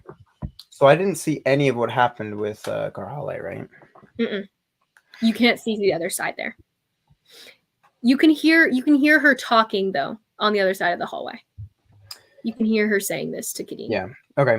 As soon as I hear so she's basically running out of the darkness at the same time I am. So as soon as I hear the squealing of the little Oni, I'm going to, because like I stopped at the end of the dark and I was like, kind of 50-50. But as soon as I hear that, I turn and I turn back to him, and the darkness around my eyes just starts to deepen. My size grows, my head and my giant hands get even larger. And I'm still not seeing it. Yep. And I grow to basically fill out the hallway. I can't grow past it, but I grow to fill it out.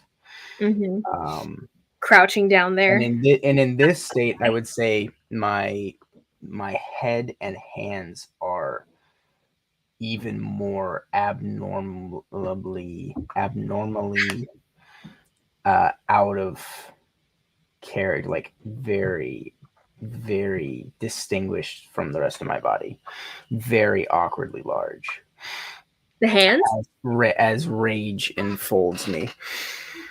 And I will take the sword in my hand, and I'm at the edge of the thing, and I will just throw my sword sideways, spinning through the Sorry, what?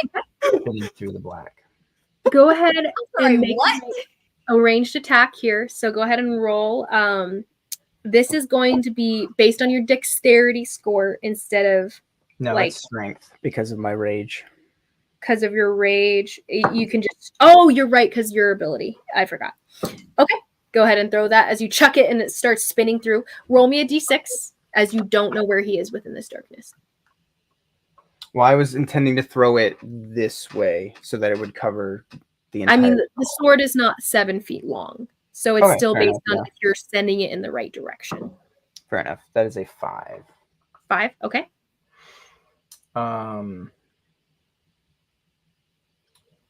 So that is so I got a so this is a +1 greatsword, correct? So this is also at disadvantage because you don't see where he is. So disadvantage, okay. And it is a +1, you're right. Okay. So that is a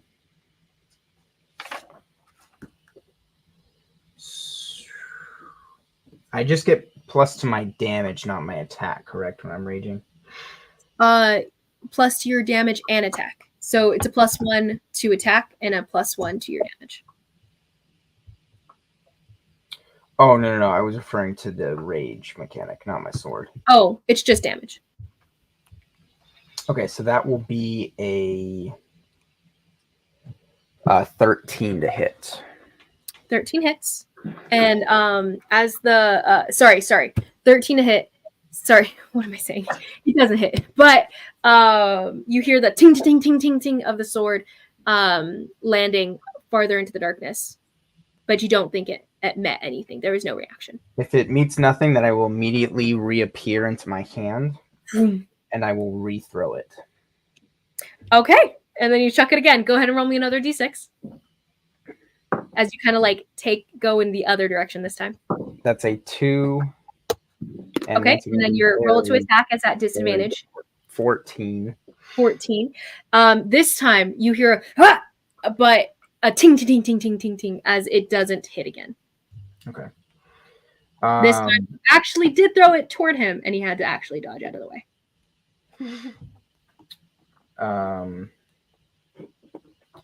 Okay. It will once again reappear in my hand, and I haven't said anything at this word. As soon as this happens, I'm going to take one step inside of the darkness, and I am going to action surge and swing again. Okay, so go ahead and roll me with disadvantage. And this time, since you did hear him react to the certain direction, you're throwing it in that direction again. So no more d6 at this. No, I'm not throwing it anymore. I am swinging because I'm walking into the darkness. Yeah, I'm saying that you have a general idea of where he might be. Is what I'm saying. Advantage though. So I am going to. So it's a 23 to hit. I hope that hits. Oh yeah, 23 hits. Sorry. So you hear crunching under your as your hand collides with him. Are you taking? Were you slashing? You feel the meaty body meet the edge of your blade. Okay. Then he will take. Oh my goodness. I can't tell if that was good or bad. So oh my bad. goodness.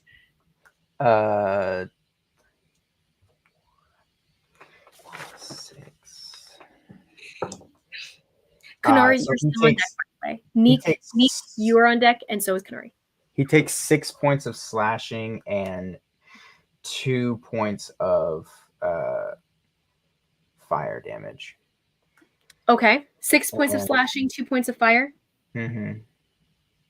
Okay. And then I once again will just swing again. Okay. Swing again. Got it.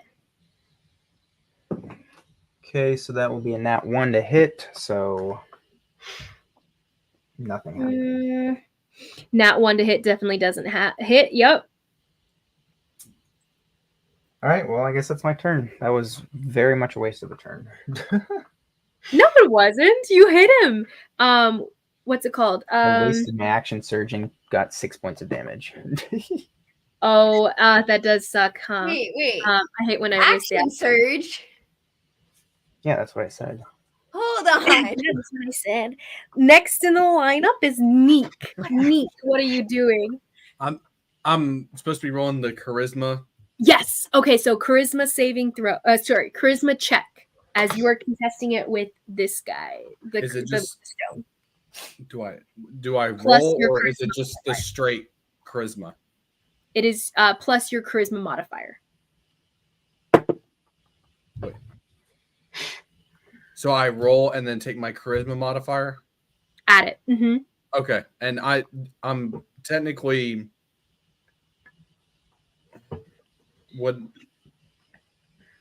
is this a saving throw or what? This is a regular check. This is just a regular check. Okay. trying to exert your will over that. And I wouldn't have any proficiency in it with charisma being high, right? Okay, just want to make sure. Well, proficiency only applies to skills, and this is not a skill. This is just inherent ability. So there's no proficiency involved. Okay. 10. Okay. As you reach in and you're fighting it and you reach for your dagger to try to lift it up, to try to cut the stone out of your own body, and you feel this like pulse of energy, this pulse of will coming over your own, and it's telling you in a voice of like just an arrogant voice over yours, and it's saying something like, no, you can't do this alone. You need my help. You can't fix all of the world's problems without a little extra. Being me. Don't let me go that easily. And as you hear that voice, what do you say in response? I kind of respond back to him. Is this within? Well, it is almost within your own mind. You sense it. It's like you're something within you is saying this. Okay, yeah. Then verbally, I respond back to him and just like I must try, and I want to try. Can I try again? No, you say you must try, and you feel it almost like pushed to the side, almost as your own will to try to save Patronus pushes forward. You beat it with what's it called? It got lower than a 10. So are you serious? Yeah, and so you start to use the dagger to try to cut it out of you, and as you're cutting, there's like angry arguments going on in your there's just this yelling and shouting inside of you, but you're like pushing your own will over that. You're ignoring it as you're sawing it out of your chest. So go ahead and roll me a d4. Triangle. There you go. Do you have any healing 3. points? Me? Mm-hmm. Do you have any health? Oh yeah, I have. Oh, okay. I have health. Okay, good. Because you guys rested or something, right? Or something. I forget. No. I just the power the Altris gave me. Oh yeah, that's not all the way back up. Okay. It put me back up to like 40 something, and then after the fights, I went down to 20. Yeah. 27, and that's where I'm at right now. Okay, go ahead and roll me a d4, and then you're going to take d4 of piercing damage as you're cutting it out of yourself. but you do get a okay. bloody Only 3. Altris stone out in your hand now, I take 3. separated from Only you. I take 3. Okay, 3. So in this moment, it's That separated from you. should've been You a lot still don't worse. want to let it go. You still want it. It's still attached to you, but it's no longer inside of you. And you're like, you've separated a little bit from it so far, and you can put it onto it. You still feel like if Yvonne reached for it, you'd probably attack him. You'd still you still need it. It's still yours, but you're able to separate it to try to attach it to Patronus in the same way that he couldn't do anything if he wanted to because he had held his action to attack the book, right? True. So yeah, I was just saying as an example, you would still want motivation wise. Yeah. So as you're putting this stone forward, go ahead and roll me an Arcana check. Not an Arcana check, actually. Go ahead and roll me an Insight check as you're putting the stone against the chest of this kid. Insight. Oh. Oh man, it would 7. 7. Okay. So as you're putting it against the chest, you're trying to will it to reach out to Patronus like it reached out to you before. But it refuses almost. You're not sure how to get it to work. You're not sure how to get it to reach out to Patronus like it did to you. Because for you weren't dead yet. Mm-hmm. What you're putting the stone up to is presently dead. And it doesn't seem to have anything to reach out to grasp onto right now. Is there any way I can try one more time as kind of like a final ditch effort? You can attempt next turn if you'd like. But insight wise, it occurs to you that there's nothing for this energy stone for the energy to reach for, because what you're looking at is an empty husk of a person. The soul is gone. Okay. And what you're holding isn't a revivify spell. It's something that latches onto a living soul. And since there isn't one, it can't latch. Okay. I'm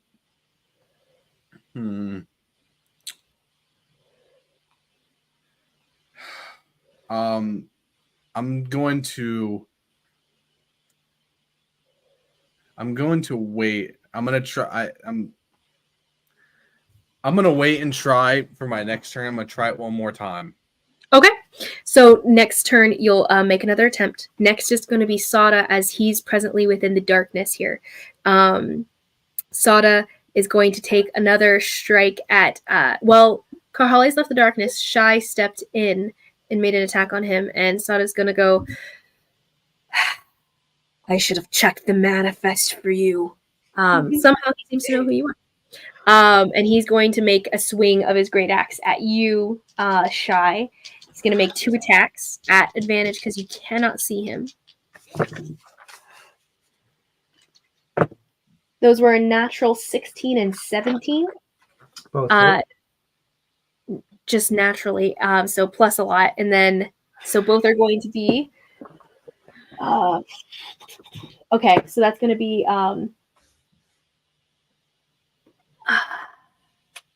no, sure. Okay, so that's going to be 20, 19, 25, 31 points of slashing damage as the great axe slices across your front in a big X once, twice. 31 points of slashing damage, halved because of your rage. And then he's going to use one of his attack maneuvers on you. He's going to do a menacing attack. He's going to attempt to frighten you as he's growling at you in the darkness. And he goes, "Stay back or I will slaughter you where you stand." So go ahead and roll me a wisdom saving throw.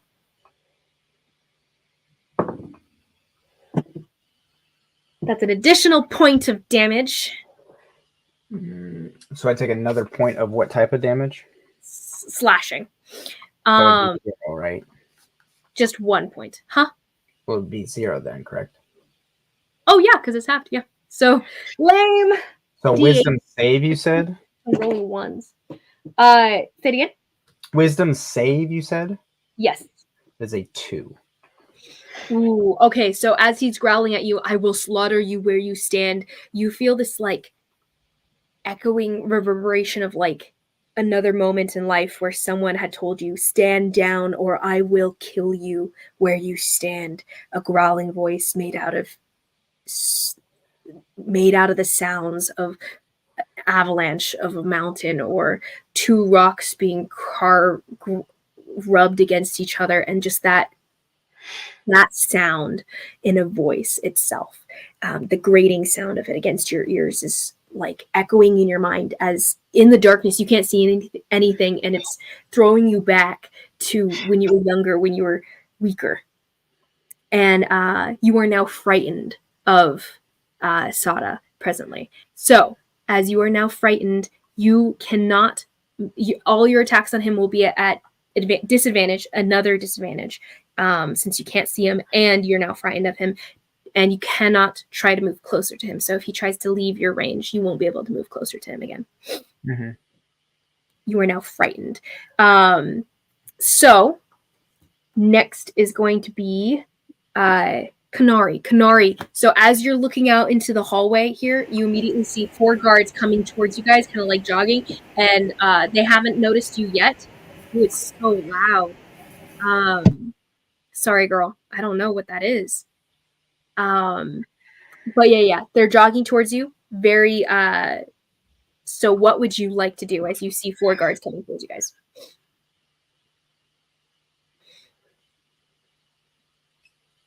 You can turn it on for your for what you want to do. We can just suffer. Yeah, when you speak, Isabel, it doesn't, because it catches your voice rather, so it's not bad. I just got my headphones. Okay, so there's guards coming toward us. Did Carly ever answer me when I was talking over the thing? Not been 3 rounds yet. It is now. So okay, so at this point, actually, you whisper over, and Carly, you do hear it. You can answer now. It was supposed to be a mix into that round, I think. Yeah, but just barely. Things are not going very well. Freaking mages. As Carl is presently hanging in the air. Okay, so help. Would I gather that they're down this hallway, or you could hear the rumbling crash through the door before? So as you open it now, you can. I would say, since you could probably hear their voices, you assume they're down this hallway. Okay, and you can't. 4 guards coming this way. Yes, 4 guards presently that you are within your range of sense and everything. Within 30-ish feet of you. I'm gonna close the door and say to everyone in the room with me, so that'd be Anala and Atep, guys, I think that we've got incoming, so get ready for a fight. And I will hold my action to attack the first person that comes to the door, I guess. Try to catch them off guard. So you're gonna wait till someone opens the door? Yeah. Okay. So you hold your action, getting ready there to attack whoever comes to the door. And any bonus, because you won't be able to use bonus action come your released action. No, I don't think so. I'm just gonna try to be like off in the the corner so it catches them off guard when they come to the door. Hopefully, not that it'll do much, but and DM, I don't know. I said something in the chat. I don't know if you saw it.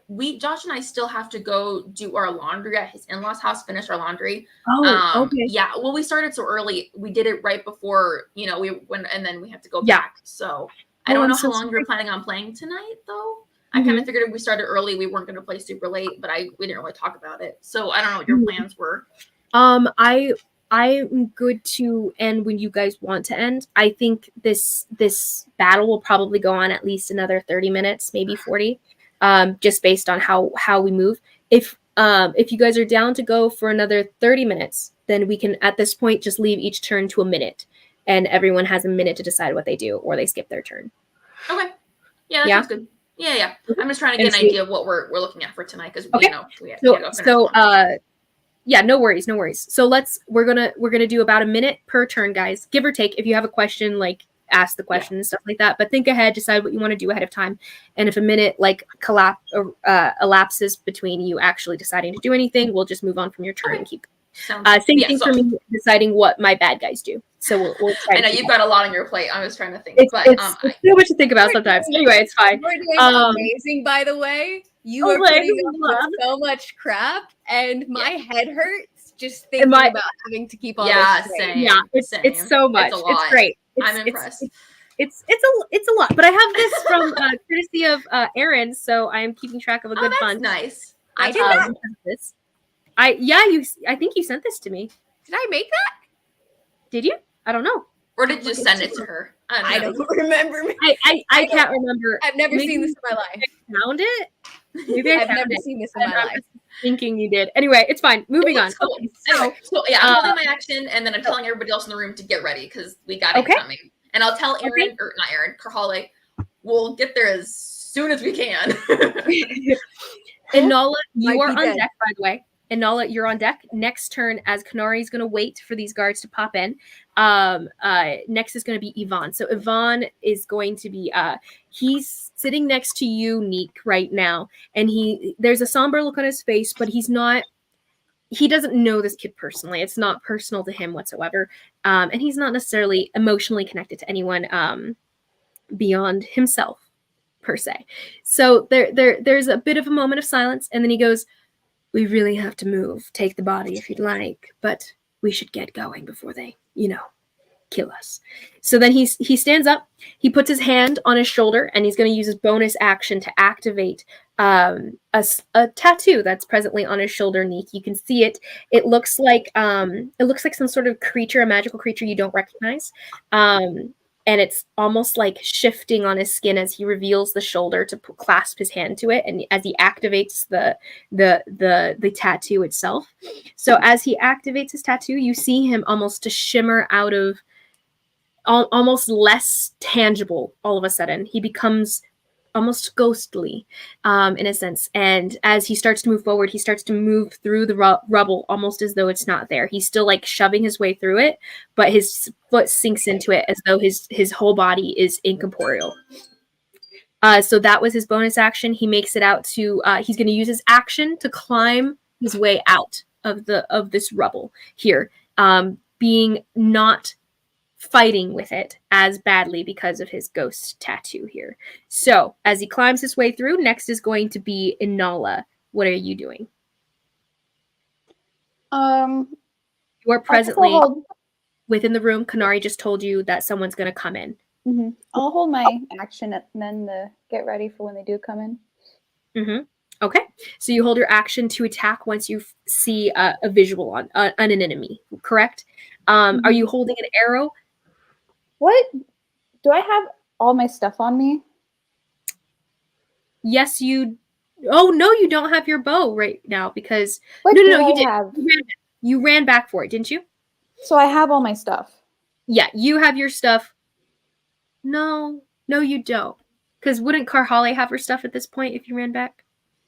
No, Karhale and Inala hid their stuff in different places. I think that was the problem. That's what it was. Inala went back for it, and then Inala has your stuff. You have your stuff. Karhale doesn't have her stuff. That's okay. So yeah, you have all your stuff ready. I couldn't remember. Okay, then yeah, no worries, same. My typical bow and arrow situation. Mm-hmm. Bow and arrow. Okay, so you ready that attack for when that comes into play next. Any bonus action you'd like to use now? You can use fast hands if you'd like to cover your arrow with poison, so you're doing more damage. Ooh, yeah, why not? Okay, go ahead and mark off one of the poison vials that you have. They're the black soy sauce like vials. And now every time you make an attack, They'll have to pass a DC 12 Constitution saving throw or take an additional 2d6 damage. And if you want to write down DC 12, that'll be the saving throw, and then 2d6 for your numbers. So you use fast hands, and you guys see Nala whip out some of her arrows and a little vial and start dipping. 1, 2, 3, 4, 5. She has 5 arrows. Was it 5? 3? I believe it's 5. So you have 5 coated arrows here, and so you just have 5. Cool. You said it's a con saving throw, right? Mm-hmm. Okay. Constitution saving throw, poison damage specifically. So next is going to be withheld action for Anala. Keep track of that when you do see someone. Anala, remind me if I forget that you withheld your action for that. Next is going to be Timber. Timber is presently inside the rubble, still kind of caught up in it. You would have Neek, what would you have wanted him to be doing, I guess? Because he pulled himself out of the rubble as well as he could, but he's still kind of trapped in the room as far as the rubble's concerned. There's no way for him to get out of here until he starts digging. I'll have him dig a way out. He'll start digging his way out. He's going to use his action to do so, but it's going to take him a little while. So the first time you see him start to dig, and he's just digging. So that's Timber's turn. Karhale, you are on. Karhale, your turn. Atep, you are on deck as Kanari tells you, "Hey, we have incoming right now." Can I try to break the grapple? Yes, you may attempt. That's what's currently happening, right? It's a grapple. Yep. In essence, so go ahead and make your go ahead and fight against the spell and the hold it has on you, and he's going to use his spell attack against you. Oh, it was in the dice tray. Hold on, I was just checking. Do you say anything as you're fighting, by the way? What? Do you say anything as you fight against it? Sorry, I was just checking my tavern brawler feat to see if there was anything about me being grappled, because I don't think I've ever been grappled before. No worries. You're presently about 30 feet up in the air, by the way. That's fine. Not quite that high because the ceiling is only about 30 feet high. So you're like right at the edge of like 28, 27. Okay. So is it a strength save or a strength check? This is a strength check. Okay. Bummer. But 17. Okay. So what do you say as you're fighting against it? You might want to get out of here. Things are about to get messy.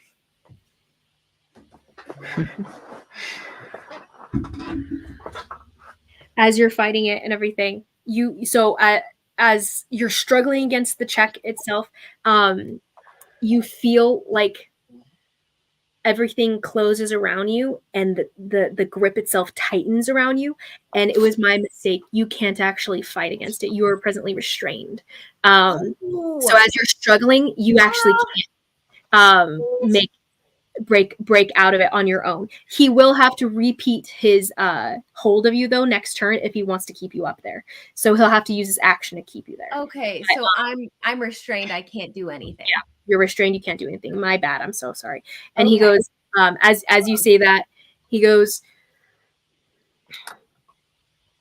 but of course you're a guest here, so I will treat you with the utmost courtesy. As he kind of like tightens the grip on you. Atep, your turn. What would you like to be doing here? How far away are the people are incoming? You're actually not sure because Kanari told you, hey, we have incoming, and then backed off from the door here, getting ready to throw an attack. So as far as you know, they're about to come through the door. Okay. Then I just kind of like throw my head back, just really annoyed. Mm-hmm. I pull a shield off my back. That was just kind of like latched on there. I pull it off my back and cast. I say, all right, here we go. And cast a 4th level Spirit Guardians Ooh. And then just throw the door open and start walking through. Okay, so you throw the door open, you throw it open, and Kanari and Anala kind of like have their like weapons and their fists raised, ready for an attack and everything. And as you step through, you guys are waiting to visualize an enemy. You guys see them right out the door. So Atep steps through though. He's kind of blocking the way a little bit here. As you step forward, do they make rolls to save against you stepping into their space or them being enveloped by your space? What do they see, by the way? Yeah, I was about to say, they see an odd amalgamation of like these like super dark blue and white spirits, vaguely humanoid but alien to what you regularly know. Sort of almost like trying to like as if two separate souls were in the same form, trying to like break apart from each other and being pulled back together over and over again, all like millions of apparitions of this same thing happening for like 15 feet all around me. Oh, I love that so much. That's so cool. And you step forward and they all make charisma saving throws? That is wisdom saves. Wisdom saving throws? Yeah. That's cocked. Oh, that's worse. Okay, and then okay, so one is going to be a 14. Okay, fails. And then the second one is going to be a 5. So yeah. Also fails. Okay, so they will take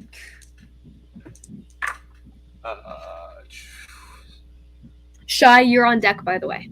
14 damage each. 14 damage. Got you. Okay, so as you step forward Nice. and they're fully enveloped, the first two here, honestly, they're all kind of crowded together. So how much movement do you have? You have 30, right? 30. Could I Yeah, get this is not a very wide space. You can get all of them. So I'm going to roll for the next two as well. The first two immediately, all these like these tiny little soul, like alien souls wrapped around each other as they separate, and then the only thing they do together is immediately tear into the bodies that are taken into your space here. And as they start tearing at the throats of the first two, both of them fall down and they're like grasping at it, trying to yank them away, but they can't. They're incorporeal. They can't touch it. It's just magical energy. One immediately, the third one immediately falls, like pulling at them and trying, get them off of me. And the other one backs, like he gets in and he starts like kind of dodging them as they swing towards him and everything. And he got a natural 17. That passes. that passes? Yeah. 3 of them fall down and all of them stop moving within seconds. And, Does the fourth guy take half damage? let me see. I think with Spirit Guardians, he Fail does. save, on a successful save, the creature takes half as much, so you would take 7 damage. That's what I meant. Okay, so he's like trying to like dodge out of the way Nice. and they at him and he Anala, stumbles. shoot him. He's like, but he's still up. He's the last one standing out of the 4 of them there. And he's like, As what close are as- you? Your worst nightmare. I'm Batman. I I'm just Inigo Montoya. totally, entirely silently just walk up to him with my mace raised, like just slowly the entire way, just kind of like. Nice. And he is cowering back. Next, any bonus action? Can Anala? Oh, sorry. Oh, yes. Sorry. They are revealed. You guys are still within the room, though. I would say Anala can take a shot. Kanari, you're not close enough to take your hit because you can't actually move. Well, I have a dart, but I'll let Anala go first and see what happens. Both of you guys can take your attacks at range here. Anala, go ahead and roll to hit as you see him through the door right here. Hey, darling, did you upcast at the 4th level, right? Did you roll the extra damage? It was amazing. 8 for the 3rd level. Okay, I just wasn't sure. And they don't have very much HP whatsoever. Double check, make sure that I did it right though. 30-20. 30-20. Definitely hits. The arrow slices into his neck. Go ahead and roll that damage.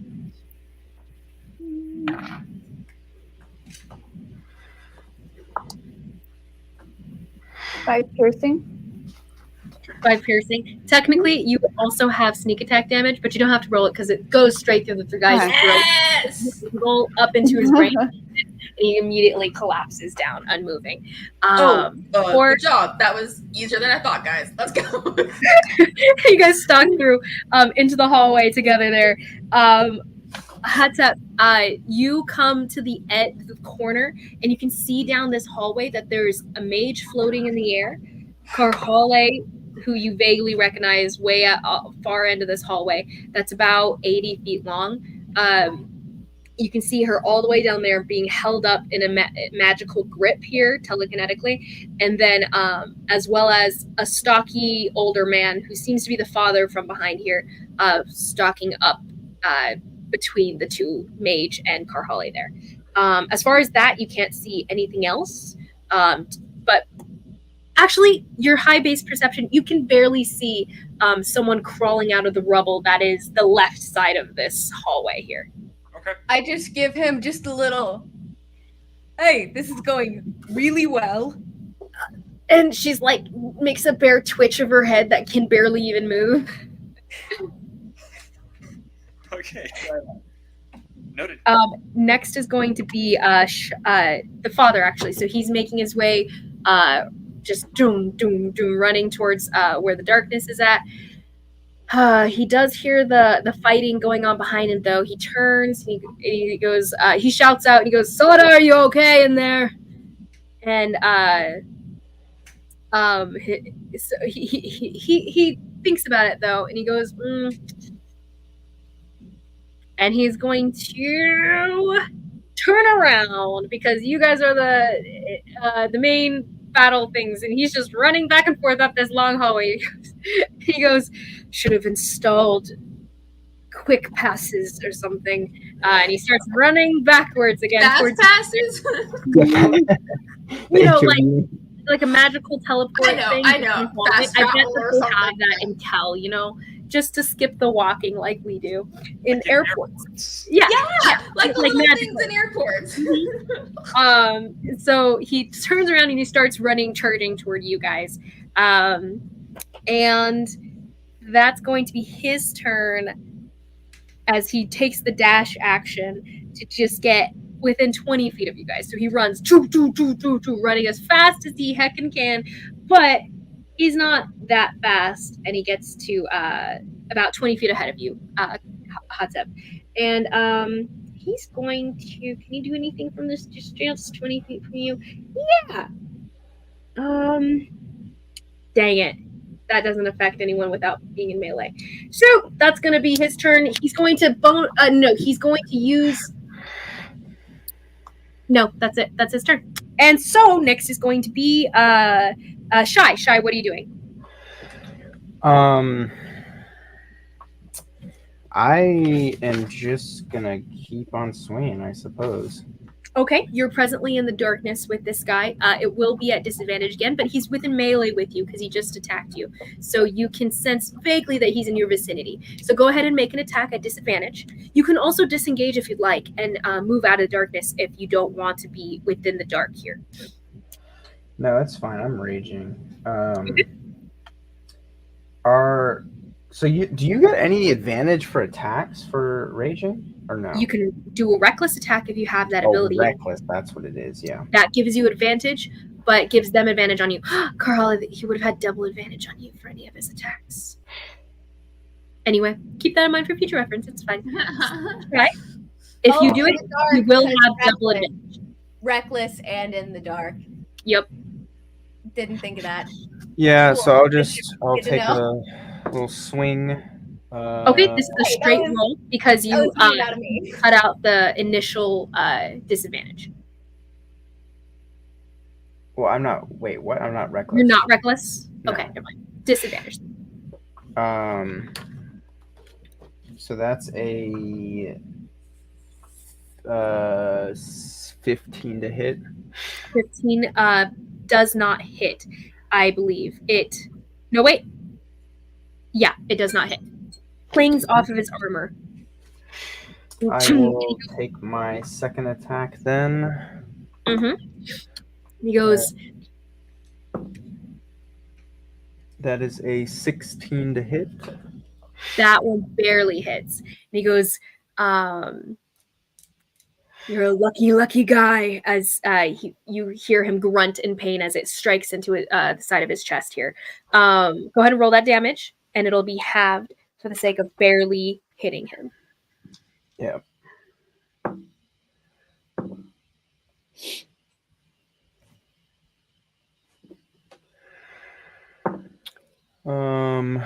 So it'll be 13 points of slashing, and then it'll be 5 points of fire damage. Okay. 13 points of slashing. Oh, sorry, never mind. Just 13 points of no, never mind. Yep, and the 5 points of fire. Okay. So and then is your slashing damage considered magical damage? It's just a sword. It's your sword. I don't know anything about it, so it's. Technically, yeah, it would be. So, yeah, no, never mind. Okay, cool. So as you slash at it, and he swings and he pulls back and he goes, "Are you using one of our swords?" And he pulls up his great axe to take another swing. Except it's not his turn. Bonus action, sir. No. Okay. Then next will be Kadeen. On deck we have Neek, and Kanari. Kadeen, so he's holding you up in the air, Karhale, and he's going to. He has to use his action to keep holding you. So he's going to. That's annoying that he has to keep it up. I hear a lot of have trouble with that. He's gonna let you. He's gonna release you and use his action to instead. So you start to fall. So you start to fall in the air here. But as you fall, he's going to unleash a. Well, might as well. He's gonna throw a fireball at you. So yeah. So you see him like release you in that moment, and then you swing his hands around. And shoot a fireball at you in that moment. So as you fall through the air, I would say you have disadvantage on your dexterity saving throw because you have nothing to like dodge with. So go ahead and roll a dexterity saving throw from this spell. So it's going to be a straight roll because you have advantage because you're raging, correct? Oh, I don't. No. You have advantage from things you can see. Advantage on dex against effects I can see while not blind to death and or incapacitated. Is that with your rage or just in general? Just in general. Good, because your rage is ended, by the way, because you didn't attack sense. last week. Mm-hmm. Okay, so as it's a straight roll because you have. I raged with my bonus action. Oh, I knew when you were restrained. Oh, okay. Never mind. Sorry. You're still going then. As you fall and everything, falling backwards in the air, and this fire envelops you, and you try as well as you can. Either way, it's a danger sense. It's a Goliath feature. Yeah, nice, super awesome. Go ahead and roll straight roll.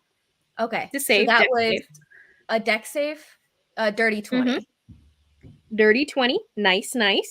You pass the save. You're going to take 8d6 anyway. Half of it, and have the second time because you're raging, which is always nice. That's 6. That's 8. Real bad. 9. So that's 1, 2, 3, 4 lane. 4, 6, 6, 9, 29 cut in half. So that's going to be 14. Okay, wait. So 29 halved, 14 halved. So 14 halved again to 7. Mm-hmm. Nice. So as you fall to the ground and you're completely enveloped in flame, you still cover most of your face and the singeing of your body and everything as you hit the ground. Go ahead and roll me a d6 to make it your 10 every 10 feet. So it's 3d6. Oof. You're gonna take more damage from the fall here. I am. Okay, 12. Okay, so I have still, so 6. Yeah. And you slam into the ground. Hurts like the dickens. But that's going to be his turn. No bonus actions to speak of for him. So next is going to be the guards, who are dead. So next is going to be Neek. What are you doing, Neek? Kanari, you're still on deck.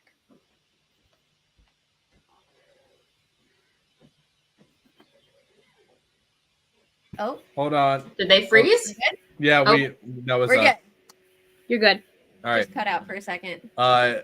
As my last You did ditch hear from effort, Yvonne. do what? You did hear from Yvonne that like Okay. the best you guys can do right now. He said this his turn. The best you can do right now is to take the body with you and to see if you can find someone to fix this. Well, how can I can't drag him, or at this time has my griffin made a way out? He's still probably a few rounds behind being able to do that. It's going to take time. It's just, this is just thick, and he's he's a large creature, so he's going to have to, like, you could squeeze through the hole at the top because you're small and tiny. And Yvonne had Patronus probably wouldn't fit through. Well, that's not saying, but I can't drag him incorporeal. Yeah, you'll have to make a hole, but you can use your action to make a bigger hole. Like, you can do that yourself. It'll be a strength check to see if you can make it big enough, basically.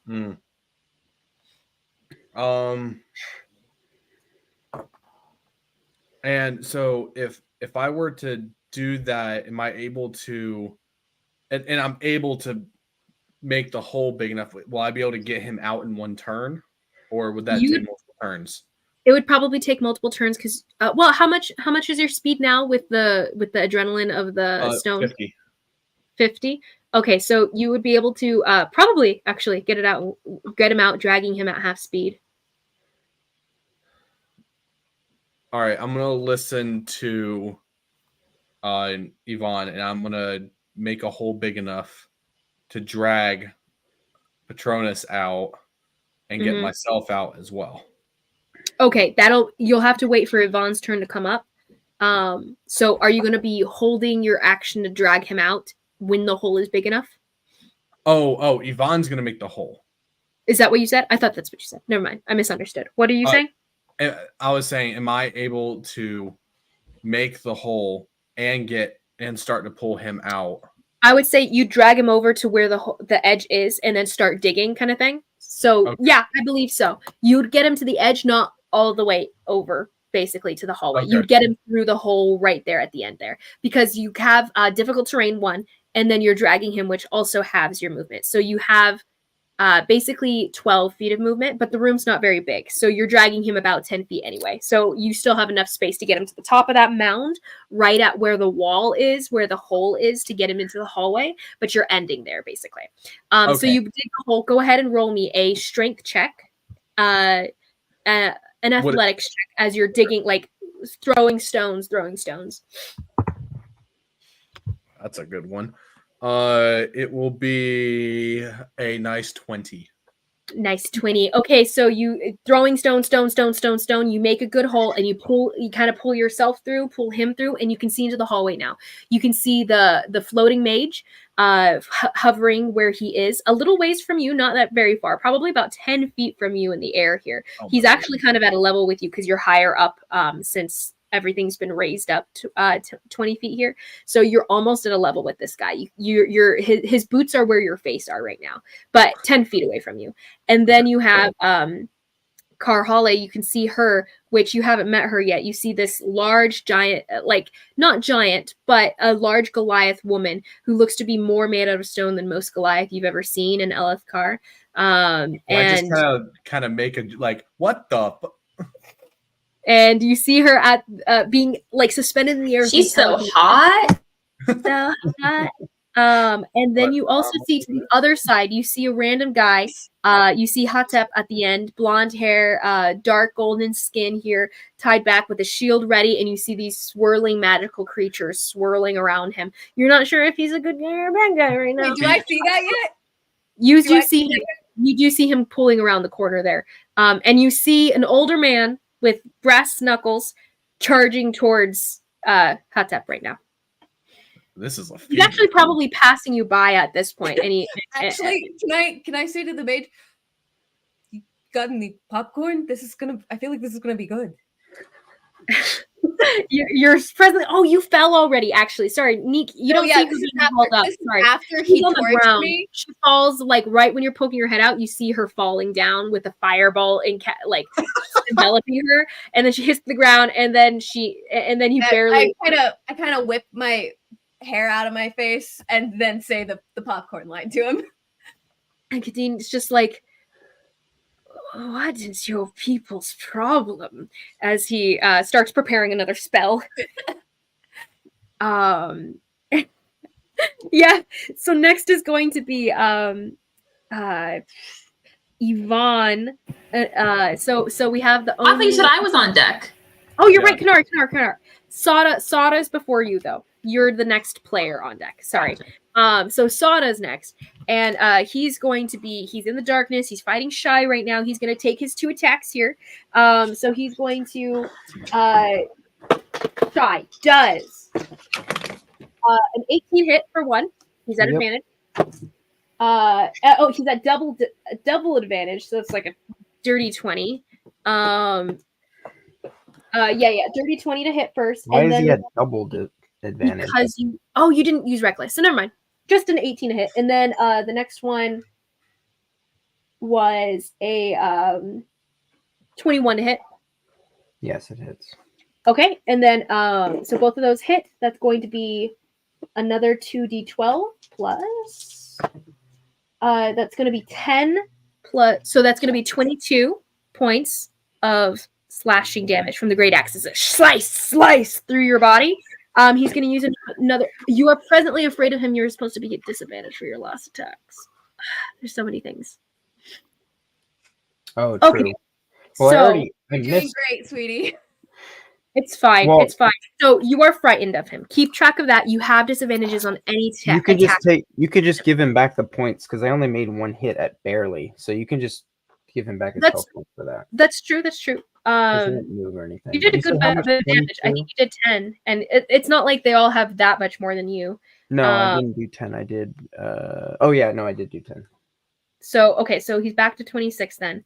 Just actually roll me another die, and if it's below like what would have hit, just double check. Well, no, because I barely hit it, so it would have been. I would have -2'd from that. Well, I'm saying just roll another roll to be at disadvantage, kind of thing. Because you barely hit him before. If you roll higher than this one, then you keep the damage. I was already rolling it at disadvantage, so I would be -2. Oh, you I were. wouldn't- Got it. Okay, never mind. So erased damage, frightened effect here. So this time he's going to take another 2 attacks at you. That was the damage that you already took. Cut in half. 22 points. Yes, Is what you said. 11 points of just slashing damage. And next, he's going to use another.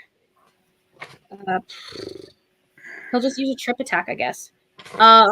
So he's going to do another maneuver on you. That's going to be an additional 4 points of slashing damage. Halved. Okay. Halved. And then go ahead and make a strength saving throw. And with that, your strength saving throw, if you fail it, you will fall to the floor.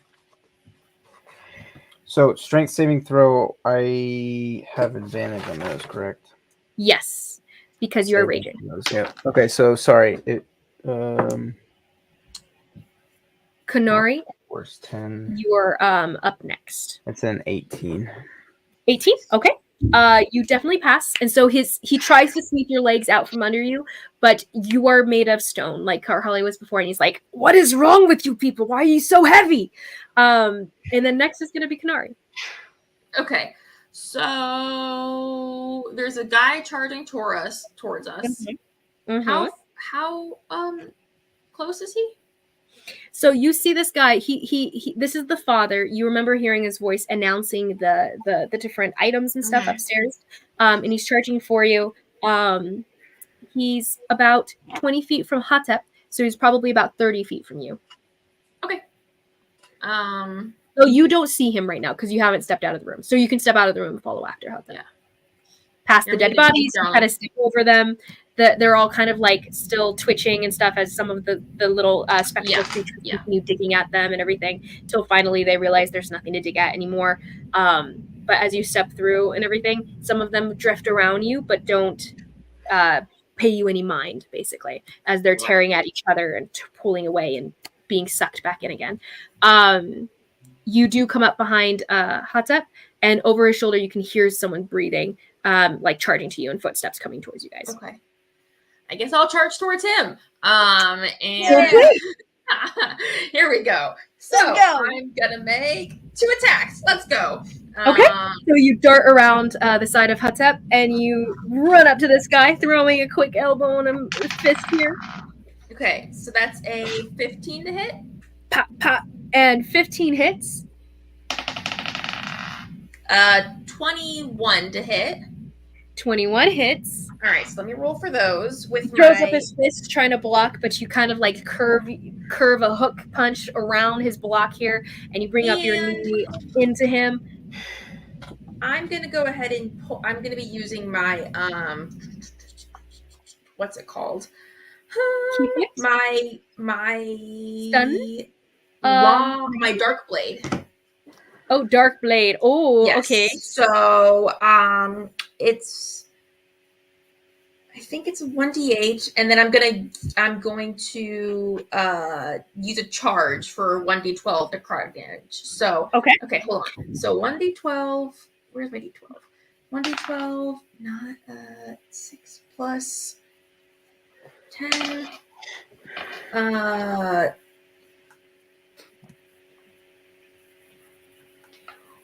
And 26 points of damage from those 2 strikes, the total. And then I could make an unarmed strike as well as a monk. So I will roll to hit again. Oof. You said how many points of damage again? 26. Oh, whoa. He takes, like, cracks his nose and he's bleeding profusely. He's, like, reeling back. 15 to hit? Did that hit? 15 hits.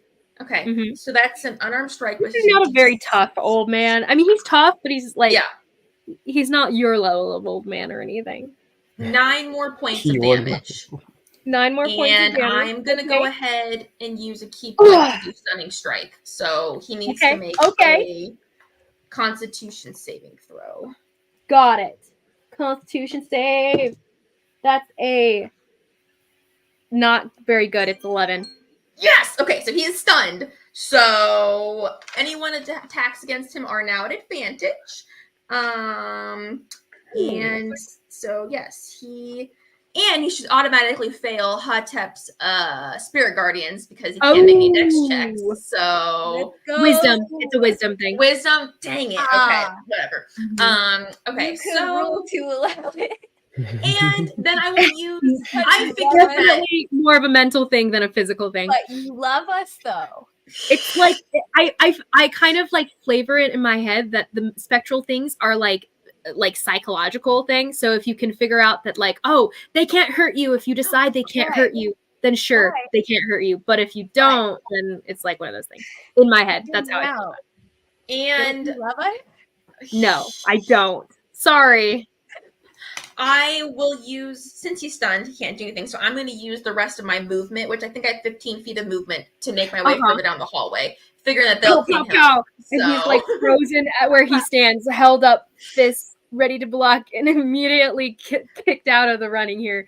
And you run past further down the hallway. You can see what looks to be Neek. You don't know who he is. Not see. What am I saying? You hear multiple creatures coming out of the rubble here, climbing their way out, digging their way out of the rubble here. You can scent dust in the air, like this whole crash that created all the dust in the air here.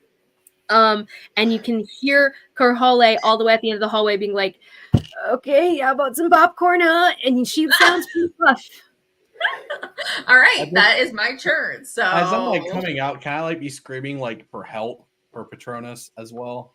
Yeah, you can. So Kanar, you do hear this creature saying, "Help, help!" From the side here, and you see this little ninja. I love how Lynicus's character development has gone from "I hate kids" to "Okay, you could come, I guess." fine, whatever. And help save the kid. Okay, well, He's got a limited amount of sessions. He's got to fit that character. Yeah, that even though I may hate this kid, I don't want him to die. Right, right. Yeah, so that's my turn. I gotta go pee. Okay, no worries, no worries. Next is going to My be turn. Yvonne, who's presently slipped out of the hole and starting to move down. He's like, "Oh, I'd hoped to be able to avoid this. I still can." He turns back to Unique and he goes, "My apologies, but this seems to be more of a personal encounter here, and therefore I should be taking my leave now." Can I just Oh, okay. Go ahead. He goes, "But I do recognize how much of a dick move that is right now. So how about I leave you with a passing bit of advice?" And he kind of like leans forward. Me screaming for help? As you're shouting out for help and everything. And he is saying this kind of like just regular speaking level. So it's hard for you to hear him until he starts speaking. Then you're like, wait, what? And he goes, "A bit of advice. The reason I didn't go into the vault and take anything with me, though it might have been wonderful to have any of the items they were selling, was because the son, Kadeen, has a bit of a skill with magical charms and such. He would have placed a tracking charm on each of those items, so if you escape without killing him, just know you won't be seeing the end of the Aljaver family. The Aljaver. Good luck, especially with the child. It is unfortunate when the young die so early in their life." Can I just I just want to scream at him and be like, "You traitor!" And you shout out as he makes his way, goes the rest of the way down the rubble, and he starts just booking it out of the side there. He Which way is he running, by the way? He actually you see him running all the way down the hallway, and he disappears. He doesn't even go through the door at the end of the hallway or turn the side. He doesn't turn the corner to go through the door. He just disappears into the wall. What the? And that is Yvonne, the leader of the unseen. But he did leave you with a parting bit of a parting gift of a secret at the end there. Parting gift. So he disappears through the wall. That was an exchange. He used his well, would he? Nah, he's going to use his action to get out of there too. So he uses his bonus action to dash, his regular action, and he's just out. He's gone. So that's his turn. Next is going to be Inala. Inala, what would you like to do for your turn? Karhale, you're on deck. So who's left? Is it just the one guy? Shoot the father. I mean, he's right in front of you. The father's right in front of you. You could shoot him. He will be at advantage because he cannot move right now. He's presently stunned and automatic sneak attack. Like dazed entirely from Kanari's pow pow as she ran past. Would you like to attack him, or would you like to attack the mage at a distance here? You could shoot him all the way down the hallway. He's within your range. Or you could help me. Or you could help Nick, who's shouting for help. He's like, "Help the kid, please!" Well, if the father's right in front of me, I'll just shoot him. Okay, so you whip out your arrow, shot, and go ahead and roll to hit.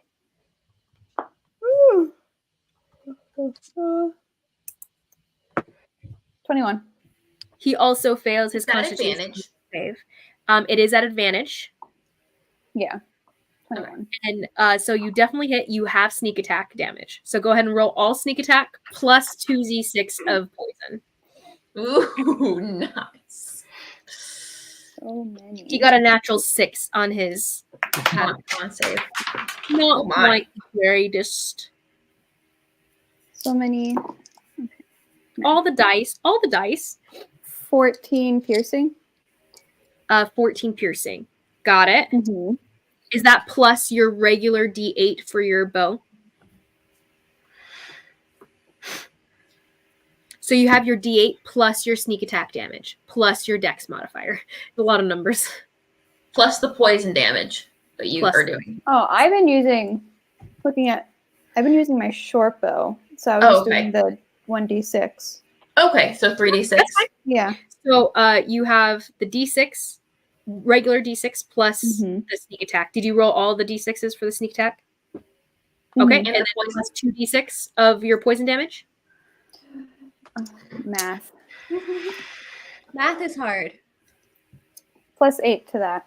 Okay. Nice. Immediately, just That the one sounds arrow. nice. As you start running past the guy, and you're just like almost like a cursory glance, like oh, huh, like just released arrow, and thunks right into the guy. Immediately, his eyes just roll up in the back of his head, and he collapses against the wall. And you run past. You and me and Noah. And so you start charging forward. Knuckles, dude? Because I didn't. He was No. I just meant the brass knuckles dude. No, So you got funny. 4 guards, so that was pretty And- impressive. Atep just sees this hasn't happen. done Kanari just pow, pow, anything. pow. The guy's frozen, and then Anala coming by and just finishing him off straight to the neck, and the guy collapses, gurgling on his own blood. I'm just watching this show. At the end of the hallway, you hear popcorn. you hear Kadeen go, "Father!" as he turns around. He's like, "No!"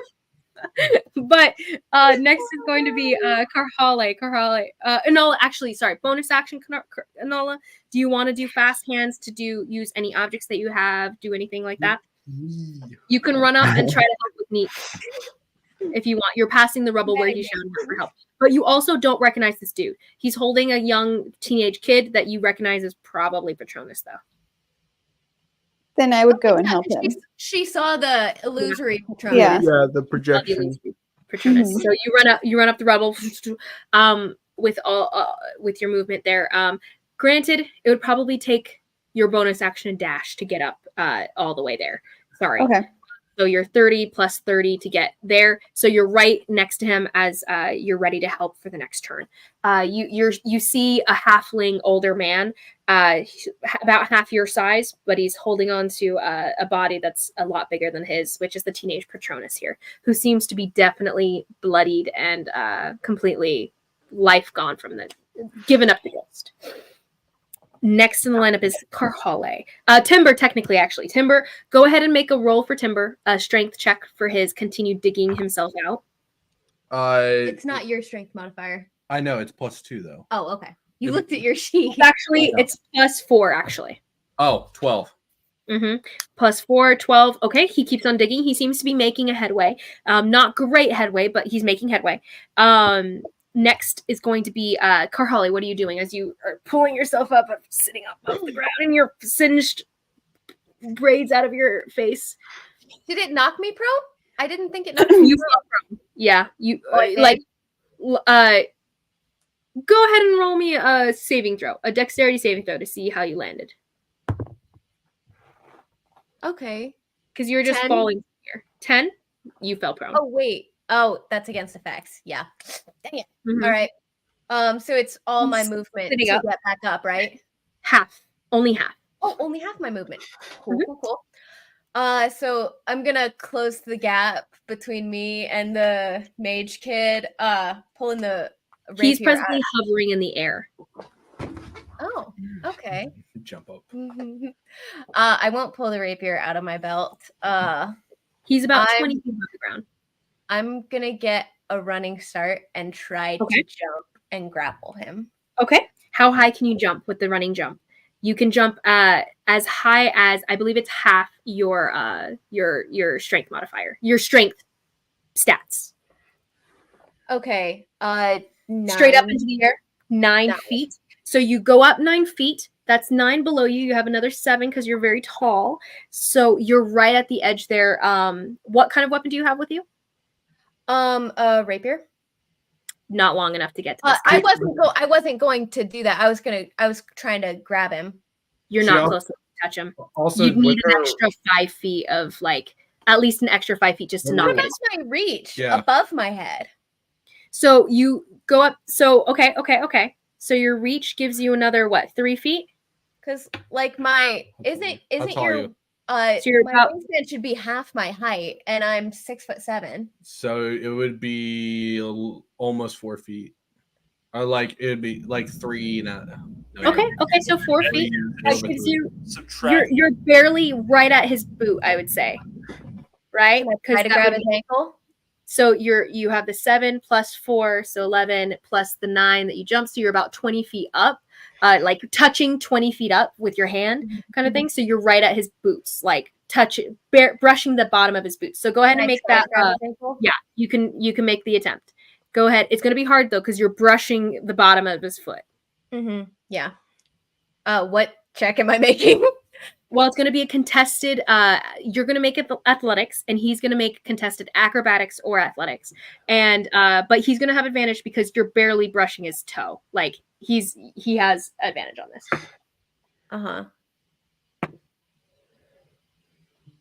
Okay. Okay. I do have advantage on strength checks when I'm raging, and I'm still raging. Mm-hmm. Nat 20, bitch! Nice. Wow. Okay, so he does not make a nat 20. He got pretty high, but not a nat 20. So as you're like leaping up, swinging your arm, and you latch onto his ankle, and he's like trying to kick you off. Oh no! You go with one arm, and it misses because he like moves his foot out of the way. But then your other hand swings up right in the windmill effect here, and you latch onto that ankle as he moves it a little bit away. He's like, get off me, you beast! As he tries to kick you off as he's hanging in the air. You weigh pretty heavy, so he starts to drag down, actually. That was your one attack. Second attack? Yeah. So my second attack, I'm going to try to... Grab his other ankle. Unless that was your bonus action. If you want, it can be your bonus action. I would love for that to be my bonus action. I love you so much. Because you have the feet for it, so. Oh yeah, because grappling is a bonus action. All right.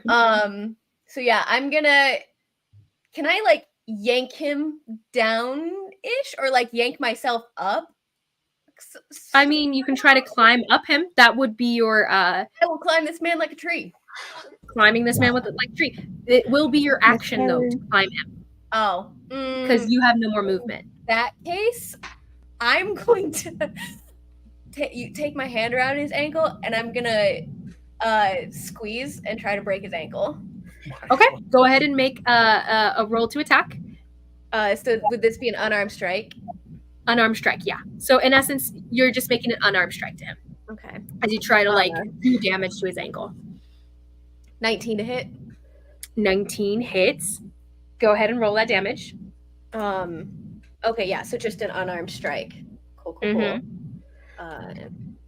No, just let go of me. Unhand me, you fiend! As he's trying to kick you off. That's 9 points of bludgeoning damage. And okay. I'm gonna reach up and grab his other ankle. And I'm gonna try to break the other ankle.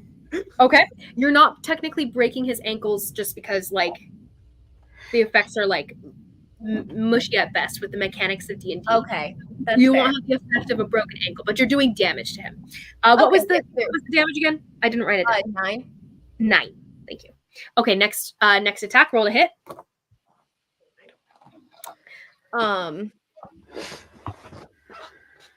That is a 22 to hit. 22 hits. By the way, neither of those were reckless. Good to know. I figured I could hit him. Okay. Oh! Go ahead and make the next attack. What is it? It was... Sorry. You said it was a 22 to hit? Yeah. Okay. He's going to... Oh, no. Never mind. Continue. That is another 10 bludgeoning damage. Okay. So 10 bludgeoning damage and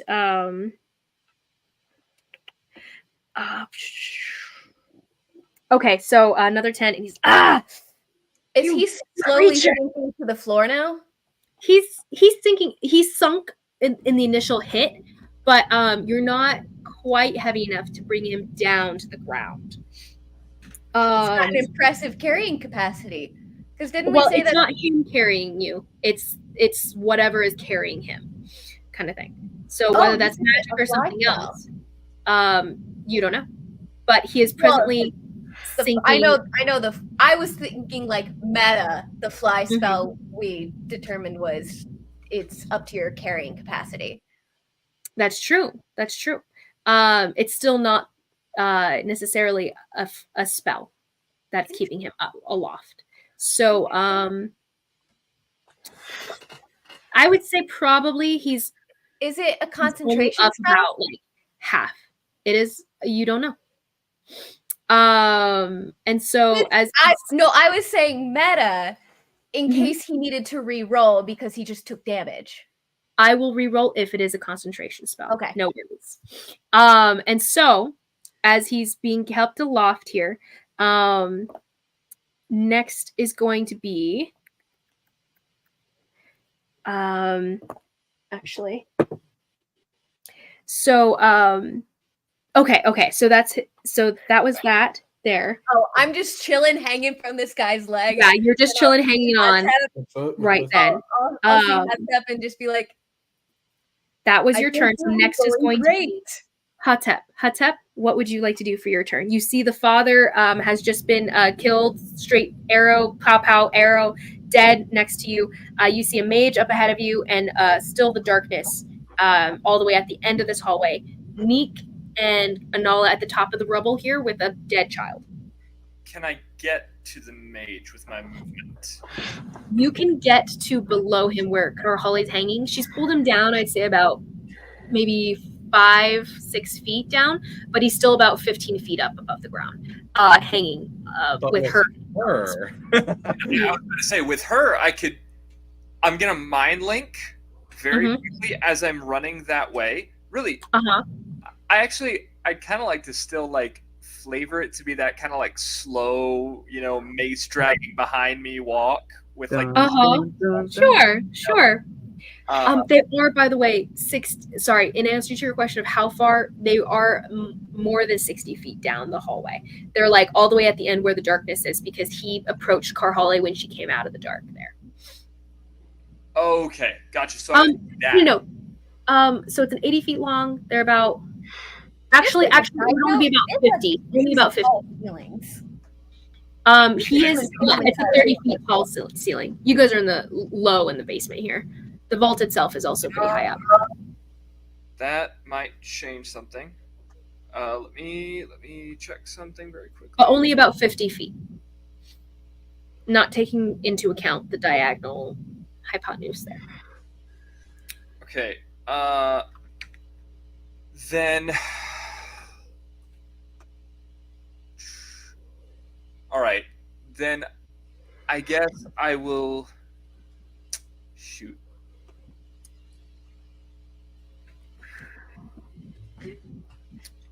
I thought they were closer than that. I guess I didn't ask, so that's my bad. No worries. Next on the lineup, by the way, is Shy. Shy, you're on deck. Let's. I'm gonna have to. Please don't fireball me. No. I'm gonna. Nemo would do something like that. She can take it. It's fine. She's like made of nothing shit. It's fine. I'm looking and say, when I get to you, I'm going to need a lift. I believe I could bring him down. Will do. Then I will use the dash action to get up to them. And that is all I can. Do your spirit guardians just go in front or all around you in a sphere? Kind of go? Is it a sphere? It's a sphere, yeah. Okay. So theoretically, he's only 15 feet above you. Is that within? Yeah. Well, it would just barely meet it. Yeah. Okay. So at the top of it. Okay. So I believe I was incorrect before, though. Do they make the save now, when you enter their space, or do they make that save at the top of their next turn? Whenever they enter it or start their turn there. So theoretically, he would get hit twice if he gets to his turn and he's already been. Got it. Okay, so he enters this space now as you are stepping into his space. Karhali, you see these creatures whizzing around him, separating and reconnecting and separating and fighting each other until finally they have something to fight besides themselves. And they coalesce around the mage here, winding up his leg and staring at the bottom of it. He's like, what is this? Get away from me! Get off of me! And he's going to make his wisdom save. That's so bad! Wait, does he have a thing? Well, that's not bad. Yeah, so he makes... Okay. So that's going to be he has the... No, wait, it's a plus... Wait, what is it? Crap. Sorry, 1 second.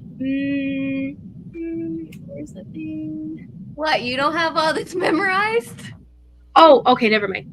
He doesn't have that. So all this to say, it's a fail. Okay. So I'm gonna roll that damage. It's going to be 19. 19. And just for the sake of saying it, it is necrotic, if that affects anything. That does. It can definitely affect things. Okay, 19 points. As 19 points of necrotic damage to Kadeen. He doesn't like that. Cleric? Oh boy. Okay, so that's so he takes and it's eating away at him. Like you guys can start to Karhali, you can see where his foot is, that it's starting to be eaten away by this creature. These creatures just eating at his flesh and tearing at him, and he's screaming in pain as he's trying to shake both you and the creatures away. I very nervously look at my hands and arms and contemplate letting go. He's gonna be shouting for his brother. Shouting down. Next is going to be Atep. Any bonus actions? I lift my hand up toward Karhale. If she grabs it, she grabs it. If not, whatever. Oh, he's waiting for me to grab it. Gotcha. Yeah. Okay. So next is going to be Shy. Shy, what are you doing as you are fighting within the darkness? I'm still frightened of it, so I can't take any. There's no continual check on that or anything. It's just permanent. The darkness. No, I'm frightened. Frightened. There is no other check. You are frightened until you go unconscious, or someone removes the frightened condition from you. Unfortunately, frightened is like a weird thing. It's kind of interesting. Okay. I'm going very annoying for a barbarian, by the way. I'm going to then stumble because of the voice that I heard. Like ringing sounds on my mind. I'm gonna kind of falter, like one step back. And there's this like moment of you flashing between the here and now of this darkness and the dark night from the past of you just being pummeled to the bone. Yeah. I'm gonna as I take that one step back, I'm just gonna throw my sword as hard as I can into the darkness. Okay. Go ahead and so are you stepping away from his melee? I mean, I took one step back as a... Well, yeah. The thing is, to make a ranged attack like you would be throwing it, it wouldn't be a melee in this case. You'd have to be outside of melee, or else that in of itself would be at disadvantage. I have 10 feet of melee range, and I have an additional 5 feet of range for everything. Yeah. So, well, technically, that just extends your melee, correct? Ranged attack. I'm saying, like, by your technically. So then I have to be 10 feet away to do a ranged attack, is what you're saying. I'm not actually sure about that. That's never occurred to me before. So wait, Josh, what do you think? If someone's making a ranged attack, it's at disadvantage if they're in melee. But if it's a large creature and their melee is 10 feet instead of 5, can they make the ranged attack at 10, or do they have to be out of their own melee?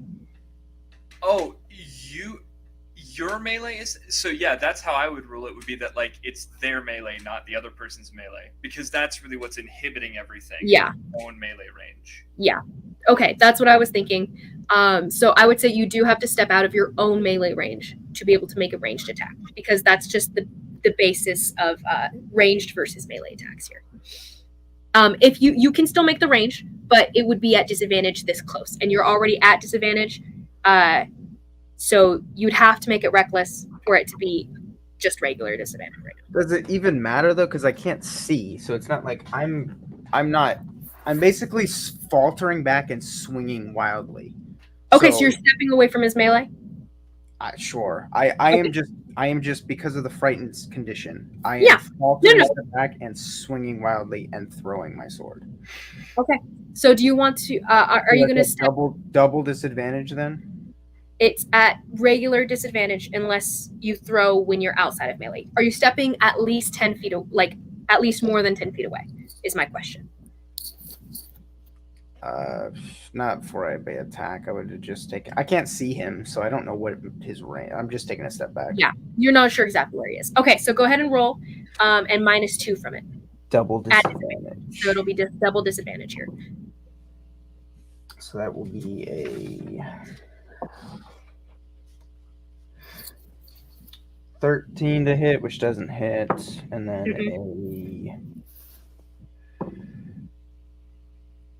this one might actually. That is a 18 to hit. Still with the -2? Yeah. Nice. So 18 does hit as you retrieve the sword again and you chuck it again as you're stepping away. Go ahead and roll that damage for the one attack. And you hear him as you step away, but he does get a opportunity attack on you as you step away. At advantage, does a 14 hit? 14 is not. Okay, then you feel the great axe swing over your head. That's 10 points of slashing damage and 1 point of cold damage. Neek, you are on deck, by the way. 1 point of cold damage, got it. And then what was the first one? 10 points. 10. Okay, thank you. Okay, good. As I'm taking that second throw, I'm taking 2 more steps, faltering back, and almost fall back onto my fall back, where my hand's kind of supporting me as I kind of throw with the other hand towards him. Okay, and as you're kind of crawling backwards as well as you can, the darkness itself seems to be weighing in on you. It's like you're in sinking sand itself. And it's just all the flashes to a dark night in the past here. Next, we have... I will take my bonus voice. What'd you say? You just hear this the echoing, grumbling, grinding voice in your ears as there's a moment of pause in the memory here, and you remember him turning back and looking at multiple figures in the distance here and asking, "Are you sure?" And no answer, but he takes that as a yes, and he turns back to you, raising his fist again. And as you're flashing in that moment there, next is going to be Kadeen. So Kadeen still hovering in the air with someone hanging off his foot and someone else with these magical creatures tearing at him. He's like, "Get off of me!" And he's going to cast Misty Step. No! Poofs out from there. He shoots out from that prepared casting. Shows you Misty Step. I think it's 30 feet away. So he transports himself. You lose your hand hold, and he immediately leaves the space here. But he started his turn here, so he takes the damage again, doesn't he? Yes. Would it be the same damage, or would it be a new? I think it would be another With a round. new roll. I Oh, think I'd re-roll That's my it, understanding of the spell. but I'm that's not sure. scary. Okay, it's the start of his turn, right? He can't help that. He has to be. It's too bad. Okay.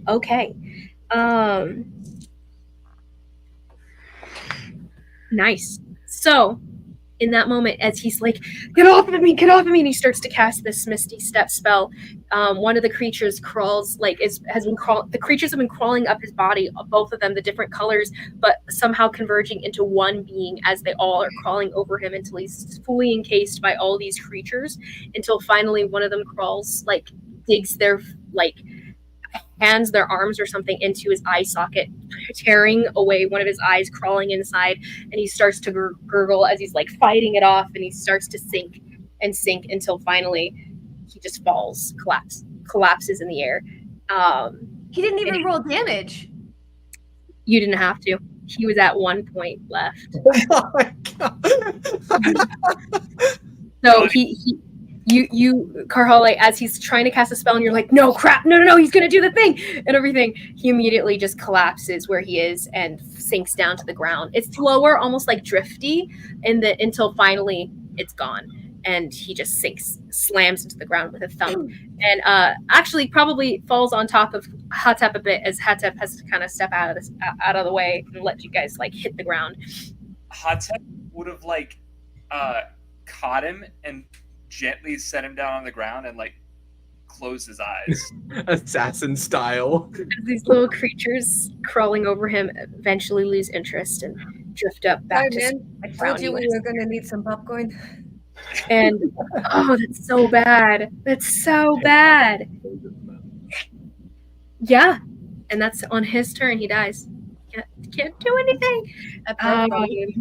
That's rough, buddy. Okay, the next in the lineup then is going to be the little quill and the little inkwell. By the way, Ty, Neek, you see them creeping up behind you, and they're about to like reach out for you again to try to attack you again. But then they all wouldn't they technically be? I would technically be outside of it though, wouldn't I? Oh, they're crawling behind you. They die.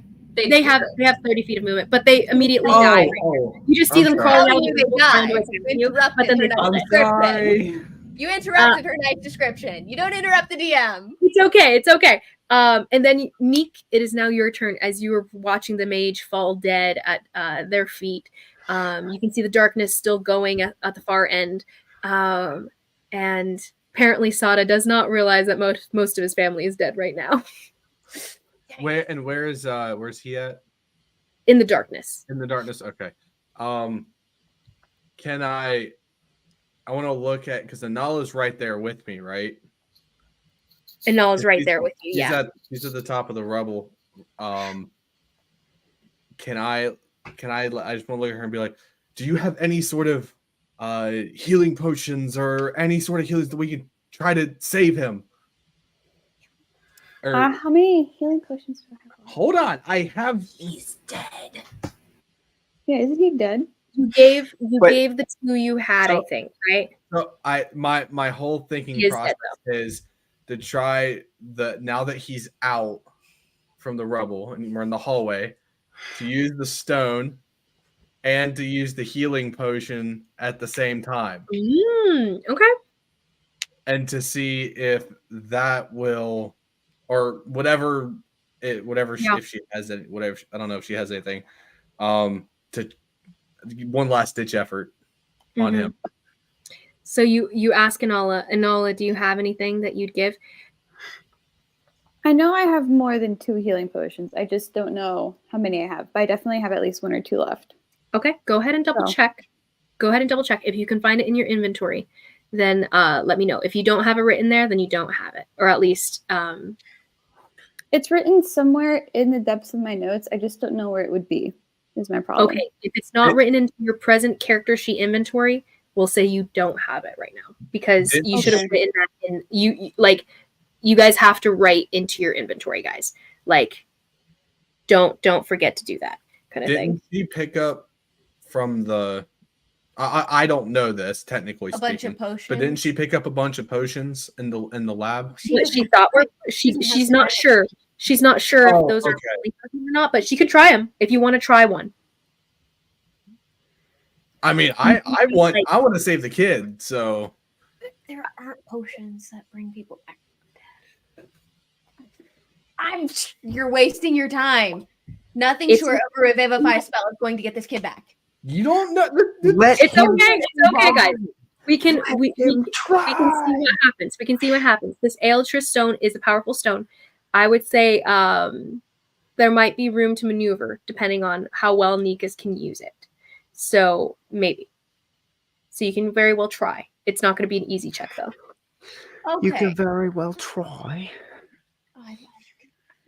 It's just going to be like doing the impossible here. Ah. You've done the impossible. Hey, Nemo did it. When she says you can certainly try, she really means it. All right. It's possible. All right, I'm gonna try. Crazier things have happened. So you grab the stone, and Nala's like, "I have something," and she kind of like opens her bag a bit so you can see into it, not grabbing it because it's not her turn yet to actually use it. But you reach forward for one of the vials that she kind of like lets you see. Okay, so go ahead and roll me a D20 for luck about whether you grab the right one, because Anala doesn't even know which ones are health stuff here. Is it just a normal D20? Like it's nothing. your true probability Okay. for whatever potion it was you grabbed. 7. Okay, so you grab a potion, and then you reach for Patronus himself. You're gonna pour the potion in, and then you're gonna use the Altris and fight for something here. Yeah, and I'm just gonna be like screaming out, "Save him!" Okay, go ahead and roll me a charisma check. You're good at those. Is it persuasion? Or intimidation? Persuasion. We'll go persuasion. Intimidate the stone. Okay, so okay. So I have it's 31. Wait, really? It is 16 plus 9. And then I have a proficiency in persuasion, which is plus 3, and then times that by 2, so it is 31 total. Wait, why is it? Wait. So what's the persuasion number that's written down right now? So it's 6 plus 3. So it's 6 plus 3, so 9 for your persuasion modifier right now, because yes, and I rolled a 16. I rolled a 16, and so that's 25, and I'm proficient in persuasion. And well, the proficiency is already added there. So okay. I'm sorry. Yes. So I think your end number here is 25. Okay, so 25 then. Yes. Okay. That's still really good. That is still very good. Okay, so as you're fighting this and you shout out, "Save him!"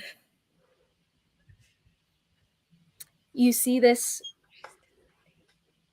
inside the stone itself. It's like your eyes are overtaken by another image. You're no longer here. You're no longer hovering over Patronus himself. You are presently someone else. You are presently curly-haired, taller than you've ever been in your life. The black curls curling around your face, you can barely see them in your peripheral here. You are presently bending over a table, a desk.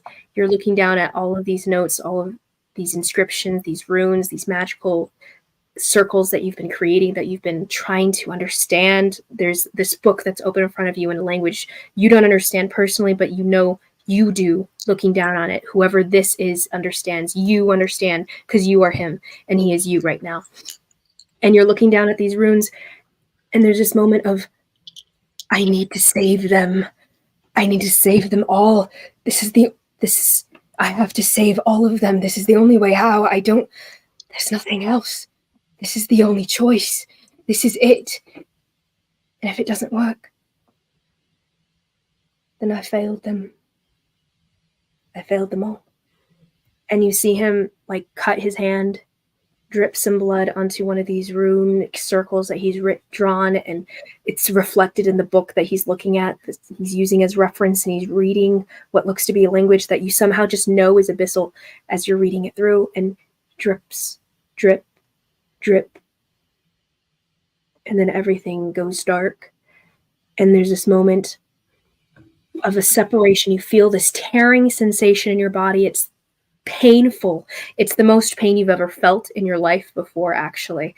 The tearing of something that is you being torn from you, and you are separated into two, until finally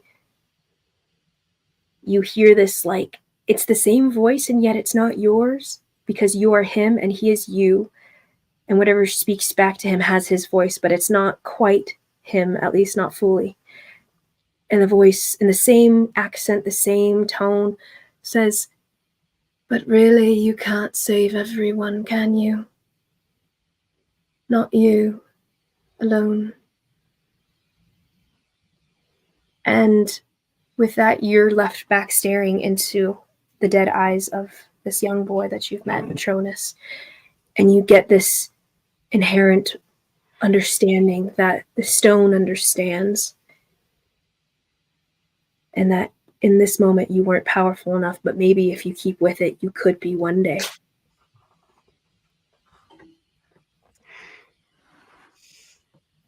Dang it! With I that, just kind of, you had to try. I had to try, and I had a good roll. I had a good try at it, but I kind of just, I realize now from all that would just happen, and I just kind of fall over him, and I'm just like out of breath, and I just like, I tried petroleum. I tried. And there's no questioning of the nickname. There's no argument. There's just silence. So then we come to Sada's turn, who's still in the darkness here, swinging wildly at creatures that he thinks are invading his household, unaware that most of that household has been killed and or disappeared at this point. He continues swinging. He hears his brother call out at this point. He's heard him call out, but he's only able to really react now as he's still like, he sees this creature shy cowering away from him in his magical darkness. He can still see you. He's looking down at you with just disdain, but also his brother's the more important person here. So there's a moment where he drops the spell and the darkness falls away. The darkness disappears from all of your guys' view, and instead you're left with this brawny son of the Aljaver family here. And he looks at the wreckage like down this hallway here, his brother fallen, his father fallen, and he's like, "Where is Yusuf? He came down here earlier. Where is Yusuf? Where's my brother?" And there's this moment of pause as he's going to take the dodge action, and he's going to lean down and say this to you, Shy. "Where's my brothers? Where are they? The other two?"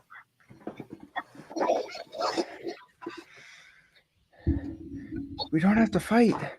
We're brothers. We don't have to fight. "What are you talking about? Where are my brothers?" And he's going to action surge.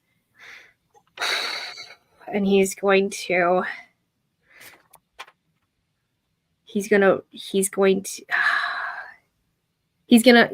move away from you, actually. He's gonna walk away from you. He's gonna leave you behind just in disgust, and he's gonna walk over to his fallen brother. And you're presently around him, Karhale, Ty, and you're presently next to him, Atep. He walks into your range to get to the body. So he's going to make a save. He's going to kind of just brush them away. He's kind of ignoring them as he walks past. He's going to fail. Which was the brother he said had the magical tracking prowess? The one we just killed? Was the magic one that was just killed, yes. It is 20 damage. 20 damage. Okay, he takes it in stride, and he keeps moving. Ooh. He continues stalking towards you guys. He's did you take it shy as he walks away from you, and the hovering figure that you are frightened of right now moves away? Do you try to take an attack of opportunity on him? Mm-mm. He keeps on walking. He walks into your space, guys, and he's just glaring at you guys. And he holds up his great axe toward the two of you. Saul, you stepped into our house and you killed my family. Where is Abdel? Where is Abdel? He was up in the room where you guys came from.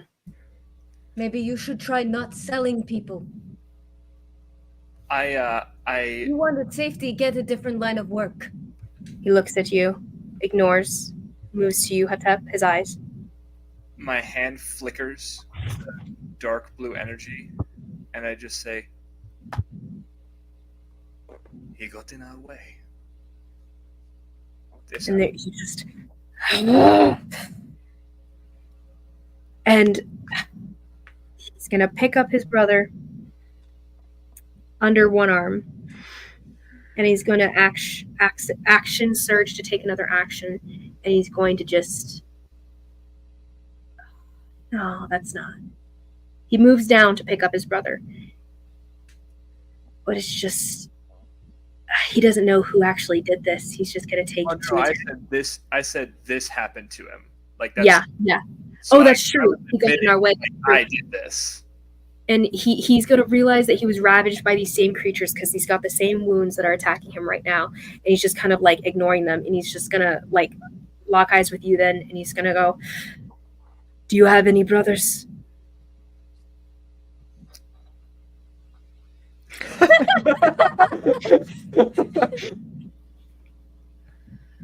You know, that's a tricky question for me. I know. Yes. Then you understand. And he rushes forward and he takes his great axe to make 2 attacks against you. Oh, let's go. So this is no longer the same reaction to being attacked. This is no longer at advantage. So this was a 5th.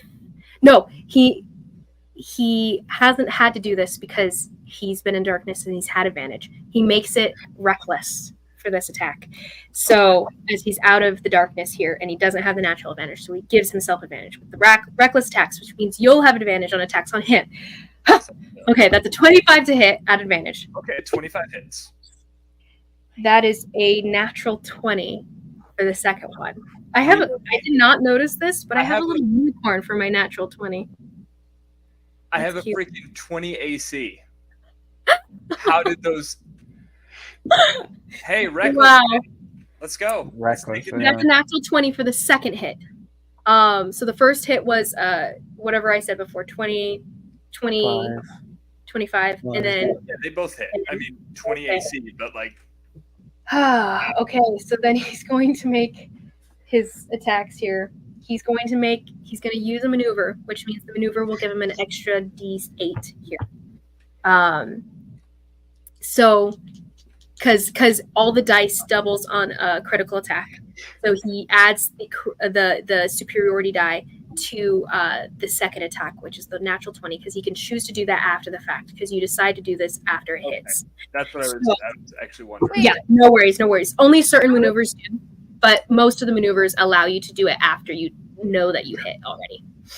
Oh, okay. I was saying you didn't choose to do the reckless attack after you failed one roll, because I didn't. Oh, no. He makes it reckless. So he's always going to make things reckless if he's not in the darkness. If he's giving himself, that's just the way his character would work, basically. Mm-hmm. Nope, makes sense. Just making sure. So, but yes, you're right. You do need to decide at the top of your round.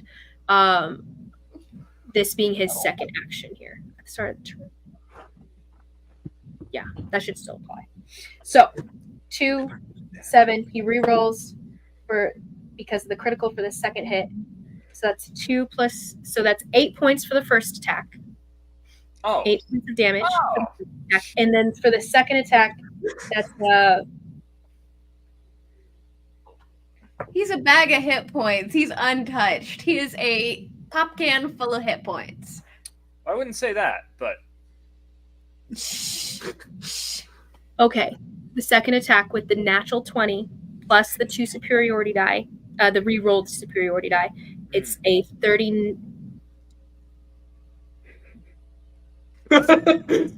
39. It's a crap. I just lost my numbers. It's a 37. It's a 37. I have 32. 32.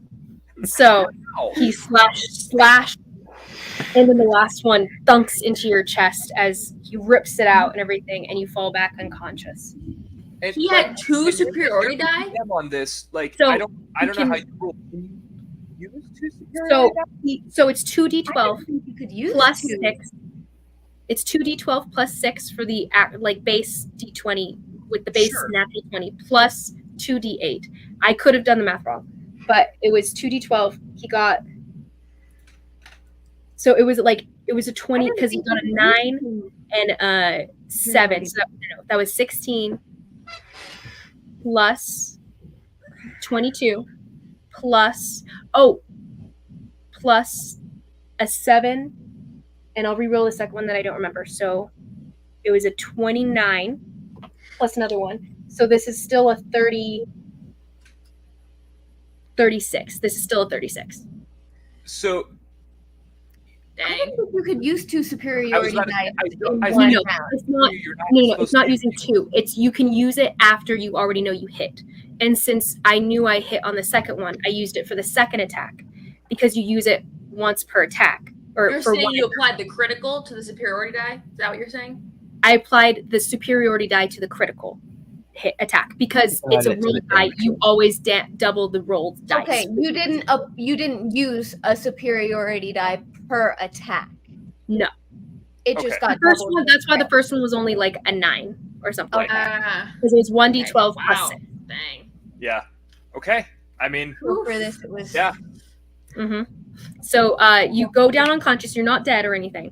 Right. And that is actually the last attack he can make, unless he has a bonus action to do something else to make sure to seal that deal. What was his first action? Because he action surged. What was the He first? dodged. He dodged for his first. Okay. So this was his action surge, and that's kind of perfect for him to get a natural 20 on the guy who killed his brother, at least in his mind. And so you guys see him just wildly swing, and not paying attention to anything else. Anything else will be an advantage to him against him here.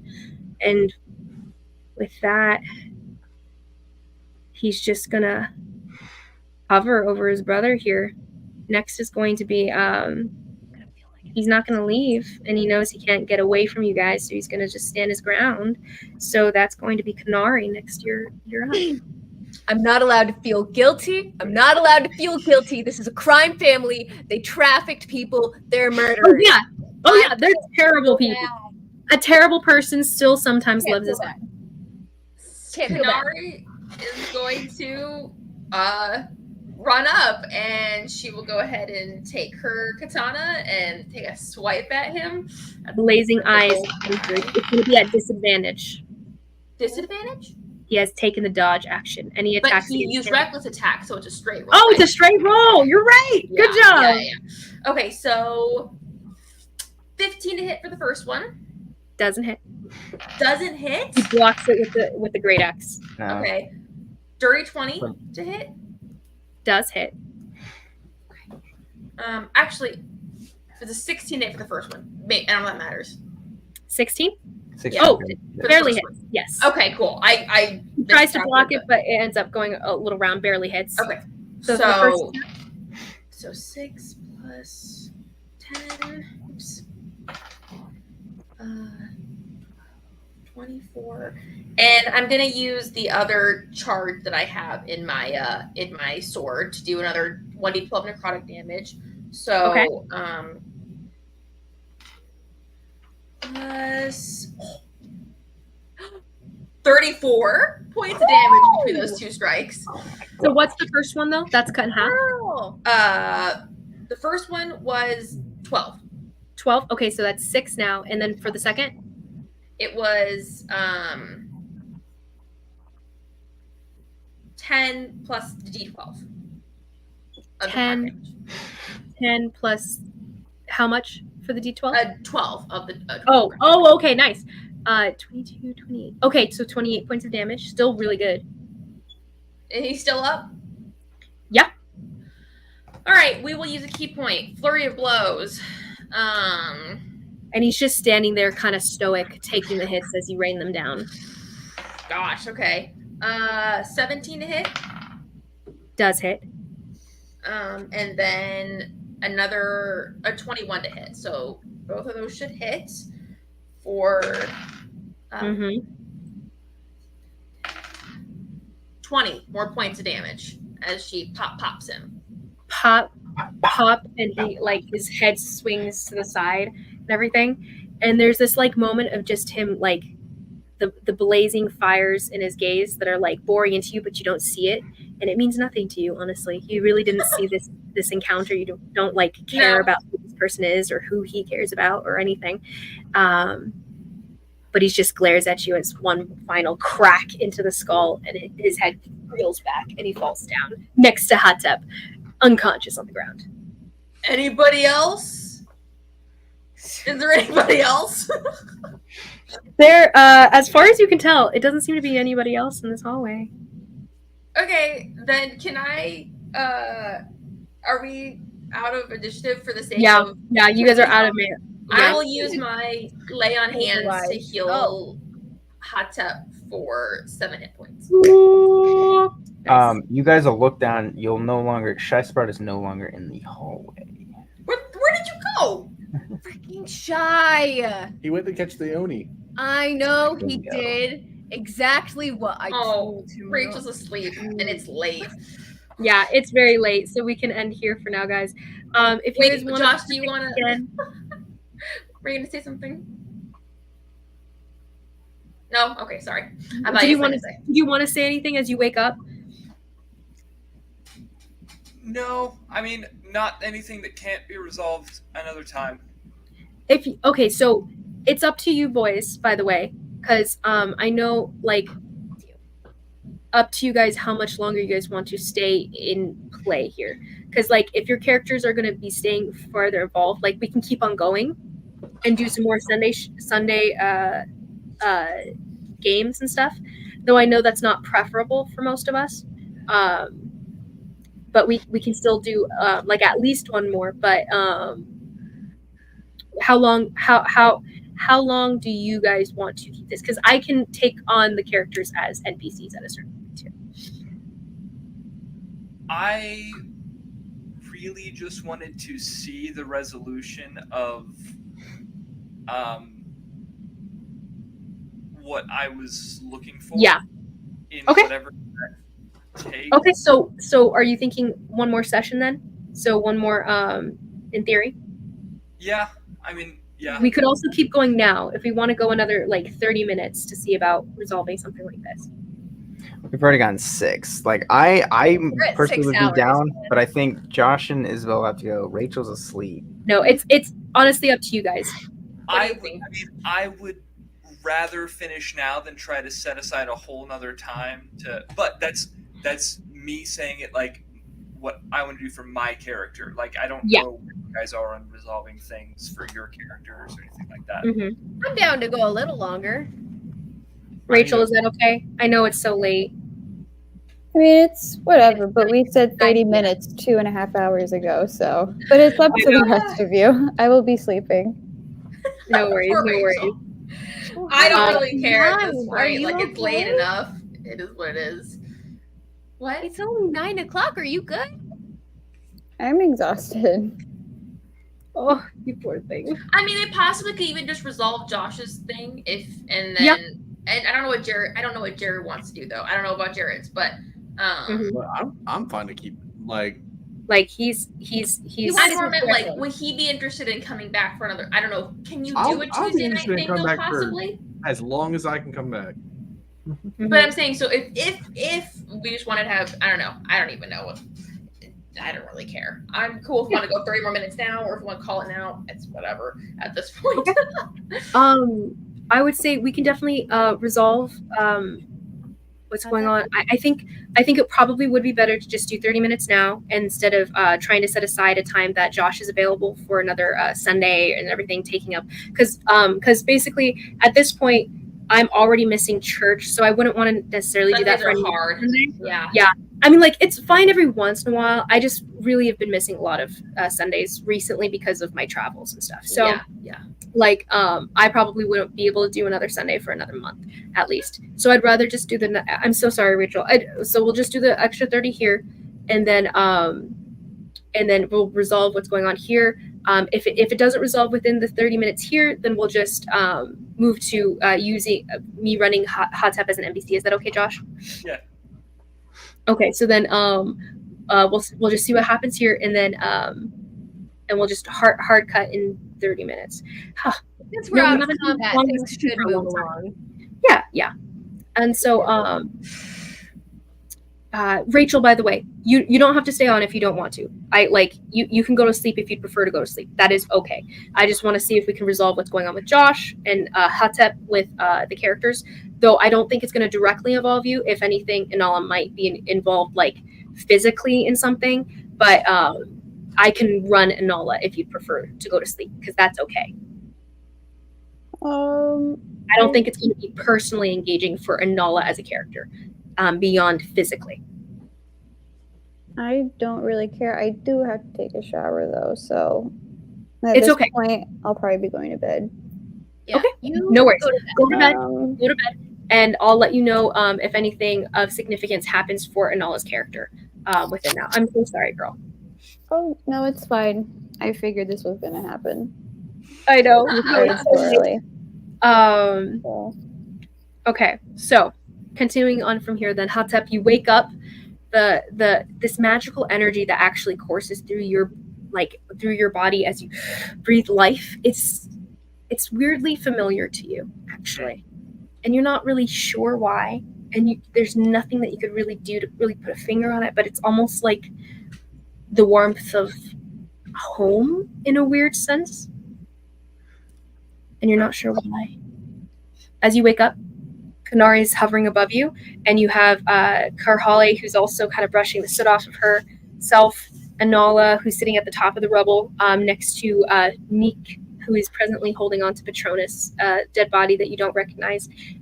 But what you do recognize, you do recognize other things amongst these characters. Shai is no longer here. Not that you met him yet, but yes.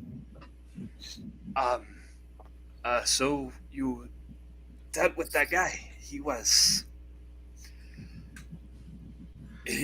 pissed. And it hurt Well, a lot. Yeah, I've not had such a worthy opponent in a while, so this was kind of nice. I'm not gonna lie. Inala, love what you did with your hair. We'll talk about that later. Oh yeah. I'm guessing at this point, do I just walk over and kind of join them in a sense? Yep. You come forward. I mean, to be fair, you don't know any of these dudes except for Shai, who's presently missing.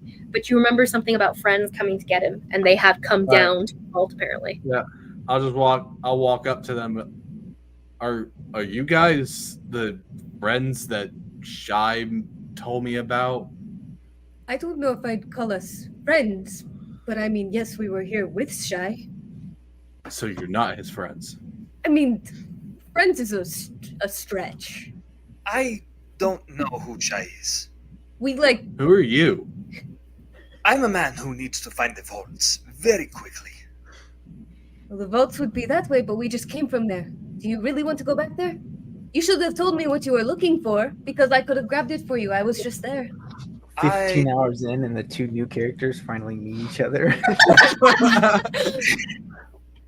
I will return promptly. I must make my way there. All right. Do what you want. As he's walking away, I just kind of glance at him, and I'm just like, man, you got effed up. Yeah, I'm kind of like limping. I kind of like shoot back over my shoulder. Join me if you will, but I must go. Wait, hold on. Is there anything you can do for dead people? Let me check my spells real quick.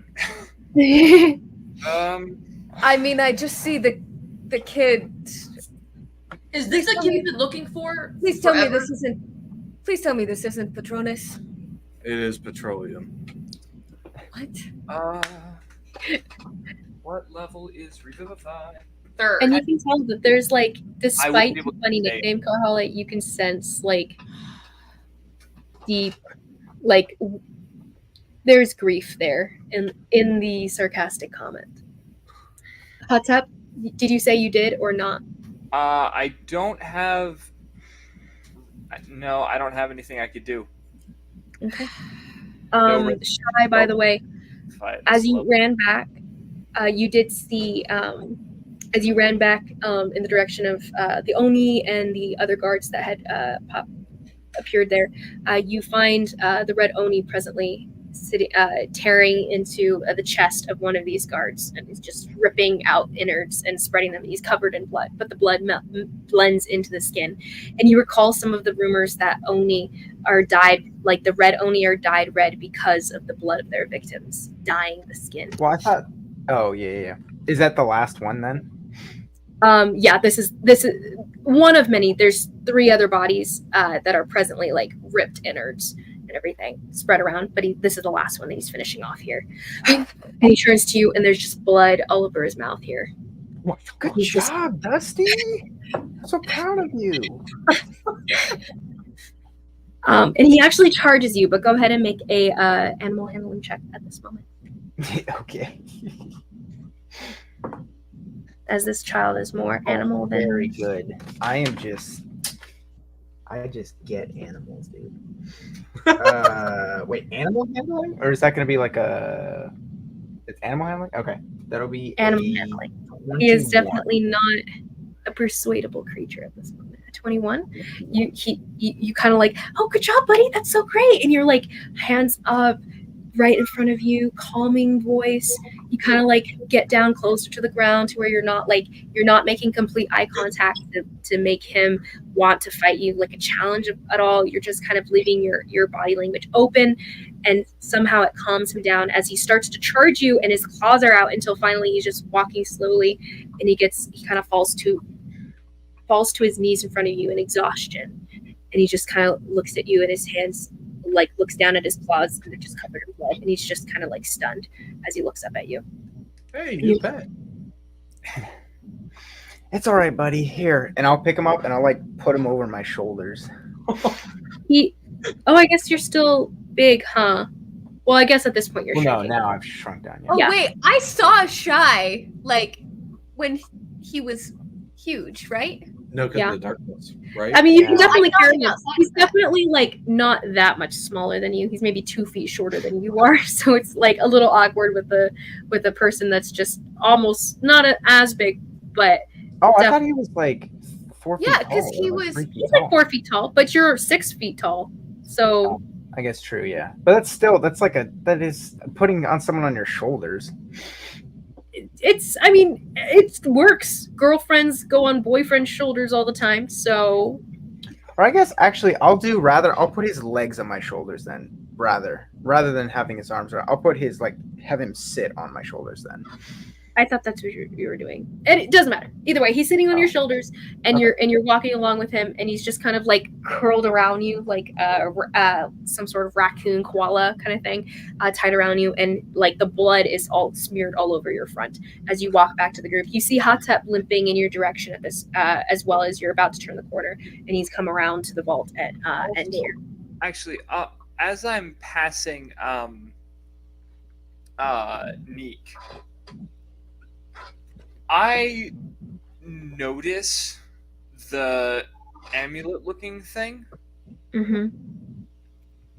and I'm just gonna say I'm gonna walk up to it and reach my hand on to touch it. What is this? Is As that he reaches to touch it, Nick, you do feel this pulse of like, don't let anyone else touch it. Mm-hmm. My Oh, precious. Can I try to like cover it up and just be Yeah. like, it's nothing. It's nothing. that's not nothing. I mean, I would have been like reaching to touch it, not just like pointing like to Mhm. poke it, kind of. Okay. So are you gonna like snap your hand away or something? Yeah, just kind of like it's nothing, and just smack his hand away, kind of hide Tucks it it. away. Yeah. Mhm. No. That's not nothing. Is that what I think it is? What do you think it is? Kanari starts walking up too, like Something very what you dangerous. got there? Very dangerous. What it saved my life. And it's going to destroy all of us. You don't know that. At this point, I'll walk around to the corner to where they're at, right? Yeah. You walk around the corner, you see Hatep limping. This guy, you see Neek again talking with the group, and he's kind of like not cowering, but like keeping something hidden away, tucked away, as he's kind of like angling in a bit of an aggressive defensive position. And this is actually the first time I've seen any of them but Karhale, right? So, oh hey, friends. You've met Kanari and Anala. No, I met them, yes, but like, Just- the only one I This ever happened. actually saw was. That's true. Since everything went down. We are not friends. I'm sorry. This. And who are you? Are you one of our friends now too? You don't I'm not a want friend. to know. Trust me, Hatep, you do not want to know. It's better if as few people know what this is as possible, and we destroy it as quickly as possible. No. You can't destroy it. You can't tell me what I can and cannot do. I You can't destroy it. agree with I can and will. this giant woman.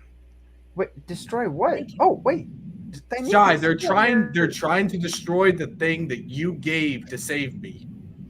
Is this the Oh, yeah, that Altris? Is this what we're talking about? The thing we've been looking for? The ale what? You can't Can destroy she say it. that? Wait, can Kanari even Yeah, say that? Kanari says that. Oh, you can't. You're right. Roll me an intelligence saving throw. You can't destroy it. Inala or Shy could, but Kanari and I both have the I can't mark roll. still. 12. 12. You can't get the word Altris out, and you're. But you're what? like, This the thing we're searching for. thing we're looking for. What thing? You can't destroy it. Okay, look. Little man, I don't expect you to understand this. But there is a crazy guy who's trying to kill us, and I show him the mark on my hand. And we need this, or we're dead. While she's doing that, I'm going to pull out a piece of cloth and try to sleight of hands this away from him while she's like distracting him with talking. You're She- trying to take Isn't it in my chest though? No, you No, you pulled took it it out. out. Remember, Oh, you that's pulled it right. out. That's right. I So forgot. I it's in pulled your it out. presently in your hand, and you're like arguing with her for the moment, and he's gonna try to like slip it out of your hand, hold. So it'll be a pretty hard check, I'd say. I thought you just covered it. I didn't think he like grabbed he's- it. I I'm thought very- I pictured him it's in his fist, and he's like Oh, clenched I it thought- and I tucked I thought it. she was like wearing it. No. It's in my fist because I was using it That's to. right, yeah. Understandings. Yeah, I'm, because like, he's been holding against clenching Patronus. it. So it's presently in his fist. Yeah, Okay. yeah. So it's in his fist. You guys saw it because it was in his hand. Now he's tucked his hand away. What are you doing, Hatep? Does that change?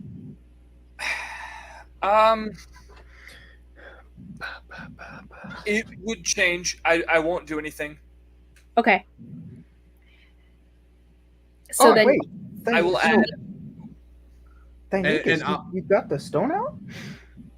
I did. I was trying to save Patronus. you do see the sludge. That's the first and only time I'll actually say his Yeah. name. What happened to Patronus?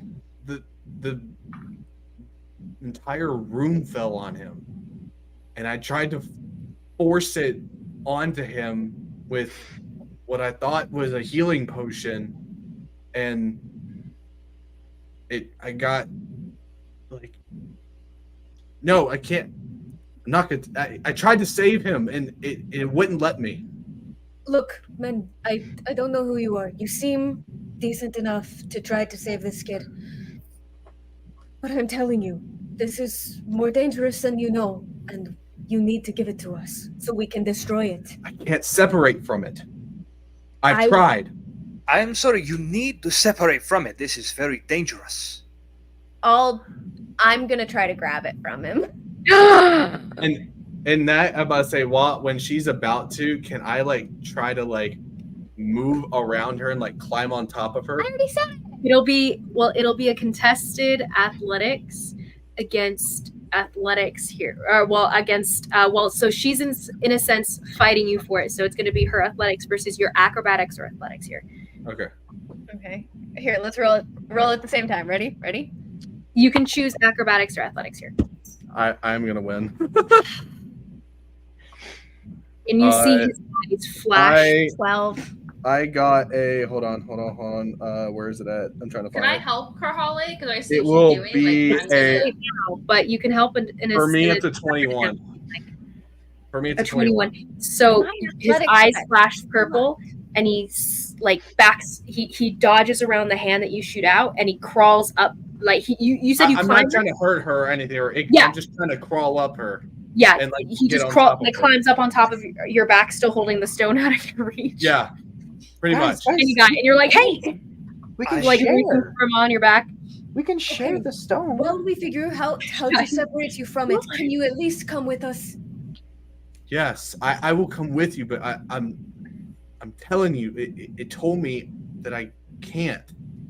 We'll I figure tried. something out. We figure things out. That's what we do. We are the shadows, and we figure things out. The shadows. The shadows end. But anyway, this is evil. It's not going to do you any good. No, that's us. We So are. I know they told me they wanted it, but why do you want it? Pointing to Atep. Should we get out of here? I don't want it, and that's not what I'm here for. I still need to go to the vaults. Well, then why are you You interested? want to go to the in me? vaults? I Go can do take you your to the thing. vaults. We've got this. Go do your thing. Come back. We'll likely better still be be out. alive. By the way, where are you storing the amulet? By the way, I just put it like. Oh wait, shoot! I don't have pockets. You don't have so I would have put it on. okay. Ooh, I It's got a not out of question the at that map when I point. come and return. I will have to use force. That is a terribly evil object. Wait, what I have or what she has? Oh, what I He have. doesn't, Okay. he doesn't know what she has. Yeah. Yeah, I don't She's know. wearing it around her neck. I What? tucked it. I would have like Oh. tucked it in. Oh, okay. So I don't see it. Well, we can all just go to the whatever. You know her. We can all go to the vault together. Well, and we can, were in the vault. Oh. guys, we can Oh. each get a toy ourselves. We don't have to fight over one. I want to look at Atep. I'll Oh, start yeah, walking just towards like- the vault. We're Okay, going we'll to go one the person vault at a again? time. Calm. Okay, so Shy, what were you doing again? Finished your statement there. I said, "Oh no!" I was like, "Guys, we can all have our own toys," and I'll just start Okay. walking towards the. He starts the walking toward the vault, and then Hotep at the same time is doing what? I'm walking toward the vault.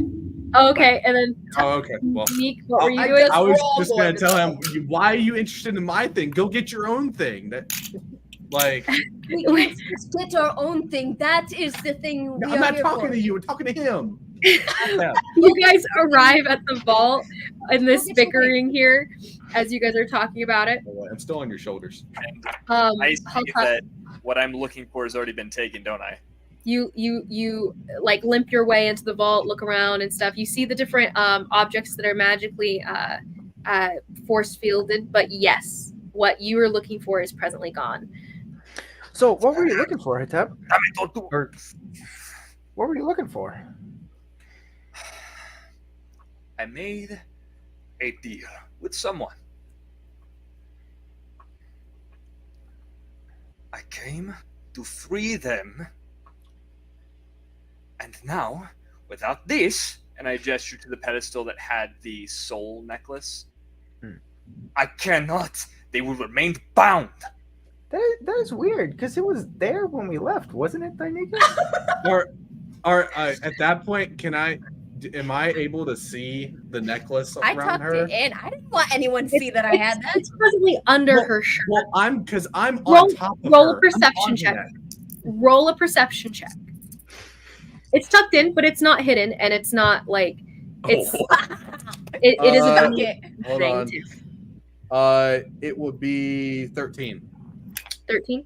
I'd say that's probably enough to see it though, because it's not like you took time to hide it, Karhale. True. So it's just around your neck, and as you register the fact that that wasn't gone when we left, and you're like, who was the only other person that came out from that direction? Her. And you look down, and you're like, oh, that's it, Yeah, right? and then I'll be like, is it this? And I'll just kind of point down because I'm sitting on her shoulders, and I'm like just point down to her. And you guys can see the indent of what looks to be some sort of amulet below her neck, her shirt. Oh yeah. Did you take it? Yeah, that's exactly what it was. This offer you, if I may ask, does it offer the freedom of a child? Oddly enough, that's exactly what it does. That's exactly what I was intending to use it for. You're just about as good of a person as me. I don't want to hear from you. Snitch. And what makes your child worth more than mine? I don't know, maybe just that she's the last true priest of Taylor? We're weighing souls now? Is that what we're doing? Who decide? We are not worth deciding souls. No, I'm just being honest. I cannot remember what you said my opinion would be on Taylor. Because I remember you said I would know him. You would know of him. As far as you've ever heard, he's the source of all of your troubles. That's what I was fairly certain. Then they should die like the rest of the religion. Yeah. Okay. I mostly agree with you there. Mostly. I also mostly agree with you, but this one is different. None are different. Their soul is forfeit. That's like really intense. That's unquestionable. I require the amulet. Can I just I just want to kind of lean. I want to lean down to her, just kind of whisper in her ear. Don't do. Okay. All right. Everybody, I mean, take a chill, Bill. What? No, I'm telling you to don't. I know. I mean, Karhale, there's like 7 other things in here that you could have. But none of them will bring her back. And why should they? I mean, guys, we don't have to yell. Oh, Karhale, how is this gonna help us? What is this for? It's a soul. We need a soul in exchange to bring her back. For Hong Wanjun to bring her back, we need a soul. And I couldn't think of another ethical way to do that other than killing an innocent person. You need a soul. You just took several souls. I didn't kill a single person. I did, and I'm fine with getting another person. So at this But- point, can Timber bust out of the room and He's been digging. He has been digging. So there's a sound. There's a calling sound. That's a where call from him, and you whistle back here, and you get the idea he's probably gotten out, and he's on his way over. He's not immediately. I'll tell all of them. Don't worry, he's mine. So you needed to free a child, and we needed to free a child. You need a soul too? My predicament is quite a bit more delicate than simply having to kill someone. Well, maybe you could explain your situation and we could get out of this without a physical fight. Are you insinuating you want one? No, I'm insinuating you seem like the sort to instigate one. You hear in the back of your head, Hatep, you hear this voice saying, "Yeah, and you always tell me you don't try to start fights." I know. I know. I'm just saying. Saying. We have an arrangement. You stay on your side of the room. I stay on mine. 5 against 1, buddy. against 1. Well, shut up now. No offense, you're a really cool fighter, Atep, but I did just like bring you back from unconsciousness. I don't think you want to get into a fight here. Like, I'm just being honest. So if we can work this out, as much as I love punching people. Yeah, 2 against 4 isn't exactly the greatest of odds, guys. 2? 2? Well, yeah, 1 against 5 would be unfair, so obviously I would help him.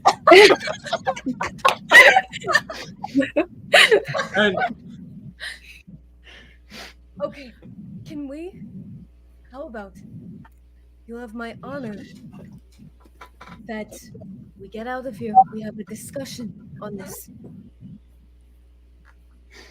If I am being entirely honest, my situation is quite time sensitive. I don't have time for a discussion. Do you have time for us to get out of here alive? I have time to get out of here with that amulet. So you want us to just give it to you without you explaining anything to us and expect us to be okay with this? There is a child's life on the line. They are bound. They will be killed if I cannot make this exchange. Well, guys, what? Put yourself in his shoes. Do you want here? And he begins to take off his gauntlets. They increase your strength by,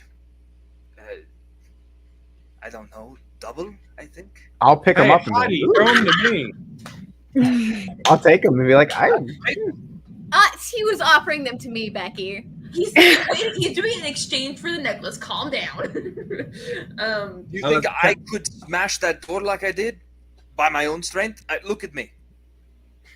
And Okay. I mean, like I'm not scrawny, but I'm not. Yeah. You know. Yeah. Brawny. I understand there's guys, why can't we both use the necklace? Why can't this I guy need to just know use it that and you're then not- we can use it? I need to know that you're not going to turn around and use this for something bad. I Kanari, mind think and let I let Corey speak to her. Oh, to Kanari? No, to Karhale. Oh, okay. Okay. I'm hurt. Well, you're not So- the one that I'm haggling with for this soul. You mind link. And what do you tell him to say? Corey wants out.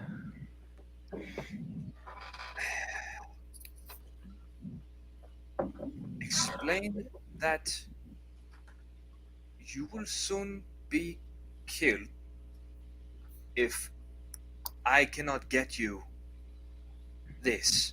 Explain nothing more. Oh, this is kind of cool. You never let me talk. Okay. Often, if you mess this up, Okay.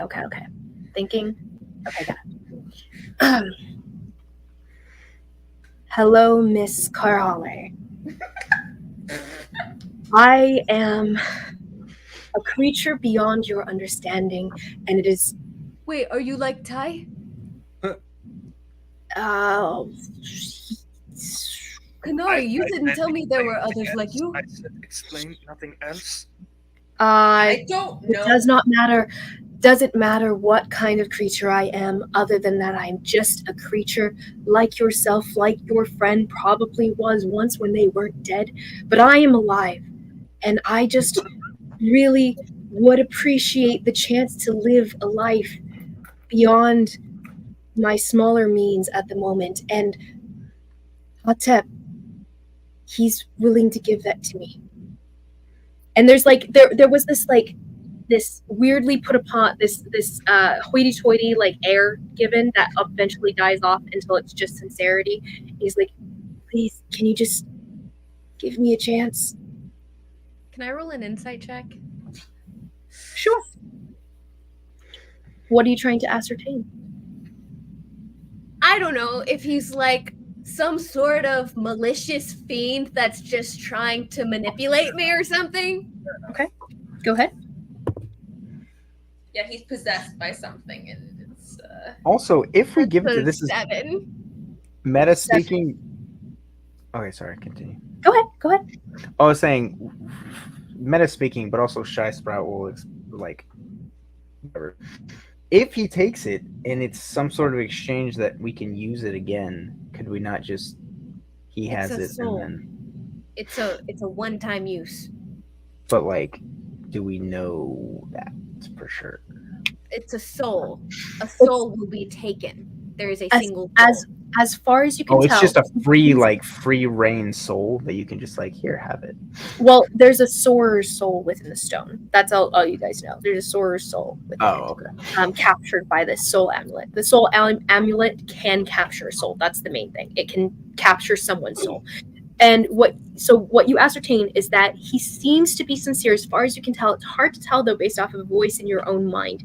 And it's not Atep speaking. You can tell that it's something else. It's something different, something inside of at least whoever the person in front of you. It's not the same voice whatsoever, despite vocal cords or body and physicality and stuff. It's not the same soul that's speaking to you.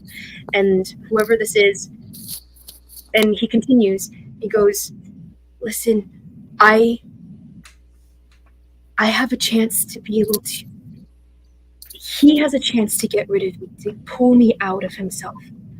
I need that chance. I can't stay there with him forever. I think I'll die if I do. I sever the connection. He's like, oh, come on, I thought I was making headway.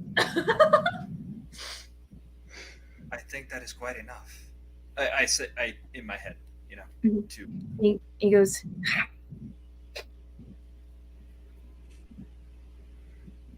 if I give this to you, do you think you could put aside your prejudice and bring the amulet back once you use the soul? So I can use it. So I can use it to try to save my friend. If at all possible, I will do this. Does she think we're going to swallow the soul? Insight check. I don't know what she thinks, but I mean,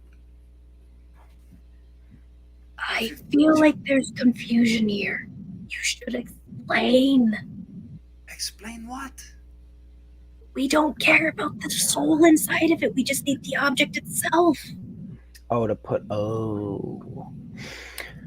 So are you blind too? I would explain that, that I don't, and just to kind of so I don't have to. Yeah. You relay that and everything. You guys will realize that you don't need it, just the thing, not the soul. So I think we can find a compromise here. We just need the soul. You just need the amulet. So why don't you maybe tag along with us for a day or two so we can bring back our friend, and then the amulet is yours. Will you die within a day or two? When I say shut your mouth. What is wrong with you? When I say time sensitive, I don't think you understand. I mean very time sensitive. I have given my word. I will bring it back if at all possible. Well, you will die in the next 2 days if you don't take his soul out of you. We don't need the amulet, we need the soul. And I'm assuming in order to put whatever soul that you're wanting to put in there, you'll need to release what's currently in there, and that's just a wasted soul that could bring our friend back. And he begins to unlace his boots, and you see they have this really beautiful leaf design on them. These will make you quieter, then I don't care about your bloody magic items. I want my friend back. And I don't care about your fucking friend. Ooh! So both of them at each other's throats. And with that, I think we close out for tonight. With a bit of possible blood to be spilled, but we should cut down, guys. We should. There's no resolution to be had. What I sent you real quick, just because I wasn't able to. I just thought of it, and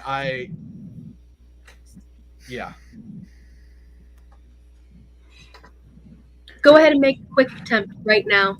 Make a what? Quick attempt.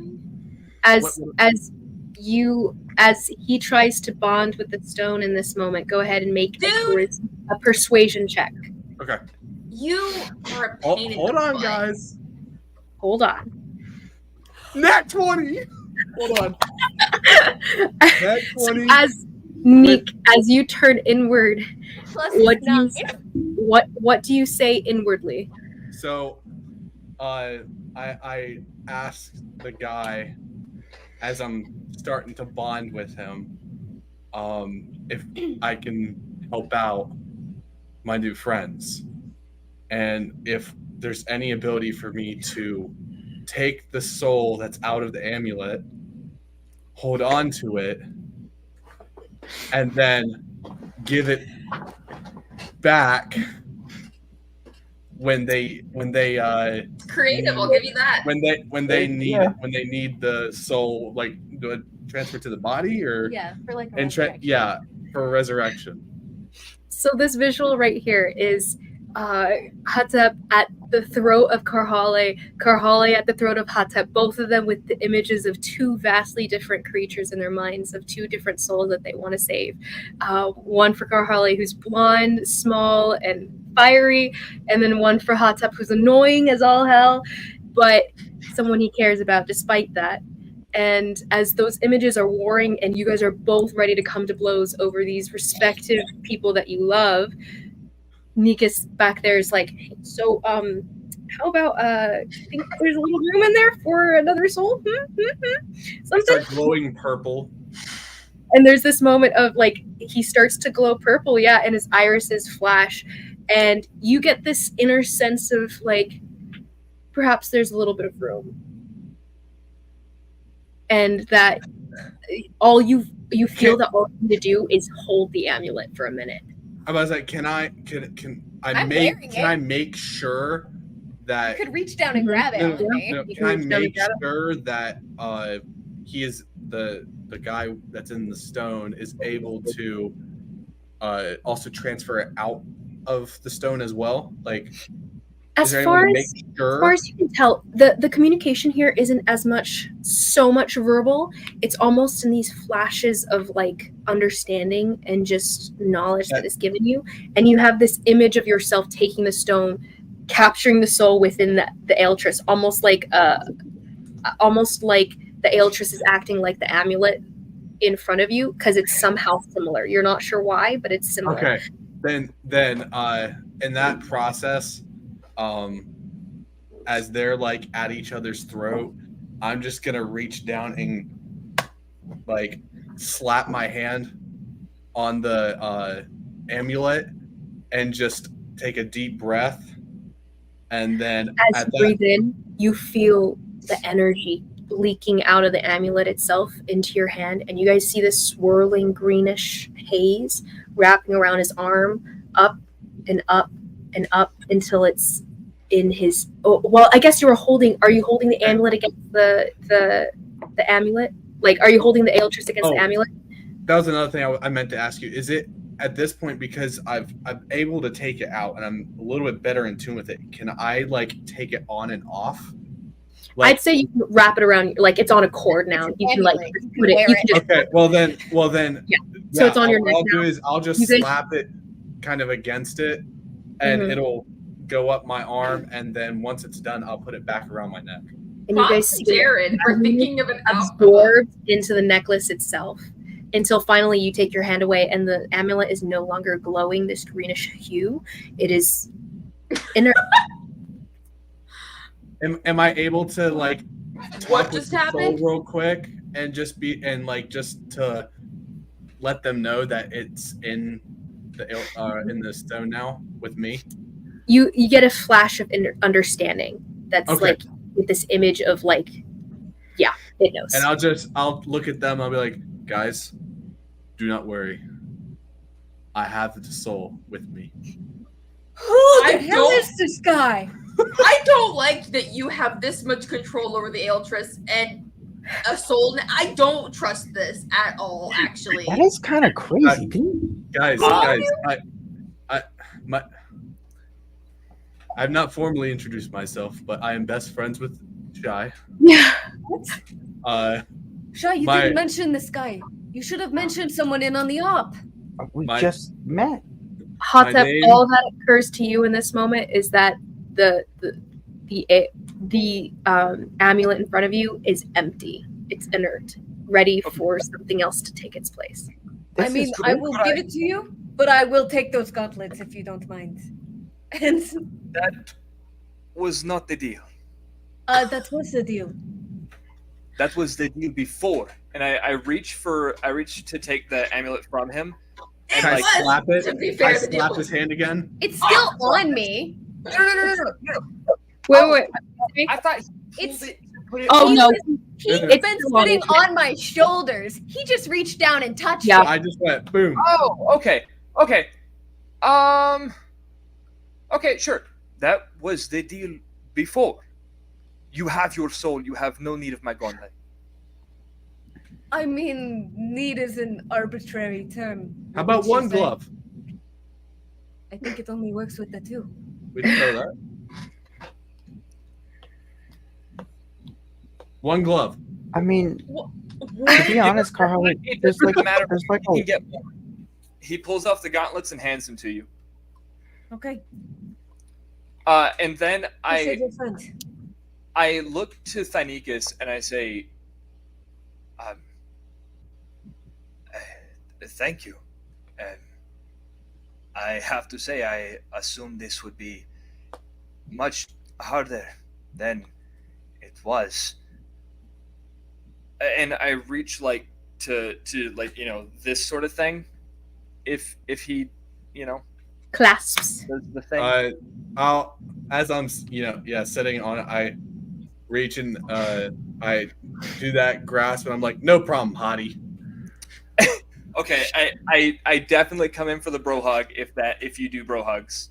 Well, I'm on top of her shoulders, like awkward, like hovering over her. You're just gonna have to hug both of us at that point. That's fine. And as I do that, I'm gonna make a sleight of hands check to get the Altris. Question, real quick. Yeah. How tall is he? I'm 6'7". He's on my shoulders. I am very high up. I would say you're leaning down. You're down. Leaning over to like. Altris now has the soul in it. Oh my gosh. So in this moment, go ahead and make a sleight of hand check. Ian, Okay. I'm sorry. I'm gonna.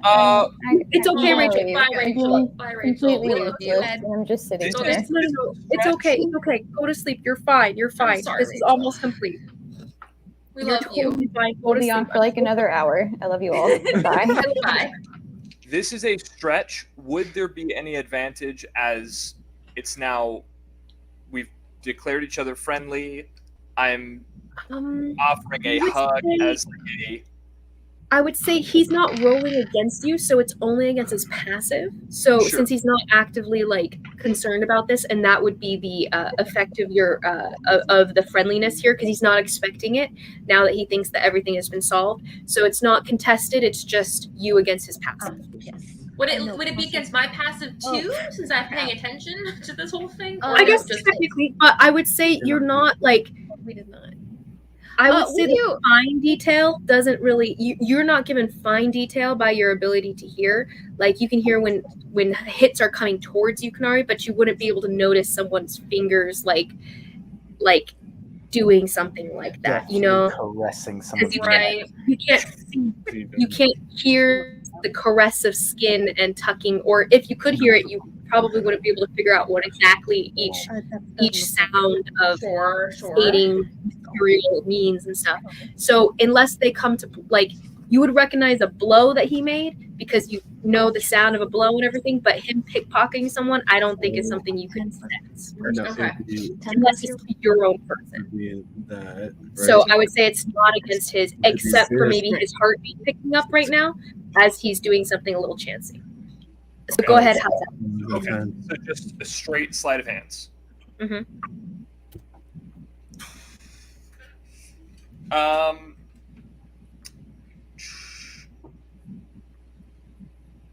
That is a total of 5. Not even close. You reach up, Homeboy's got a passive perception of 18. Yeah, and if you could have hit that, I rolled terrible. there's a moment while you guys are hugging that Neek, you feel this like hand creeping up toward the amulet and stuff, and your hand like catches his hand, and you're like, I kind of can I like ditch effort to just rip it. can I like pull it? Yeah, I was gonna say, can I like pull it off? And you go ahead and give me contested athletics versus athletics. I'd say here because it's just strength on strength now. Not great, but let's see. What is my athletics? Oh, that's actually not too bad. No, it's not. Oh, it's not? No, it's not. It is 20. 20. 7. So there's this like flash of purplish energy as you try to yank it away, and he like twists his hand to where your hand pulls away. Like he just twists out of the grip, holding the amulet where it is, and the flash of purplish energy is just like just you can feel the aura like emanating. Does it like stun him at all in any way, or? I'd say it stings, but nothing that would have any feeling. I hold you all in the highest regard. Well, I will say you are not my friend now. We were never friends. However, I never said you were mine. I do have great respect for you. Didn't seem like it. You are not. I do deem now you. This is more than I can handle at the moment. Until we meet again. And I dimension door. Okay, so we climb downstairs. You can get with dimension doors 300 feet, right? It is 500 feet unless I use distance spell, and then it can be 1,000 feet. Ooh. And I don't have to see the location. You don't have to see. I saved a spell and a meta magic for this. I just thought I have the Altris. You can definitely reappear outside of the house. You're like less than 1,000. As he's casting the spell, on my father's grave, we are destroying this. What? That was my aim as well. The what? And cut to black. And as he says, that was my aim as well, he disappears. All right. I just want to kind of look at him and be like, guys, I don't like him. I don't know. I like him. As I'm putting my gauntlets on. And then I look at her and just be You're like, muted as well. Get off of me! I'm doing exactly what your dumb amulet was going to do. Okay, so I thank you for that, but we need to get out of here. Karhale, we can't I'm not destroy this disagreeing thing. with What that. are you talking about? It has our soul, and we need to give it to Raylan if we don't want to die. Well, I mean, we get the soul out of it, we bring it all back, we get it detached from this guy, and then home free. If we destroy it, we die. What are you talking about? That. I mean, we'll talk about this later, I guess. You are so small. You I better just kind of be hug her a head. good person, because I really don't want to kill you. Anyway, we got to get out of here. I can't believe I met someone who's like me that wasn't actively trying to kill me and didn't even get to talk to him, because that would have been useful. But oh well, I guess it's fine. You know, I'm destined to just be isolated from everyone like me and never. That's not what we're right now. Anyway, is there anything else in this vault while we're here we can do that later? But can I? Mary, you doing okay? There's no answer. Damn it! All right. Yeah. And Atep, you appear outside on one of the balconies that you had entered from previously when you were making your way into the house while sneaking in. And when you appear out and you're about to make your way away from the house, you just hear the voice in the back of your mind like, well, we got it, and they were far more difficult than I expected them to be. Goodness. Well, we will send more from the family to retrieve what we could not. And with that, Ooh. we will end. Cut to black. Canary tells Ty, you know, I wonder if it was a good thing that we got kicked out Because maybe we would have been as terrible as everybody else we've met that's like us. I- Maybe it was a good thing. Ty What did he said- do that's terrible?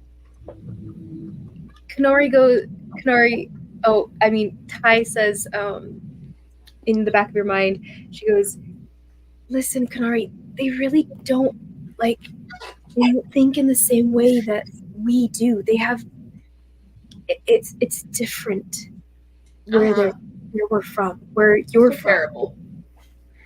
It's a different culture. It's a It's different. fine. We'll talk about it later, Ty. We don't have to. We'll deal with this later. But with that, we'll pick up next time with Till We Meet Again from Atep, possibly in the future. And What is it with you and having characters that come back to perpetually bother the party? I do that purposefully because it helps storytelling. it does help the narrative pushing forward. It's world building. Like it is, those type of characters are great helps to the DM. And you They guys can be need on our side. Not That is against true. Our us. greatest bonding moment was killing Not anymore. You tried to steal the Altris from us, which we obviously Well, no, need he was to just- not die. He said he was trying to destroy it. So respect from me. I respect that. Another Kanari fact is Like that, you upset know, with it's like me helping Carhale. you out. No, Another because you're the one I'm just Okay. who's keeping it. I helped lead you down to the vaults. I killed A lot of people. 4 or 5 different people so that you guys didn't have to. Like That's true. Carhale I did a lot for Carhale you. didn't Sure. kill anyone. Kanari also took out a couple people, like some of the big guys, like mostly by her. I mean, not by herself. But Guy like, Scout was the reason you guys got the Altris. I'm just saying, to think he's horrible is like no, but I like Atep a lot better than Felix. yeah. Well, Kanari is personally very offended about all of this, but it's okay. She's allowed to be. I think a cool thing too for the two of you guys, or for the marked ones at least, is that no one is supposed to know about this stone. You guys were told not to tell anyone about this. The idea of this stone, really, it's been found as like a random relic that the Algiers picked up randomly. They didn't really know very much about it, according to them, because they didn't label it the Altris. They didn't call it anything. They didn't really know very much about it until selling it and everything. So the fact that some third party also wants this stone, whatever it is, wants to destroy it, whatever it is also a factor of that. Like, it's not just you guys this thing right now. It's apparently the Kalishtar that want it too. If it's only them, we'll find out. But apparently, at least someone of your ilk, Kanari, wants it. Being that you have the only other one that you've really encountered so far has been your father. Is he working with my father? No, my father would want to use it. My father would want to use it for power. He wouldn't want to destroy it, to be fair. But you don't know for honest that he was being yeah, I honest was gonna about say, you destroying don't it. know if he actually wanted to destroy it. Yeah. Actually, can I roll an insight check to see if he was? After See, the fact, He did Yeah. say we'll send someone to get what we could not. So he didn't. I mean, he didn't tell what's his face that they wanted. He's gonna destroy it.